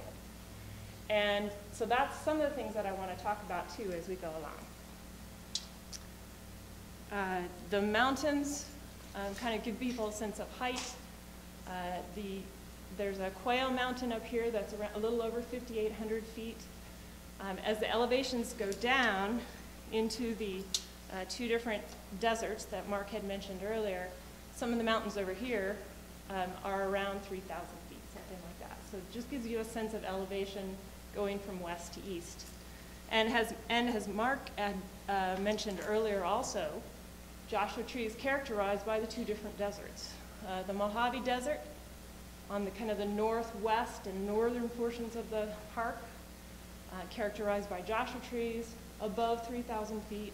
And then the Colorado Desert, as you get into the lower part, you know, it's kind of a subcomponent of the Sonoran Desert, which is a larger portion into Arizona and other sections. So let's start talking about physical resources a little bit. And you'll see that these two deserts and the characteristics of a desert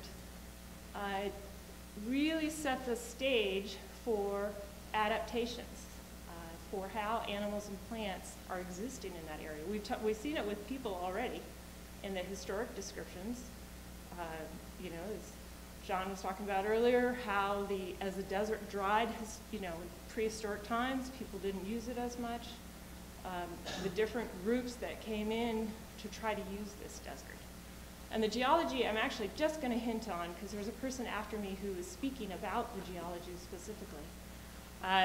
But I did want to mention that this is a striking feature that draws people to the park for aesthetic, but also for rock climbing. And I do challenge you, when you come to the park next and you go to Arc Rock, try to find a picture like this without people on that rock.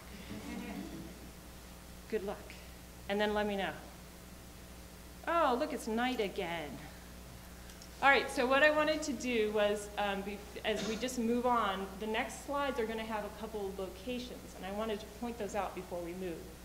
One is Keys View, and it's kind of a road that goes down this way, and it is an overview looking at the Coachella Valley and San Jacinto Mountain, which is way over here. And then the second The other reference point is going to be Pinto Wells, which is over on this side of the park. And you can see is in a, Kathleen already kind of gave part of this away, how dark it is, the night skies that are over in that portion of the park. And I don't think I have any other maps, so it shouldn't be any more darkness. All right, Keys View. This is a view overlooking the Coachella Valley, a destination by many people, both to watch the sunsets, but just an interesting view also for the distances that you can see. And here is one of the things that we monitor in the park is air quality. And air quality is not necessarily something that we have that much control over. This bad day at Keys View, I'm sorry to say that is not fog. I wish it was fog, but it's actually pollution. So this is pollution that is coming through the pass to the west from Los Angeles. It's also from vehicle emissions in Coachella Valley as the temperatures heat up. Joshua Tree actually has the worst conditions for ozone exceedance days in the National Park Service. So, and this is not all just Los Angeles. Some of the work that we've done has shown that, in partnership with NOAA, has shown that some of this pollution is actually coming across the Pacific. This is coming from China and Japan and drifting across and still affecting us as well. So, and why does air quality matter so much? This is a night skies picture, and this will take a little bit of an explanation. I thought it was great earlier when Mark had asked how many people had visited the national park, had visited Joshua Tree, and a good number raised their hands. I want to ask how many been there at night and looked at the night skies. All right. For those who have not, make sure that you do this. So these are two different pictures. Keys View is at the top, and Pinto Wells is at the bottom. And as an explanation, this is a series of pictures that we take and are going to take over time to show changes in time. And if you can imagine a camera that takes a picture from the horizon up to 90 degrees and then takes that a full 360 degrees. So when you're looking at this picture, you could actually do a wraparound that goes over here. And what we're seeing here is light pollution, the white, the red, the pink, and the yellow, from Palm Springs, a little bit from Los Angeles, and even Las Vegas, almost 170 miles away, a little bit from 29 Palms. But you can see that the Milky Way is a little bit pretty washed out here from Keys View. Now contrast that to Pinto Wells. And this blackness is an astronomer's dream. This is where you see, and this is a beautiful view of the Milky Way right here. And you can see the light is much smaller, a little bit from Palm Desert and Palm Springs, but still visible. And so this is one of the reasons we want to partner with the cities to the south, is make sure that that awareness is going on. And San Bernardino County is actually passing some light ordinance regulations to try to preserve those night skies. And just to give you an idea of my experience with the night skies, I've lived at Joshua Tree now almost 4 years, and the night skies have astounded me. There are some friends that take bike rides in the park when there's a full moon because you can see the whole landscape. Meteor showers, I had no idea. I used to live in San Diego, so there's a lot of coastal fog. Before that, Portland, Oregon. So driving home, I work in 29 Palms and I live in the town of Joshua Tree. And sometimes, even with the headlights, cars coming, you can see big meteors coming down, even with all the lights. It's just amazing, just beautiful. So that's something that we want to maintain. And you might ask, okay, this is just Andrea's perception. Yeah, nice guys, nice guys. But this is actually written into our management policies. The night skies and also the soundscapes. And you'll see these reflected in the foundation statements that Mark had mentioned as well. And then lest you think, well, this is just Andrea's perception plus management guidelines, I also wanted to relay what the visitors are saying about it as well. And Lena was talking earlier about the visitor surveys. This is another more statistics that came out of the visitor survey. And you'll see that 90% of the visitors say that it's a high priority to have views without development. Very close, 87% those natural quiet sounds of nature, and 65% the dark starry night skies. That's the visitors who are coming want to experience that as well. The other thing I'll relay, an experience related to this, is technology. We were talking about this at lunch a little bit, and this reminded me when we were going through some public meetings a couple years ago and starting to talk about redoing our general management plan. I had a couple people that came up to me and said, "We are so thankful that you don't have cell phone connections in your park." And I was like, "What?" Because that's, you know, often we hear, well, you should have more. I had a flat tire. It was hard to get help. Both of these people, it was separate groups, said, "We really appreciate that we can come to the park and my kids are not tuned in. They can't text and email their friends. It's a family time that we don't often have in other places." I thought, oh, that's an interesting perception, interesting idea. Okay, let's move on to, we kind of talked about air quality, let's talk about water quality a little bit also, and water quantity. As a desert, there are limiting factors and extremes. Now, talk about the availability of water. The average rainfall is 4 inches of rain a year for Joshua Tree. It varies a little bit, but that's kind of the average. So you can imagine water becomes a focus for everything that's living there, including people. We have oases that are present at the park. We also have, this represents some dams that have been built by cattle, or people doing cattle, or by miners. There are some natural springs that are present, and the rainfall as well. Most of our rainfall happens surprisingly on a fairly equal distribution across the year, a little bit more in July and August with the summer monsoons. So take 4 inches and divide it by 12, it's not much per month. So you can imagine how precious that resource becomes for animals and plants that are relying on it. I mentioned the oases and the unusual species that it attracts. We have about roughly 7 of these in the park. Some of them are kind of clumps of a group of oases. And like bighorn sheep, we talk about their priority with water. In general, bighorn sheep have to be within 2 days of water. So they are, in their movements within the park and outside of the park, that is certainly a component. And these are not always have water all year. Depending on the year, sometimes they get drier. The palms will still be there, but there's not always surface water flowing. Let's move into vegetation a little bit. And so this is, again, most people are familiar with the spring wildflowers that come up in the park, when there's sufficient rainfall, that a sandy wash suddenly becomes yellow, or more yellow, I guess I should say, or purple or white. But there's some other aspects of vegetation that are there as well. I was surprised how much things bloom way into the summer and early fall.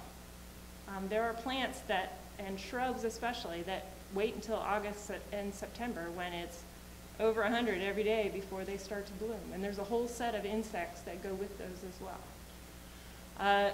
But at the kind of northwest portion of the park, we have more juniper pine woodlands that have different structures and different animals that live there as well. 8% of our plants are non-native species. For the most part, that is they're not too invasive. There are a few that are problems that we're trying to focus on. But really, where these come into play is invasive grasses are a problem, and we'll talk about that in a little bit. Lichens are something we are just starting to explore. And right now we have 142 species, but it's probably a growing list. And one of those species is newly named after one of the park biologists in the park. She was working with a lichen person, and she said, "Carrie, what's that lichen? I don't recognize that lichen." And he said, "I think that's a new species to nature." So he named it after her. So we are still finding new species, and you'll see that when we get to the animals as well. So I was talking about the difficulties in the desert, right? Well, it's not just rainfall, it's also temperature extremes. And before I moved to Joshua Tree, I was quite surprised to read that there's an average of 1 inch of snow a year. And this was something that I just really didn't anticipate in the desert. But every couple of years we have a really good snowstorm that brings a good amount of snow. So you've got to have plants that are not just used to not much rain and maybe only periodic rain and hot temperatures and cold temperatures. So we don't have many things that really like a lot of water and only 70 degrees. So it makes for an interesting collection. The opposite end of that, we also have fires that come through the parks. And this is where I wanted to start talking about native grasses again.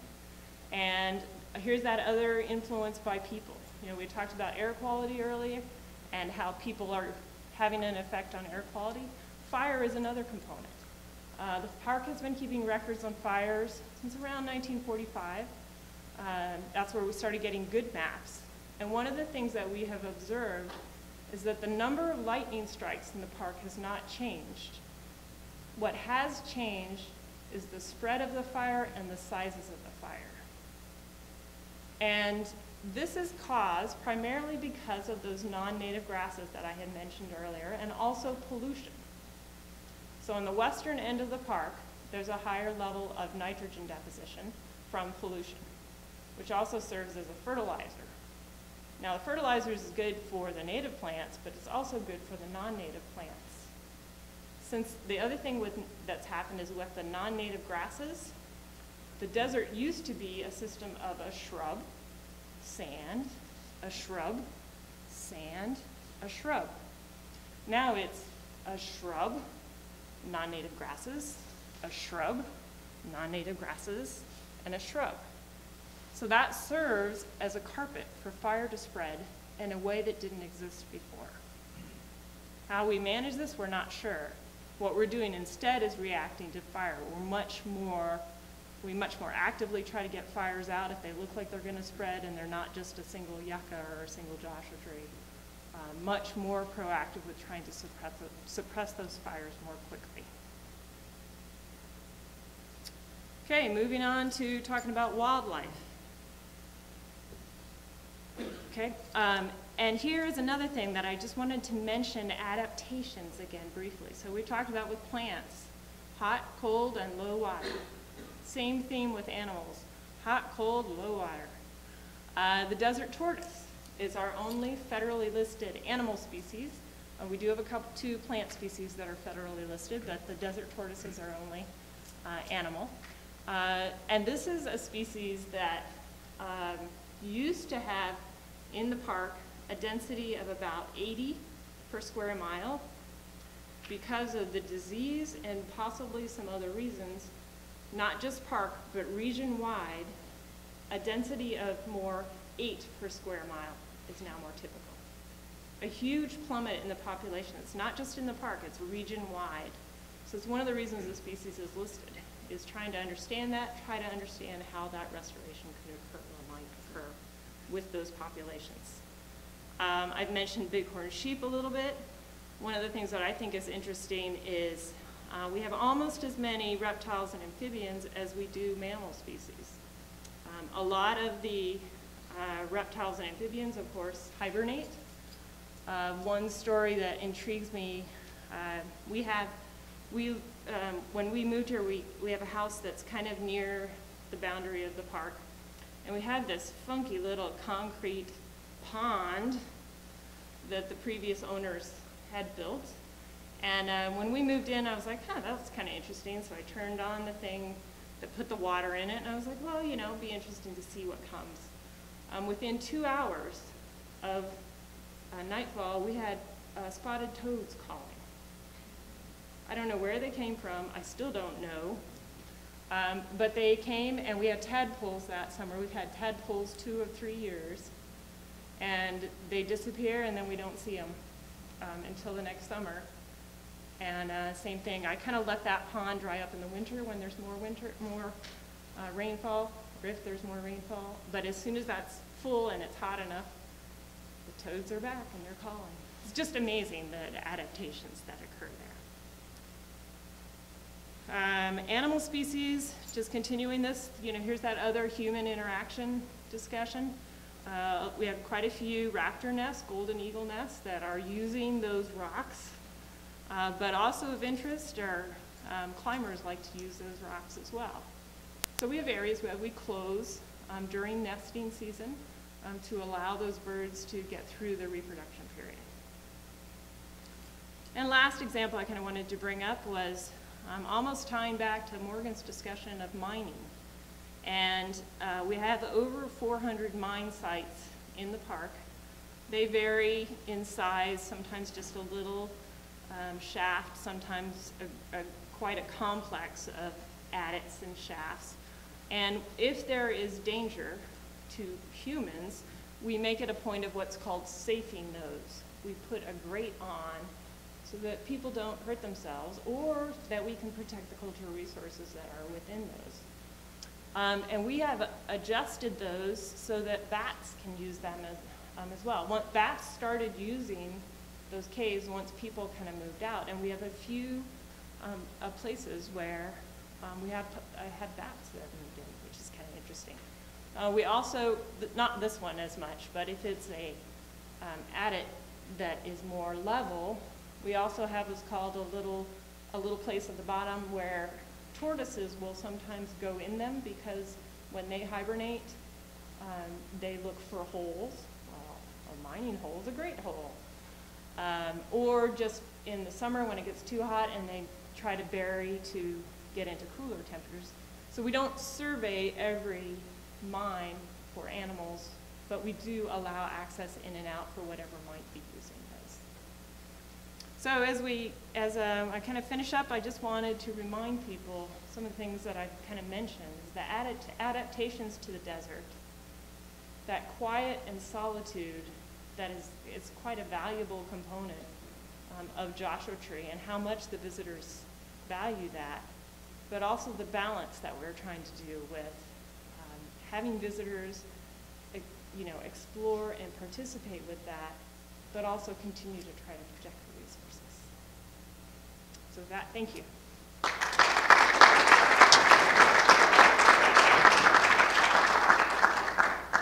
there any questions for Andrea? Yeah. A little question about the non-native grasses and your ideas about what brought them to the park. So generally, it is thought to be cattle, that they were either planted or they came in, sometimes in hay or something like that, and just spread quite rapidly. So it's generally attributed with cattle. Yes? With your already extreme climate change, is anybody doing research on global warming considerations in the park? Yep, there's several things that are going on with that. So the models for climate change now are pretty definitive on temperature, that temperature is going to go up. And we have actually seen in the area of Joshua Tree an increase in the night temperatures over time. So we see that that part is changing. Rainfall, they're not sure whether it'll be more rainfall or less rainfall, but it will probably be more in storms, erratic storms that bring a bunch at once. So there's several things that we're doing. There's been surveys of Joshua trees done in the past, and we are continuing those.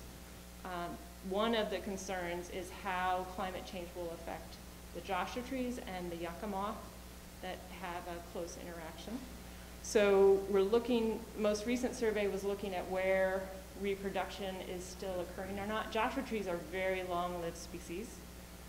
Because they are a non-vascular plant, you can't do wood cores or anything like that and tell how old they are. So, long after reproduction has stopped in an area, you're still going to have the Joshua trees there themselves. We are just starting a project where we're setting up long transects that go across elevational gradients to look at how species are migrating over time. And this is just the beginning, and that should be long term is the idea with that. The other thing we're doing with climate change very actively is working with habitat protection outside of the park. And this sounds kind of odd, but I think one of the best things that you can do with climate change is to set up corridors for plants and animals. You know, we don't know exactly which species are going to move uphill or downhill or north or south, or how that's going to change the systems. But we need to be able to facilitate that. So we have a project in the Morongo Basin where they've identified important habitat cores that go north to the base. We have another project going on that's going to try to connect Mojave Preserve with Death Valley. So that's another thing that we're doing that people don't always think of as predominantly climate change, but I think it's one of the best things you can do for climate change. Yes? You do sort of visitor management in the sense of keeping some areas inaccessible during periods of time, like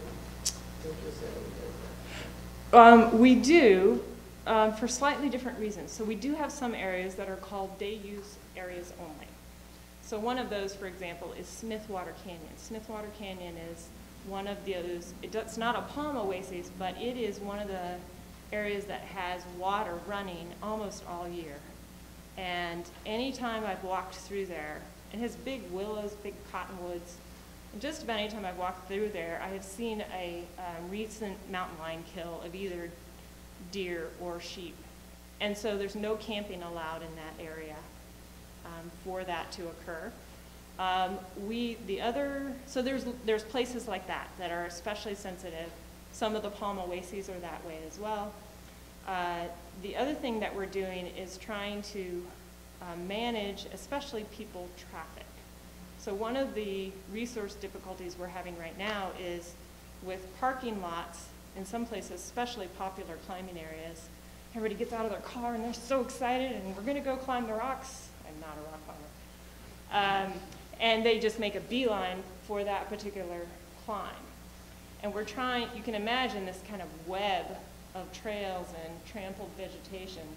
So we're trying to direct people more, and it's called reducing those social trails, that's what we call them. We're trying to direct people along more common paths. Does that make sense? Yeah. Okay. Okay, thank you. All right, thank you.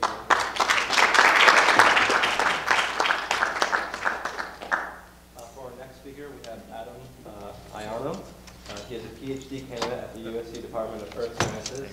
His dissertation research focuses on the records of magnetism found across western Joshua Tree National Park. He will defend his dissertation in April and will receive his Ph.D. in Geological Sciences this summer. Here's Adam. Thanks.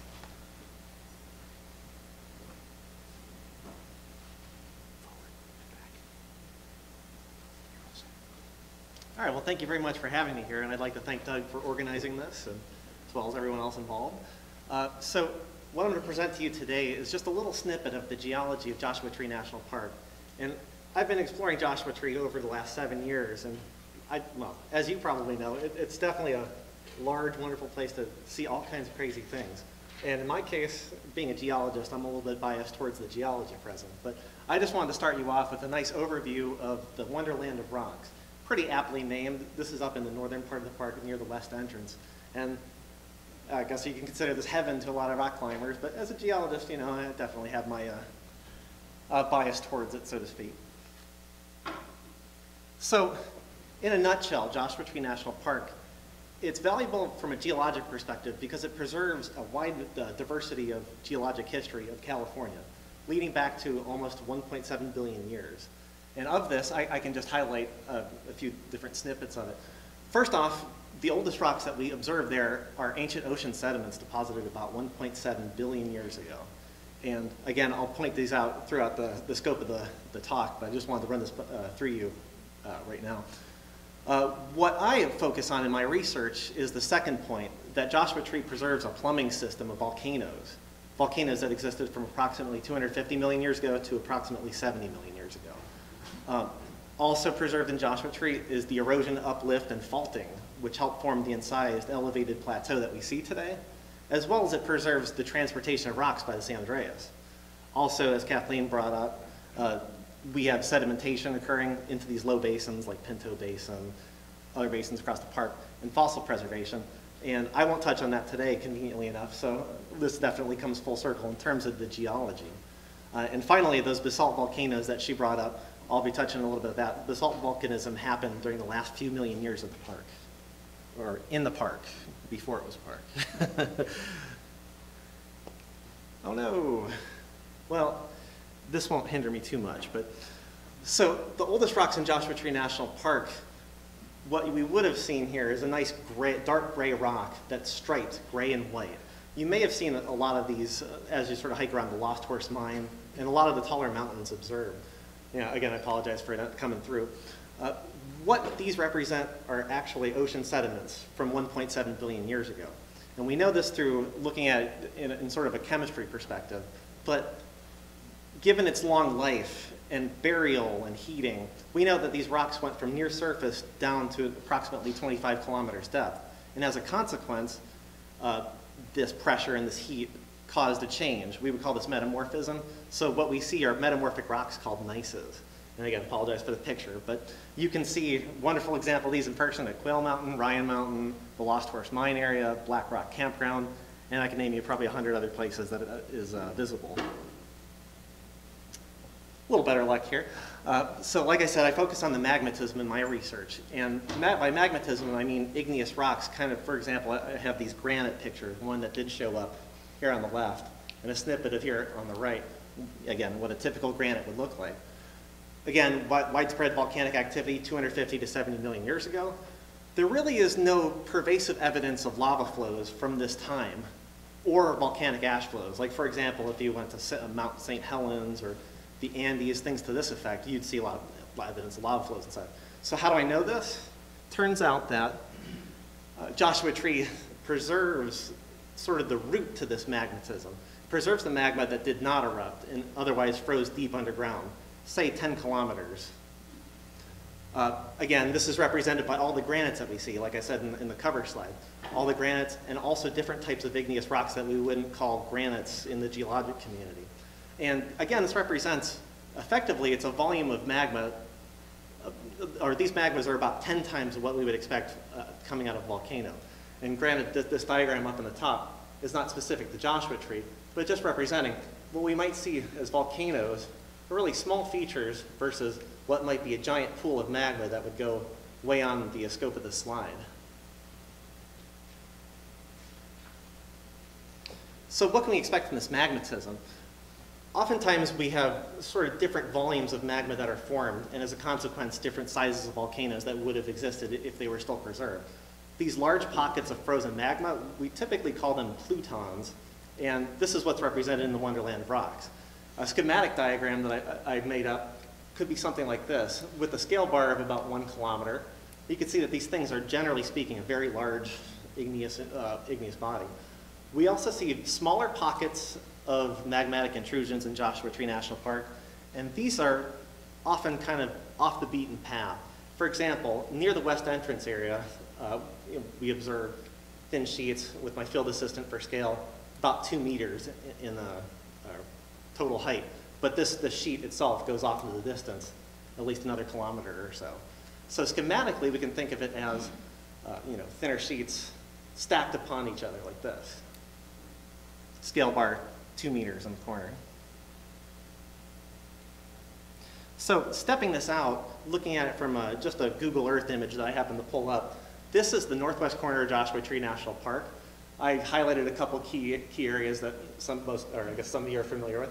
Here's Route 62 across the top in the town of Joshua Tree. The west entrance is approximately right here, and you can kind of just make out the road in yellow that wiggles through. Hidden Valley Campground for scale, Ryan Campground, Keys View is probably right off the edge here, and the Geology Tour Road that I re-highlighted in black. And if we were to look at this from a magmatic and igneous perspective, what will we see, I guess what we can say are plutons in this image. With my eye, I can kind of pick them out for you. So highlighted in these circles are the major plutons of the area. I have a scale bar here in the corner, which is 5 kilometers. That right there is 2 kilometers and 2 miles there for reference. And we see these giant plutons must be at least 30 kilometers wide.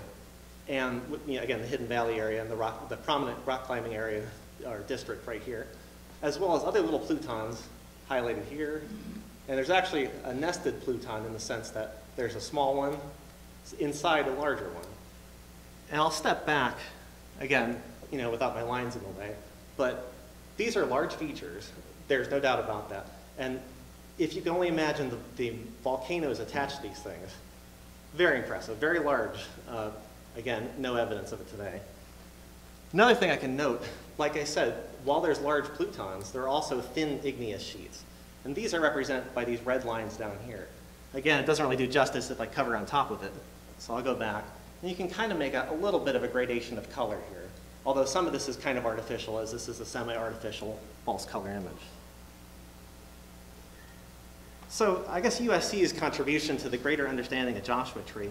Through our study out there over the last 10 years, we've established that the western portion of Joshua Tree National Park is sort of a priceless geologic artifact in the sense that it actually represents a nearly complete slice through the Earth's crust, going from about 0 or surface down to 25 kilometers.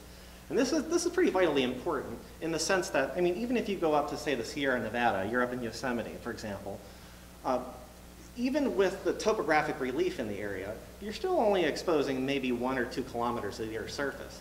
Even if you dug a canyon down into it, like the Grand Canyon, still 1, 2, 3 kilometers. Even the Himalayas, if you want to think of it. Mount Everest, blanking here. That's 8,000 kilometers. We're talking 25 here, all exposed in Joshua Tree National Park.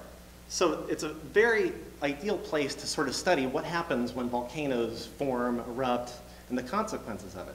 There's lots of active volcanoes all over the globe. We could all name a whole bunch of them that really impact society. Mount St. Helens, to say the least. So understanding what goes on beneath what we just see, the veneer of the surface, is vitally important. So we studied the magmatic plumbing system, so to speak. How these different pools of magma flow between the crust, how are they generated, or what happens after magmatism is over.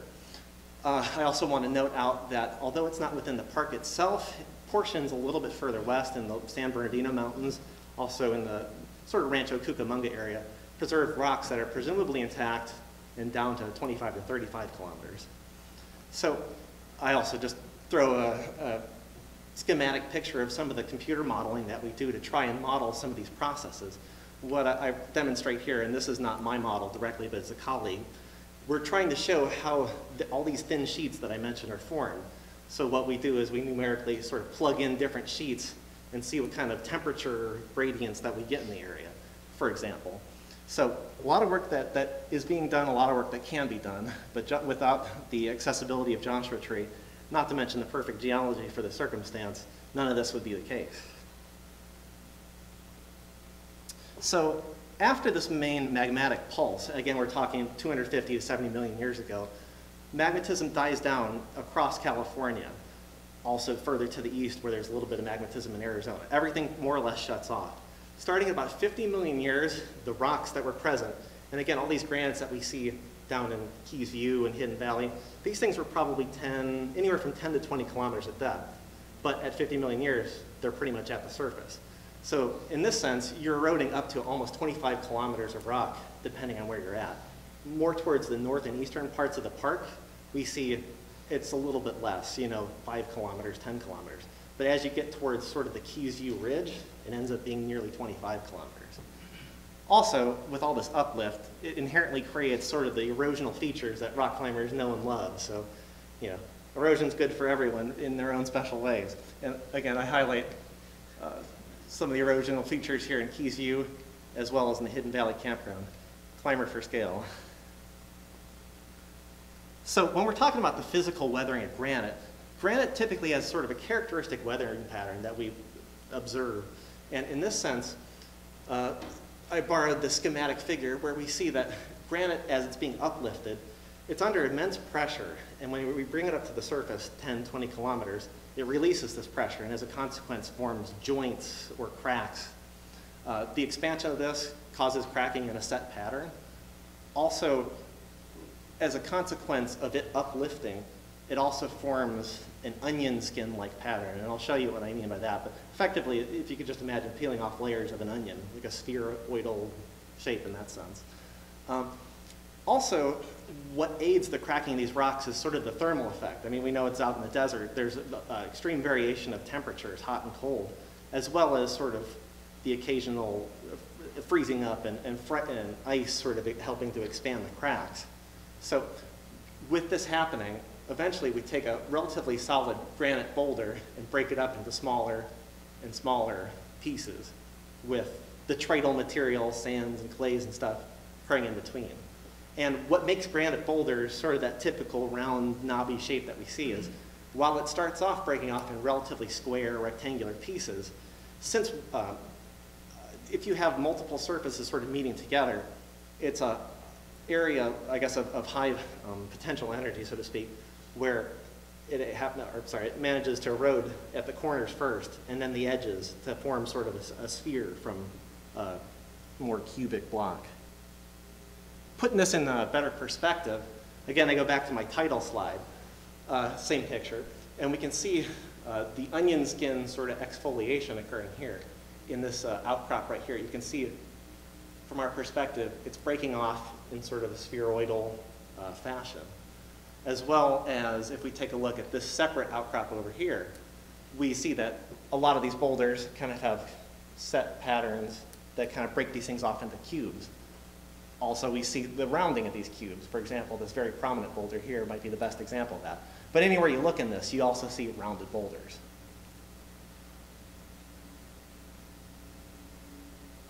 So, as I sort of alluded to, weathering is also a chemical process as well as a physical process. The granites at Joshua Tree National Park, often termed Monzo granite to be very specific in its compositions. The minerals it contains are approximately 65% feldspars, 30% quartz, 5% micas, including the black mica biotite and the white mica muscovite, and trace amounts of other minerals that we study for often age purposes and things to that effect. And we know that when we weather granite, it flakes off into these bits, progressively turns into soils and clays. If we look at an unweathered granite, just to put this into perspective, we see a variety of colors and minerals in this fresh piece particularly. Potassium feldspars are the pink grains that you see. Sodium feldspars are the white grains you see. Biotite and the micas are often the black bits that you see scattered about. And quartzes are these gray minerals that are sometimes can be a little cloudy in appearance, but gray to translucent clear. So as you progressively put water through it over the course of thousands of years, these feldspars chemically react with the water to form kaolinite clay. And this is the same clay that they used historically for pottery, although I'm not exactly sure if they did that locally in Joshua Tree National Park. But deposits like this, weathered granites, are often economically important in this sense. The quartz does not chemically react. Quartz is highly stable at the surface, so it does not chemically react. It mechanically breaks down with further abrasion and water transport. These sands and clays are transported locally and often far distances and by water and wind, and they fill up local basins, particularly the Pinto Basin that we saw before, but also places like Covington Flat and other flat spot areas. With time, these will eventually keep bearing down further, and the pressure of burial will cause it to compact and form sedimentary rocks, which appears to be what's happening in sort of the eastern area in the Pinto Basin. But in this case, my undergrad assistant, I don't know if he was convinced on whether they're compacted or not, so he wanted to dig it out with his tongue or something like that. But in any case, these are loosely compacted sediments that came from something similar to what we see up here, these granites breaking apart. He's gone on to bigger and better things. So I can list a number of different arid features as a consequence of weathering Joshua Tree National Park, but due to time, I'll just kind of focus on these prominent things that we see. The first thing I could mention is taphonia. And these are the sort of concave features that you see on the underside of granite boulders. In some places, if you have sandstone present, it's very prominent, like down in San Diego County, but there aren't much in the way of sandstones in Joshua Tree, and I'm focusing on granites for this. So what I mean by these are these pock marks that are sort of scattered about in the outcrop. This is sort of a picture of the famous pictograms in the Barker Dam area, carved into, painted on into the Palms granite. I think Disney affected these a little bit, but I'll leave that story open. Again, these are common in the deserts, and these prominently formed by salty groundwater flowing through while these things were still underground.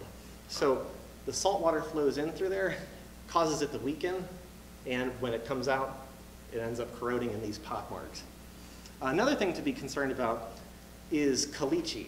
And what this is pretty much sort of the desert hardpan you see in our scattered parts of the desert. What happens here is it's effectively a cementation of sediments as well as rock fragments into a hardpan. Oftentimes it could be isolated lumps, but sometimes it could form like sort of a 3-foot section of pretty much solid concrete, so to speak. And this happens predominantly because the groundwater that's flowing through the area, flowing through the sands, the soils, has a high amount of dissolved minerals, and particularly calcium carbonate, you know, the same stuff that limestone is made out of, or cones to that effect. And what happens is as the water evaporates, it crystallizes, forms a cement, and ends up being, I guess as a consequence of it being sort of an arid area, it doesn't continue to weather or anything like that, and it forms this thick hard pan that you have to be concerned about. And oftentimes these things, as you observe them, in stream beds, for example, they become undercut. So constructing on top of these things is a little bit of an issue to worry about. Yeah, I guess that's all I have to say about that. Another thing to note out, and it has particular importance for the pictographic community, so to speak, desert varnish. Desert varnish, as we know, is this sort of purple to black coating that occurs on surfaces of rocks out in the desert.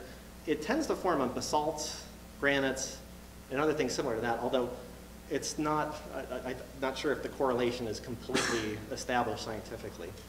Again, these are a purple-black coating of predominantly clay material and manganese oxide blown in from the dust.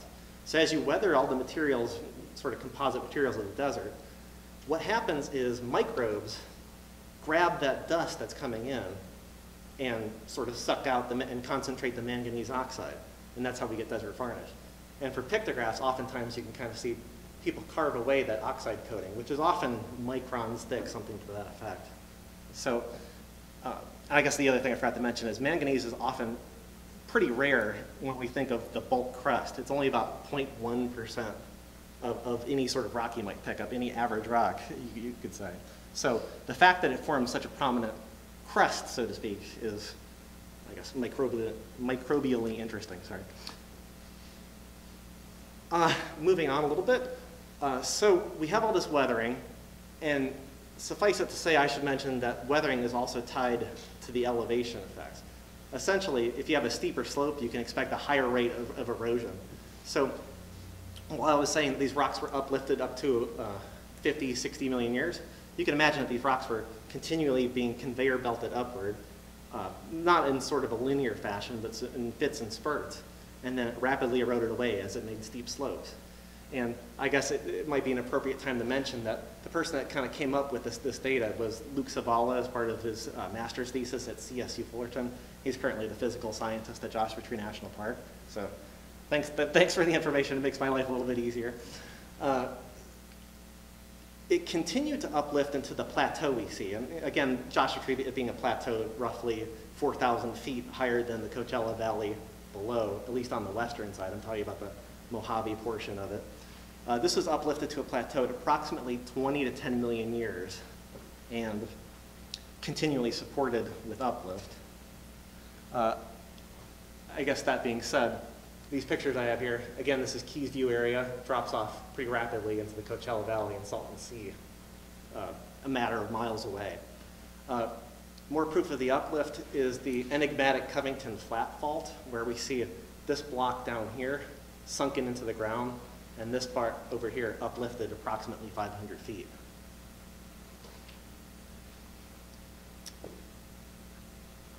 I guess I said the first part, the Keezy Ridge is about 5,000 feet above. So you can imagine there's a lot of weathering effects as a consequence of that. The reason this ridge is so high up, even if you've been to sort of the Lost Horse Valley area, the Keezy Ridge is approximately 500 feet higher than the rest of the valley. And this is a consequence of upward motion as a consequence of the San Andreas fault system that comes through. The reason why this is uplifted is also the same reason why the San Gabriel Mountains and the San Bernardino Mountains exist. So in terms of faults, I should mention, our definition of a fault is sort of a planar feature where there's been displacement due to movement. So rocks shift past each other in some vector of direction. There's two ways we can describe the motion on a fault. We would call either dip slip, which refers to sort of the up-down motion of a fault, or strike slip, where it's horizontal, one rock is sliding past each other on a plane. The San Andreas fault, which I highlight in the southeast here of this Western National Park map, the San Andreas is strike slip, whereas this block of rocks is moving off to the northwest and this block is relatively moving to the southeast. But in areas, particularly Joshua Tree National Park, the transverse ranges like the San Bernardino, San Gabriel's, there's a little bit of compression this direction, which causes the mountains to sort of bow upward, buckle upward. The other prominent faults of the area, which have been mentioned, the Pinto Mountain Fault, which goes to the Morongo Basin, Yucca Valley, the Joshua Tree, 29 Palms. This is a strike slip fault. We would say that this block is going left and this block, the bottom Joshua Tree block is going right, although this fault hasn't really been active recently. The Blue Cut Fault sort of confines the bottom area of my field area. Also same motion, this area seems to be going left, whereas this area is going right. The Covington Flats that I mentioned is likely dip slip, where this block on the left, or sorry, on the right side is moving upward, but this fault hasn't really been confined. And there's a lot of other parallel faults that I don't mention that go parallel to the San Andreas as well as parallel to this Pinto Mountain and such. Also, to be proper, there's a set of faults cutting through north of the park that begin to penetrate into the park, and that's been an area of active research for seismology communities, or the seismology community. Getting close to the end here, I wanted to mention the basalt volcanoes one more time. I focus in the western part, and in the western part, these flows are often eroded, and all we see is sort of the feeder plate that comes up through it, rather than lava flows and things to that effect. So I'm a little bit jealous of Kathleen in her area that she actually gets to see the lava flows. But these basalts, as she mentioned, are less than 10 million years old, and the neat feature that this represents, you can see it's sort of this polygonal jointing, in this case little hexagons and pentagons and such, and a side view of it sort of jetting out here. As this basalt cools and gets trapped in its little feeder pipe, it ends up, as it's cooling, cracking in a polygonal fashion. Fortunately or unfortunately, however you want to think of it, there's only very small exposures of these, and this is probably the entire extent of it, with a person maybe being about this tall on that outcrop. This is at the Lost Horse Mine. There's also other areas, Malapai Hill and Covington Flat, as well as a few other volcanoes. And the thing to note here, these basalt volcanoes are remarkably different in geochemistry and mineralogy as compared to the granites. It has a completely different set of minerals. It doesn't have quartz, has additional more iron and magnesium-rich minerals. And as a consequence, its weathering pattern is significantly different. You can see that it definitely doesn't form rounded boulders or anything to that effect. So I'll leave us, I guess, with my last slide. The culmination of all our work in Joshua Tree National Park is to compose, well, I guess one of the first maps of the park itself, geologic maps of the park itself. And these efforts have been started by a lot of people, including Andrew Barth and Sarah Needy of the Indiana University of Indianapolis. But as you can see, pretty much anything colored, I guess in colors that aren't yellow or gray are igneous rocks, magmatic rocks that we see. All the gray rocks scattered about mostly here are those metamorphic rocks, and I apologize for not having a working picture of it. And this is the Pinto Basin in here. All the cream-colored rocks would be loose sediments, but this is, I guess this is a culmination of many people's work, many people's studies of the area. And Joshua Tree National Park keeps getting more and more interesting. Definitely going out there and see the sites, and hopefully we can have a publication of this map at sometime relatively soon for the public to see. So we'll head off into the sunset and go get some snakes.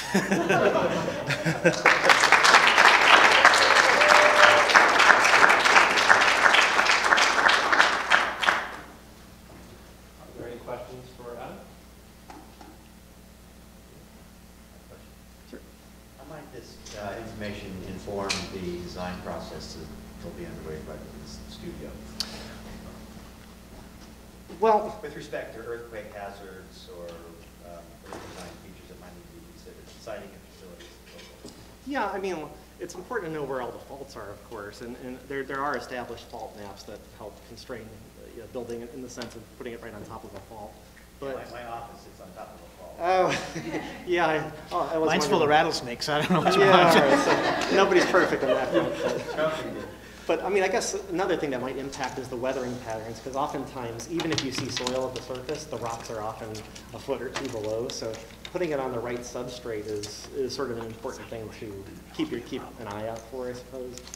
So in terms of this project, yeah, it's knowing predominantly the weathering patterns and the fracture patterns of the rocks really, I guess, makes an impact on, I guess, where to sink your foundation, so to speak. I don't know if I answered your question exactly how you were looking for, but. Any more questions, Brian? All right, thank you, Al. Thanks.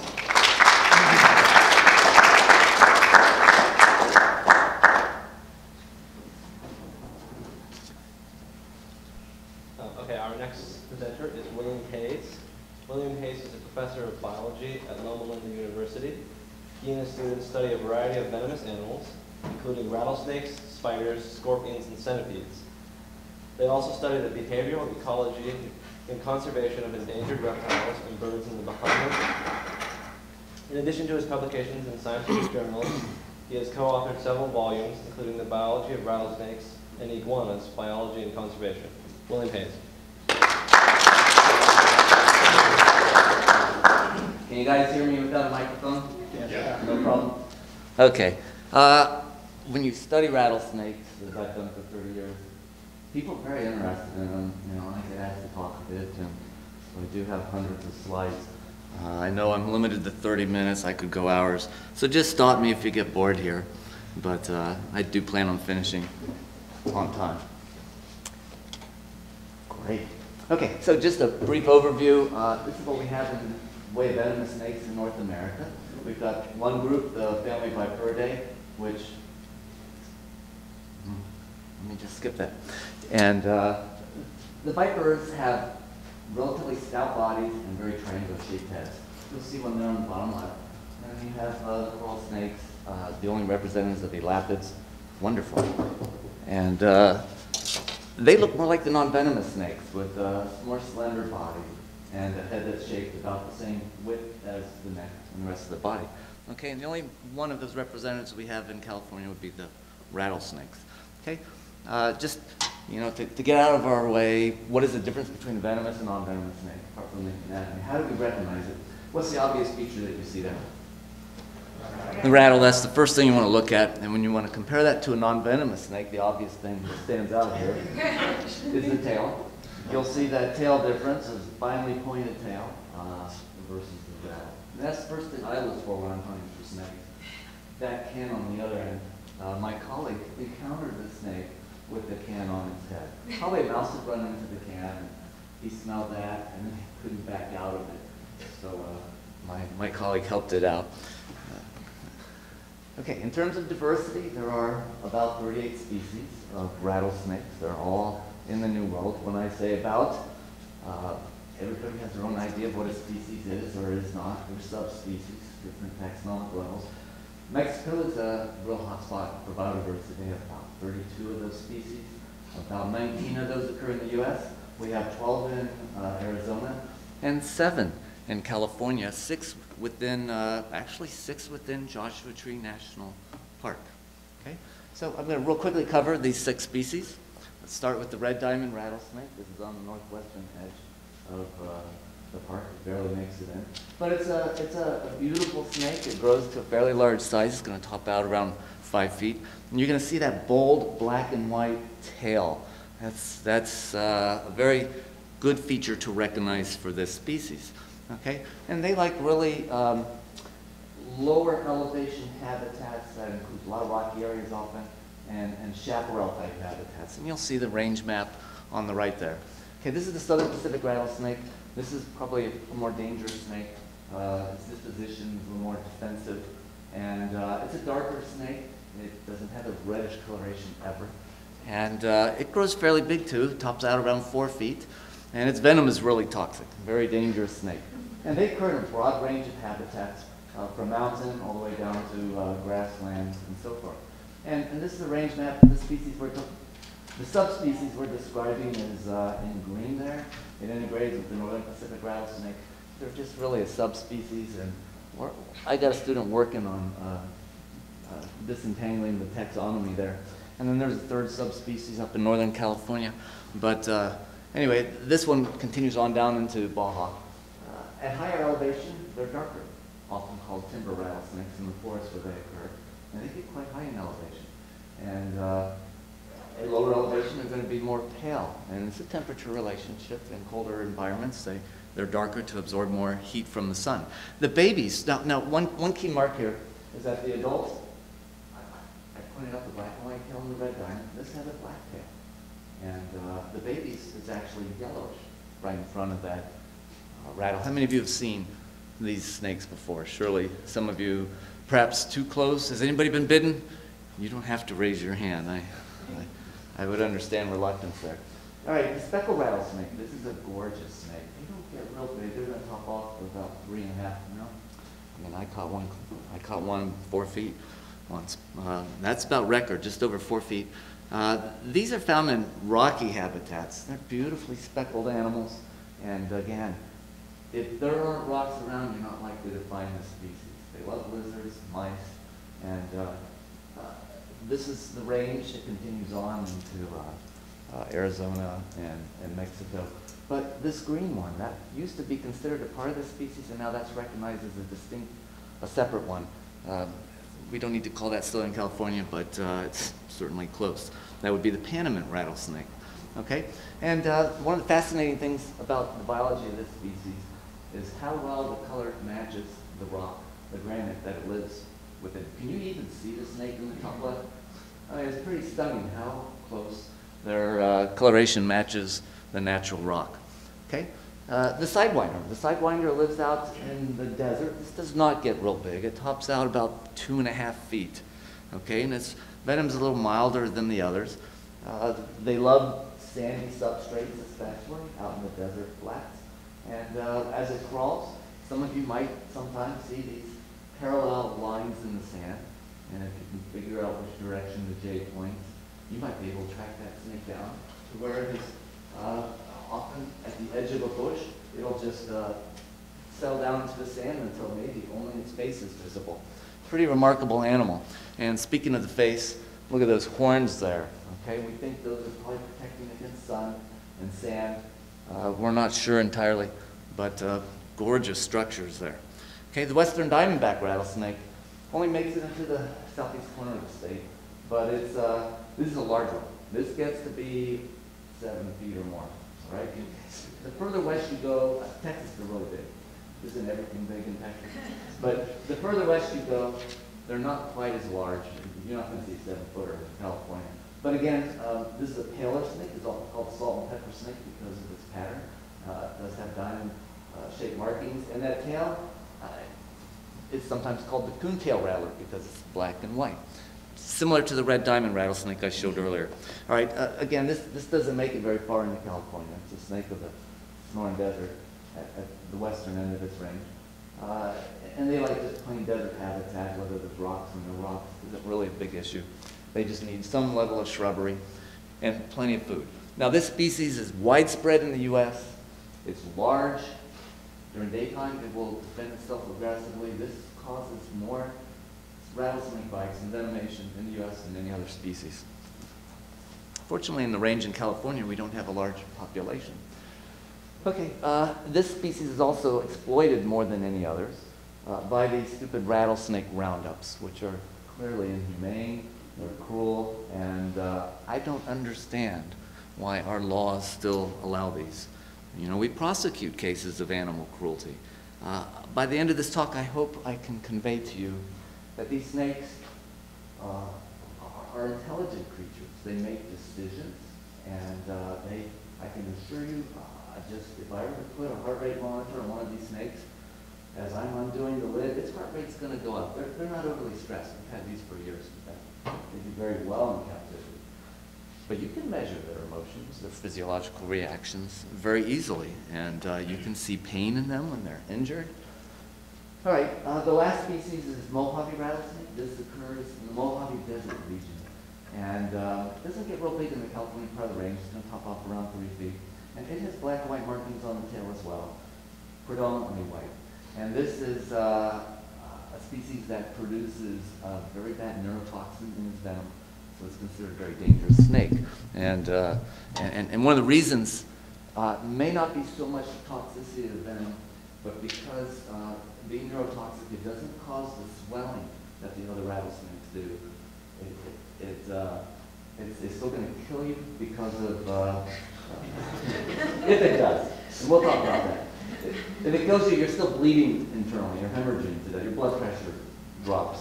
But physicians generally monitor how much antivenom to give you based on the swelling. The snake doesn't cause a lot of swelling, so you tend to get undertreated, which is the biggest risk there. Right? And this lives in creosote brush. And that's pretty much where you're going to find it in the Mojave Desert region. You'll see the range limited here. That's pretty much north of the western diamondback rattlesnake. And it's north of our mountains here. You'll see the news media saying, oh, there's Mojave rattlesnakes here because there's bad snake bite. Somebody dies. I had to be in Mojave. That's not valid. And you can see how the snake is often using burrows, kangaroo rat burrows, right underneath the shrubbery there. Okay, just a quick background. I'm going to give you a tour de force now on some of the biology of these beautiful creatures.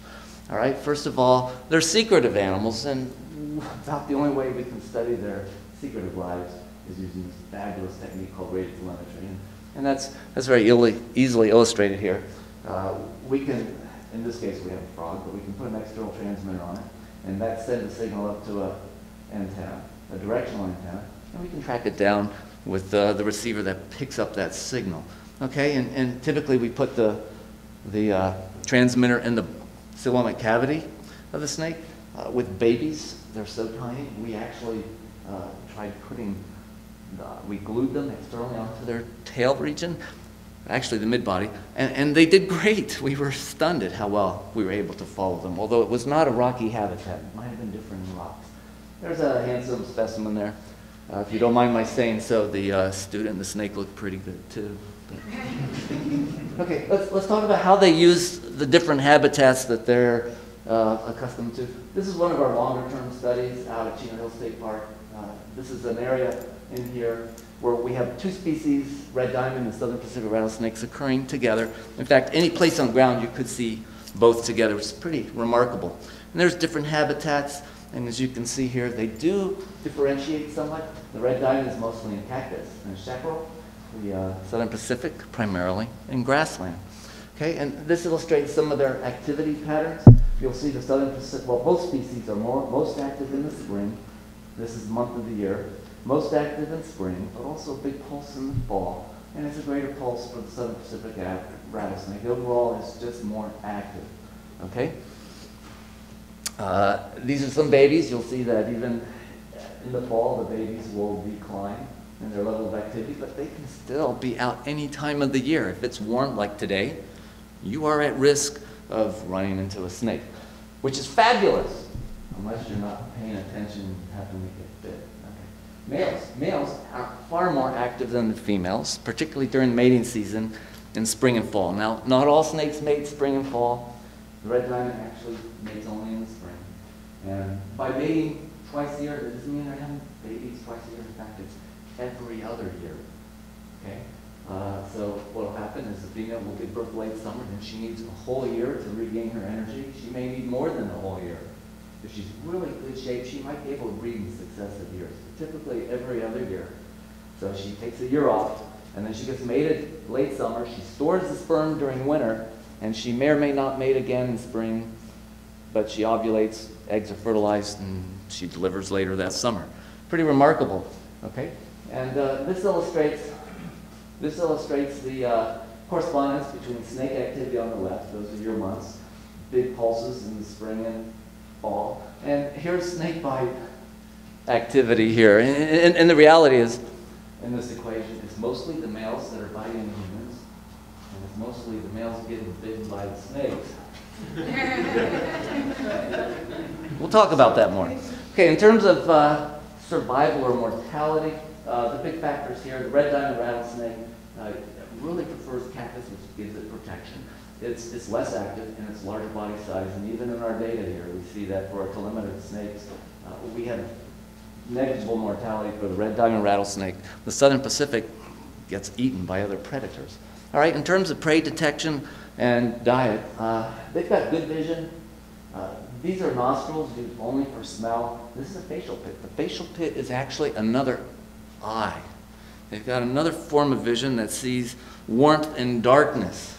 Okay, as you'll see here, there are no ears, so they're not hearing sounds. They're exquisitely sensitive to vibrations of the ground. This is the infrared vision provided by those facial pits. In complete darkness in a burrow or on a moonless night, they can see the three-dimensional shape of animals, even you. Okay, if it's warm-blooded, it's a temperature-based vision. All right, and their tongues are used for smell. That's the organ of smell. They bring it, molecules they pick up with the tip of their tongues into the roof of their mouth, where they have nerve endings that these have incredible sense of smell. I mean, I can take two male mice from the same litter. I couldn't tell them apart. They can. And I could describe to you the intimate experiments done to show that. It's just phenomenal. They're amazing. Okay? Even, well, when they feed, they have this really neat sequence. First, they have to detect the prey by the means I just described. Then they launch a strike, they inject the venom, then they release. And the reason they like to release a mouse is because it's dangerous. And if they hang on to it, that mouse could turn around, bite, and injure them. And they don't like that. Once they've released that mouse, it wanders off and dies. So the snake actually sits there motionless for about 2 minutes because it doesn't really want to attract the attention of a wounded mouse. And I meant to change that to chemosensory surgery. Striking this chemosensory surgeon, they start flicking that tongue like crazy and actually follow the chemical trail left behind by that rodent. And they can tell a difference between the rodent before and after it was bitten. And it's the venom entering the tissues that immediately changes the odor of that mouse. It's remarkable. When they encounter it, they swallow it whole, usually from the head end. Now, the younger rattlesnakes tend to feed on lizards. The older rattlesnakes are going to tend to feed on rodents, okay? And the venom actually changes in some but not all species. When it's young, the venom is more effective for killing because these lizards are resistant to the venom. And as the snake grows, it produces a lot more venom. And the bigger challenge of eating these big bulky prey is to digest those suckers, okay? And the venom becomes much more digestive and less toxic, okay? And it helps to digest it more quickly before it rots in its stomach and they have to throw it up, or they can even die from a putrefying item in their stomach, okay? Pretty amazing. Now this, what the generalization I just described is true for southern Pacific rattlesnake. These are not my data, this is from a prior study. But you can see the young snakes, here's size classes. The young ones are eating exclusively lizards, and then there's a transition as adults, they're feeding almost exclusively on mammals. Now the red diamond rattlesnake is different. You'll see an increase in prey size here as they grow. But the young ones are feeding on mammals. Essentially all, the young and adult alike are feeding on mammals. It's just a different system there. Okay, in terms of, I've described the two habitats these species use. The prey they obtain are specific to those habitats.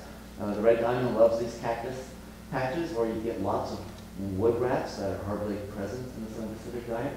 And the Southern Pacific gets these grassland species that really aren't present in the red diamond's diet. Okay?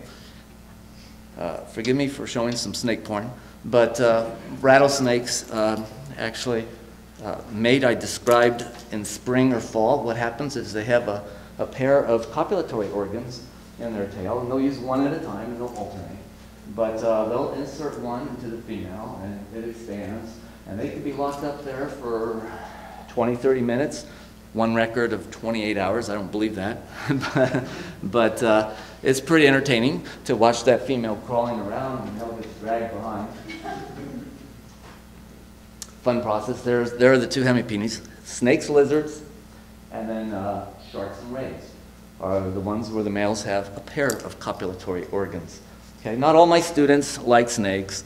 U.S. Virgin Islands does not have any snakes, that's probably why. During mating season, the males will compete for access to the females. They may fight with each other, and the victor gets the female, and the loser is a loser and may not be interested in the girls for a few days, gains that back slowly. There are some young, actually, those are baby king snakes. Rattlesnakes do not lay eggs. If you see eggs, they're not rattlesnakes. They actually emerge from the mother in a transparent membrane that is basically an egg inside the mother's body hatching there. You could think of it in those terms. As that baby comes out, that membrane ruptures quickly, and we see a baby with all the equipment it needs to survive. Okay, here's a question. How many of you think the baby snake is more dangerous than the adult? Okay, if you look around you, this is typical. I see more than half the hands go up. And we'll address this question, okay? Now, what's interesting about babies, I'm sure you didn't know this. In reptiles, we very seldom see mothers that take care of their young. And, of course, the fathers have nothing to do with it. Might remind you of you humans you met. But this is an odd example because the females stick with the babies for about a week after birth. And during that time, they're measurably more defensive of their young. And then the babies all shed their initial skin after about a week. And bear in mind that when they're in the mother, they have skin that's very leaky to fluids, and that doesn't work well in the real world. So they have to quickly get out of that skin, and now they have good skin. And the mom takes off, and the babies go off, and they're independent thereafter until they're in the mood to mate. Okay, the rattle. We all have an interest in that. They're born with this little pre-bud that pops off with the first shed, it just disappears, and uncovers this, the button. And you see the button here. As they grow, they keep adding a new segment to the base with each time they shed their skin. If you count the number of segments, that doesn't tell you how old they are. They may shed 2 or 3 times in the first year. It depends on how often they eat and how fast they grow. Usually they shed about once a year once they get big. After they get to a certain size where the last, it breaks off. It's hard to find snakes with more than 10 segments, except in captivity you can see 20 or 30. But in the real world, they tend to wear down and break off. Okay, and you can see this is an older snake because the outer segment there is about the same width as the basal one. Okay, here's that photo of the pre-button.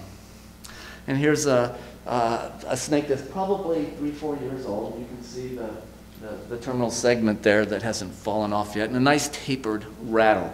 Okay, what's inside these rattles? How do they make this sound? There's no beads or anything that make the noise in there. It's just loosely connected scales. They're modified scales, keratinized scales. And you'll see each segment has a little shoulder that connects with the further out segment and holds it in place. As it turns out, those shoulders are absent from the segments of the Catalina Island rattlesnake in Baja California, or Gulf of California, and it just slips off. The shoulder is too narrow, and each segment slips off, and so that's our rattlesnake. Okay. What about venom and venom use? Everybody wants to know that. And here's some of the equipment. They've got these fangs that normally fold against the roof of the mouth, and when they want to use them, they have to swing them out. Actually, this design allows them to have longer fangs, more effective fangs. And they quickly replace the fangs. You'll see replacements on the right side. Their venom is very complex. It just gives you an idea. Every one of those little vertical peaks is a different venom protein.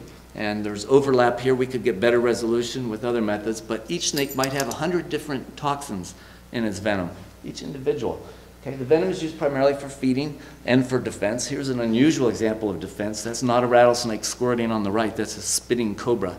And they'll aim for your eyes. They're good at it, and it'll burn like heck. Now, you probably think this is pretty cool. Look at the tongue. Just watch the tongue as a snake launches a defensive strike. Now, you and I could probably avoid that strike, but bear in mind this is slow motion here. Okay. That's pretty cool, huh? All right, that's the way they do it. This is filmed in our lab. We were donated a beautiful camera. Here's a typical venom extraction. You guys are kind of enjoying this? It's kind of cool stuff. Come on. Now, again, this is slow motion. Okay. That strike you saw earlier with the glove, that would have been over in less than a second. Boom. Now, you'll see those fangs can function independently, and the duration of time that the venom is flowing, they can control. It varies from fang use to fang use. So here's a good question. Can snakes control or meter their venom? And we have data showing, yes, indeed, they can. They do inject more venom into larger prey than into smaller prey. Okay.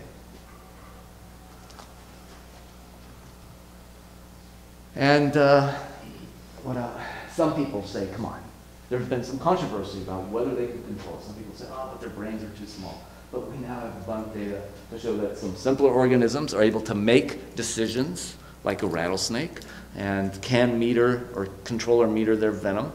There are animals that can meter other fluids, there's the word. Sperm, many animals can control that, which is pretty amazing. And if you don't believe me, you can go to the literature and read amazing stories like this one. Even earthworms are capable of making decisions about their ejaculate. To me, that's phenomenal. And I think the reality is sometimes there's some humans that don't seem to use their brains very well. But anyway, a couple quick myths. One major myth is that babies are more dangerous than adults. We talked about that, but here are some data. This is down venom the snake injects when it fights defensively. We got abundant data on this. And it's a simple size relationship. Little tiny snakes with venom glands the size of BB guns don't have the venom that a bigger snake with venom glands the size of marbles would have. Okay? And I wanted to find out where this myth came from, because there's only one. I'm the only one who's been publishing data on this, and I didn't think I was the source of it, because that was pretty clear in my papers. But I surveyed the literature, and in California and other parts of the U.S., everybody got the story right until about the 1970s. And then all of a sudden in California, everybody got the wrong story on which is more dangerous, adults or babies. And other places got it right. And so I think it originated here in California that baby snakes can't control their venom, and therefore they release everything. And then after the internet age here, from 2000 on, everybody's getting it wrong everywhere. And this is one of the most prevalent myths of snakes in the world. And so I actually did a survey of colleges all across the U.S., and you can see that a lot more people are familiar with this myth here in the Southwest, and it diminishes as you go east and north. Okay, those are college-age students at universities. Okay, major myth 2, rattlesnakes are rapidly evolving and become more toxic. How many of you have heard this one? Okay, we see newspaper reports, and it's kind of bizarre, and I got interviewed by a reporter once, and I didn't like the way he characterized my response and kind of ticked me off. The reality is, these are anecdotal reports. Nobody's analyzed the data to show that they're more severe. It's just an impression that these doctors have. The colleague and I got irritated. We wrote a paper, and we pointed out that there's many reasons that could cause a more severe bite. Not that there's any evidence that we're seeing more severe bites. And toxicity is just one of those factors that could be involved. All right, lastly, we do have nuisance rattlesnakes that come to properties. Joshua Tree is going to be concerned about rattlesnakes that come into properties. And here's a study done actually behind Loma Linda. And you'll see residential area here and wild area. And we keep having these red diamond rattlesnakes appear here. Those aren't all individual snakes. Some of those dots are you may have 10 or 30, you may have 10 or 15 dots representing a single snake. But we take those snakes and we remove them. And what's interesting, and here's some cloud habitat for a fire break. Those snakes don't stop there. You want to stop the snakes from coming to your property. Don't let any brush accumulate there. Okay? What's crazy is this, and I'm sorry to give you this news, but when we would take our snakes, there's one under somebody's, there's your morning coffee experience. That'll wake you up. But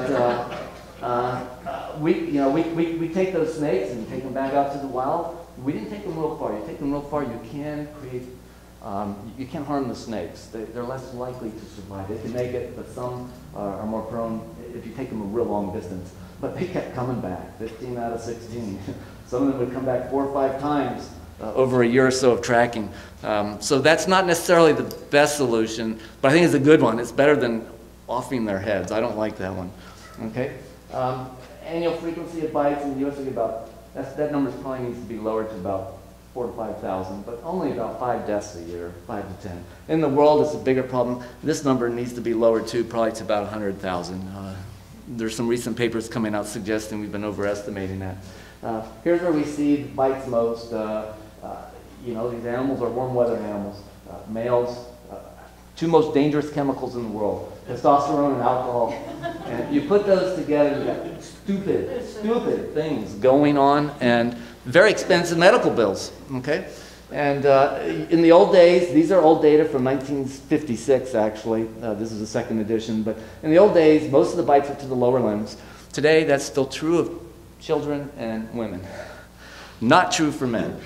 Men are messing with these animals, okay, because we're stupid. Blue jeans, this will be nice to know, whether the rattlesnakes are small or large. If you're wearing denim pants that are long, you get only about 1/3 as much venom injected into you. We have this really ingenious way of studying that. That was a fun study. So wear long pants, okay? Watch where you put your feet, watch where you put your hands. These are sensible things. Do back away if you hear a sea rattlesnake. Take 2 steps back, Jack. Don't mess with them. Don't mess with them, even if they're dead. Don't wrap them around your neck, unless they're anesthetized. That always helps. Okay, in your yard, eliminate those hiding places that attract mice and lizards that snakes like to eat. See if it's venomous or not. If it's venomous, you know, you can scoop it in the trash can and translocate it somewhere else. You could use a shovel, cut a head off. I'll tell you right now, my Animal Care and Use Committee would probably take my job away from me if I did that, because it's not particularly humane. But, you know, people have to live. The key thing for snakebite treatment is if you get bit, tissue's time. Or time is tissue.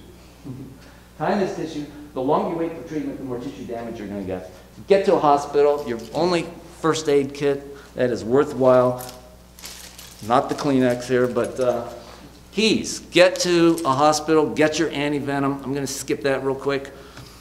And don't use this stupid extractor device. It's designed to suck out the venom, but it doesn't work very well. We can't show any efficacy. It just sucks. I wouldn't depend on that for anything. Okay, so I did bring a few live snakes if I can get these things in my pocket. And if you don't mind sticking around a few more minutes, I have 3 amazing pets here. And lights be good. You guys learned something? Yes.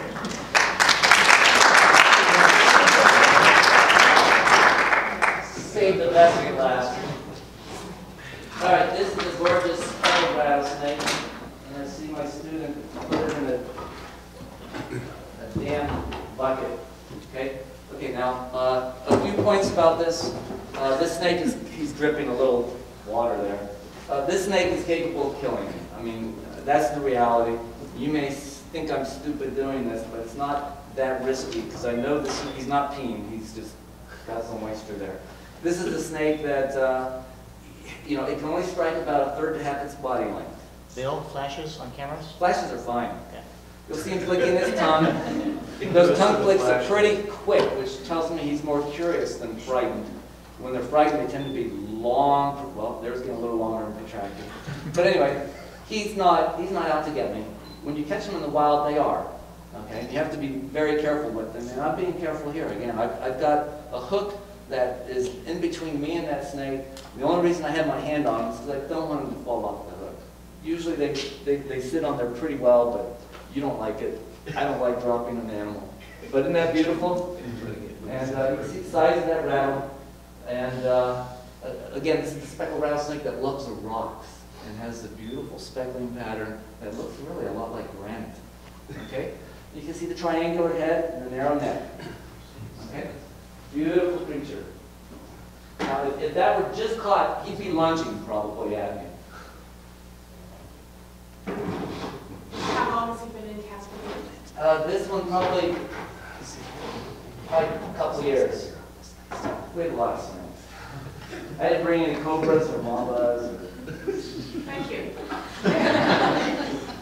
You can come out and visit us sometime. This is a sidewinder. This is a nice looking adult. They don't get much bigger than this. And he's sitting there nicely enough. I'm not going to grab him by his tail there. But beautiful creature. And you'll see they're much paler in coloration. Again, you're impressed by how stocky he is. These are not long, slender snakes. They got fat bodies, skinny necks, and then the triangular head. Okay? Now, I could have brought some clear tubes. You might have seen that, that picture of that beautiful specimen I mentioned. We can immobilize them by putting, a third of their body, half their body in that tube, and you guys can gather around and get your shots. But our university animal care and use committee, they're understandably nervous, and I'm just grateful they actually allow us to bring these animals because people don't see these in real life very often. And if you're welcome, if you want to, you can come up, stand a little bit closer. I probably shouldn't go walking around too much, but isn't that a beautiful creature? This one's probably 3 or 4 year captive, and not all sidewinders speak well. This one's speaking very well, and so this has kind of become a pet of ours. And let's get the last one out.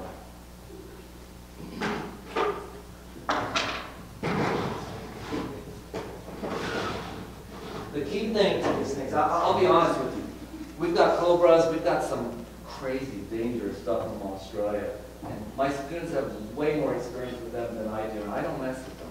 I don't know them well enough where I'm very comfortable, because they don't sit on hooks. You got to tail them. You can use a hook, but you have to tail them.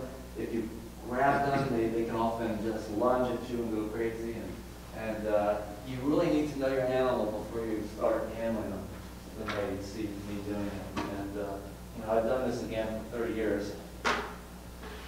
But I had snakes that I had no familiarity with, and I had the sense enough to keep away from them.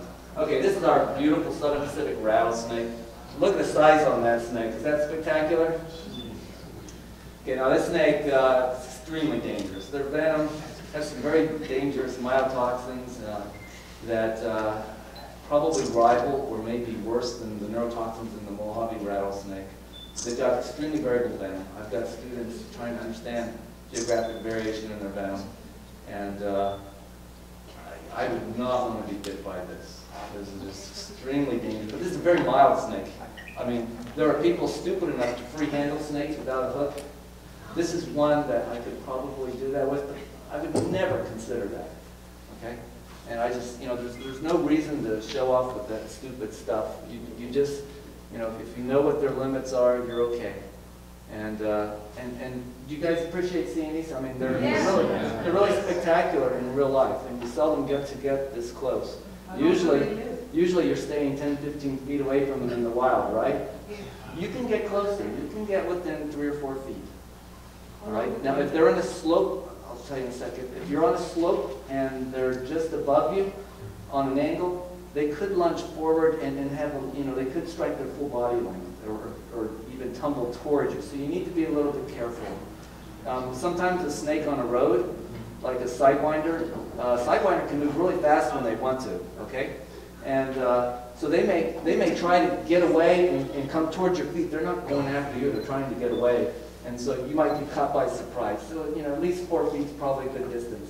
But you can admire these animals. There's no reason to kill them. They're nature's finest mousetrap, and their venom. Their venom is increasingly used for research. There is one rattlesnake with a FDA-approved drug based on a component from its venom. There's a South American rattlesnake, similarly.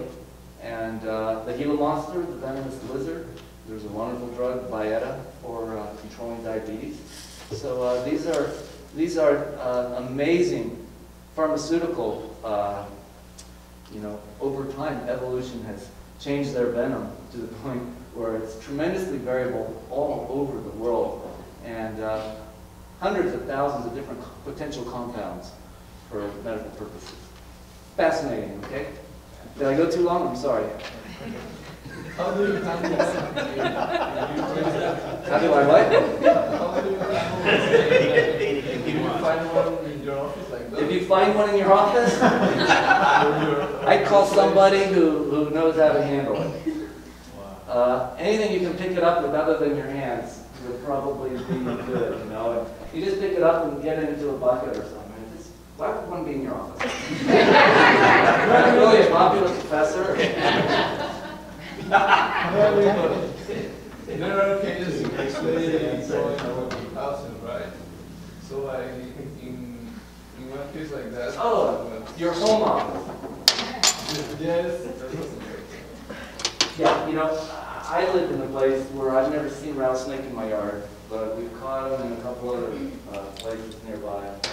And he's just a sweetheart little guy. And I still, you know, my first few years at this home, I wasn't real snake aware and just didn't think of it. But anytime I go out at night after dark, even in winter, although I don't have to, you know, I still think about, you know, I'm going out to take some garbage and it's dark. I could step on a rattlesnake. You need to be aware of that.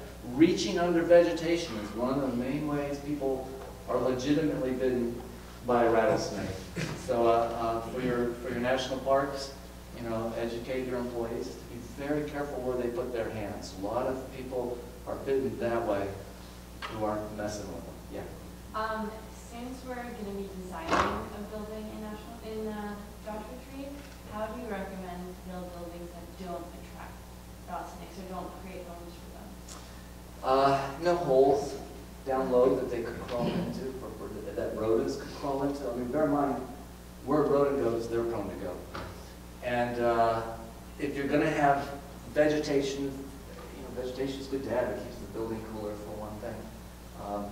Just make sure it's you can see well enough under it where if there's a snake hiding there. There's really no problem with the snake hiding there, unless you have somebody caring for the vegetation who gets bit. Or you have, you know, the animal comes out and somebody's walking by and steps on it or something. Your odds of getting bit, by the way, are extremely remote. Your odds of survival are very good. I failed to mention that, well, you saw the numbers. I mean, your odds of survival are about 998 out of 1,000. You know, we have very good anti-venom here. Now, you could have serious tissue injury. That's the worst problem. But I can go out to Joshua Tree and spend a day there looking and not find a rattlesnake. And I know what I'm looking for. And so the odds of you going out there and accidentally getting bitten are slim. You know, people don't need to be overly fearful of that. But the risk is always there. Yeah. It's a sort of a fact or myth question. Because I totally fell for the baby rattlesnake danger myth. Oh, I've also been told. Are we okay to answer? Absolutely. I've also been told that if you're hiking, you know, making noise, hiking loudly with your feet rather than tiptoeing will scare away. If you're like with I wouldn't put anything into that. You know, a lot of times when we come across a rattlesnake, they just sit there. They're relying on their camouflage to blend in and not draw attention. I mean, once in a while you'll hear one rattle 20 feet away. You know, and they're like humans. You get some nutty ones. I don't think that's going to help. I think just walk normal and actually watch for them. I mean, you see them, enjoy it. Enjoy the experience. Tell your grandkids about it, whatever. Yeah. So there was an article a couple of years back about the question of availability of antitoxins and the question of I think it was more in Mexico than here, the question of whether there was sufficient availability. Is that about 12 years ago here, we had some shortages, not because of the product, but because of the bottling of the product. There was an irregularity. The FDA shut down and said, you can't use those lots of bottles. You're going to have to start making some cleaner ones. You know, the contamination we had recently of that, what was that drug? Anyway, you know, it was just a bottling issue. Everything's fine. Mexico, let's see, Mexico has a great product that has been tested in the U.S. and may one day replace the one that we have. We have good antivenoms, and we have plenty. There's plenty. Now, essentially every hospital in Southern California should have this. And they open themselves to lawsuit probably if they don't. Now, they may not have a big supply. If you get a severe bite, you normally start with 6 vials. If you get a really severe bite, you may need 30, 50, maybe even 100. You may have to be transferred to another hospital. Treatment's pretty standard, but there are mistakes made. It's not uncommon. People make mistakes. So if I were you, Ben, I would ask that physician to be sure to consult with an expert. Okay? I mean, I work 100 yards from the hospital where I have Sean Bush. He's one of the world's authorities. I make sure we're buddies. I have a question. It's up to him whether it's okay. As long as you want to stay, as long as you can tolerate it. About California king snakes, which I think look a little like the coral, but they're colored stripes on The mountain king. The mountain king in the higher elevations with red, black, and yellow. Red, black, and yellow. Just, you know, Japan Canyon and Santa Monica Mountains, they exist there, but I've heard they do not share habitat with rattlesnake. Well, they do. They most certainly do. The southern Pacific is up at that elevation, and you probably get speckles up there as well. But they're not venomous, right? They're not venomous. It's red, black, and yellow here. It's not venomous. There's a desert form. It's called the long-nosed snake. That's almost always red, black, and yellow. Not as striking, but it's there, and it's harmless. There's no coral snakes here. They come within about 30 miles of the border on the Arizona side, but nobody's found one on the California side yet. And some of us sit back and say, maybe it'll be me, you know. They don't go after rattlesnakes. The kings, the mountain king would eat a small one probably, but they're not so much snake eaters. The California kings that are black and white or brown and yellow, typically banded but sometimes striped. The California kings, most of you are familiar with those, they absolutely eat rattlesnakes. They'll stick it to them. And so will coach whips. The red racers, is there another common name? The big, slender red ones that are active in daytime and really fast. Those will eat rattlesnakes also. One more strange experience I had was I had this parent rattlesnake and a bunch of kids around it on my property, and I was going to do something with it. And I didn't really want to, and I had the shovel out, and I'm looking closer and closer at it, and it's making a rattling noise, and it has these rattles on the back of it. I look at its head really close, and it's not triangular shaped. It's some kind of garter snake with some mock rattler. Have you ever heard of such thing? Gopher snakes, garter snakes tend to have a bit of a triangular shape to their head. Gopher snakes don't very much, but what a gopher snake will do is mimic the rattlesnake. It will contract muscles and make the head more triangular. It'll inflate the body so it's stouter, fatter, and it'll hiss, which sounds like a rattle, and maybe vibrate its tail. And we actually see fewer of these characteristics when we go into areas where there are no rattlesnakes. Tell us it's coevolutionary protective function for the snake. But yes, they can mimic a rattlesnake, and a lot of them are killed, I would say, innocently. Or they're the innocent victims, but a rattlesnake is, I mean, rattlesnakes are not out to get us. They're more, again, their heart rate. I mean, maybe your heart rate went up. Themselves, you of getting away from us. They want to get away from us. They only bite as a last resort. I mean, we can do field research. Studies have been published where you can interact with a snake. It doesn't even strike until you grasp it. Physically grasp it, that's when you're asking for it. And they do inject more venom when you physically grasp it. We have evidence for that. Yeah. So, Are we okay? One more. Okay, one more. Myth number 15, that as we kill more rattlesnakes, they're quieter and that they're developing less action with rattle? Oh, there's another good myth. There's potential there. There is some potential there. There isn't a single study that has documented it, although you watch TV, you hear a lot that is not factual. I've been on TV holding a snake and they say something about snakes supposedly coming from me. That's completely wrong, and I don't know how this happens, but you will hear that described as fact that now their population, she's asking, you know, because of human hunting pressure, we find them usually by hearing them, now they're no longer rattling, which makes them more dangerous. There's no evidence for it yet. In some areas that are heavily hunted by humans, yeah, you might find that, you you might find that. It wouldn't surprise you. Thank you. Bill, thank you very much.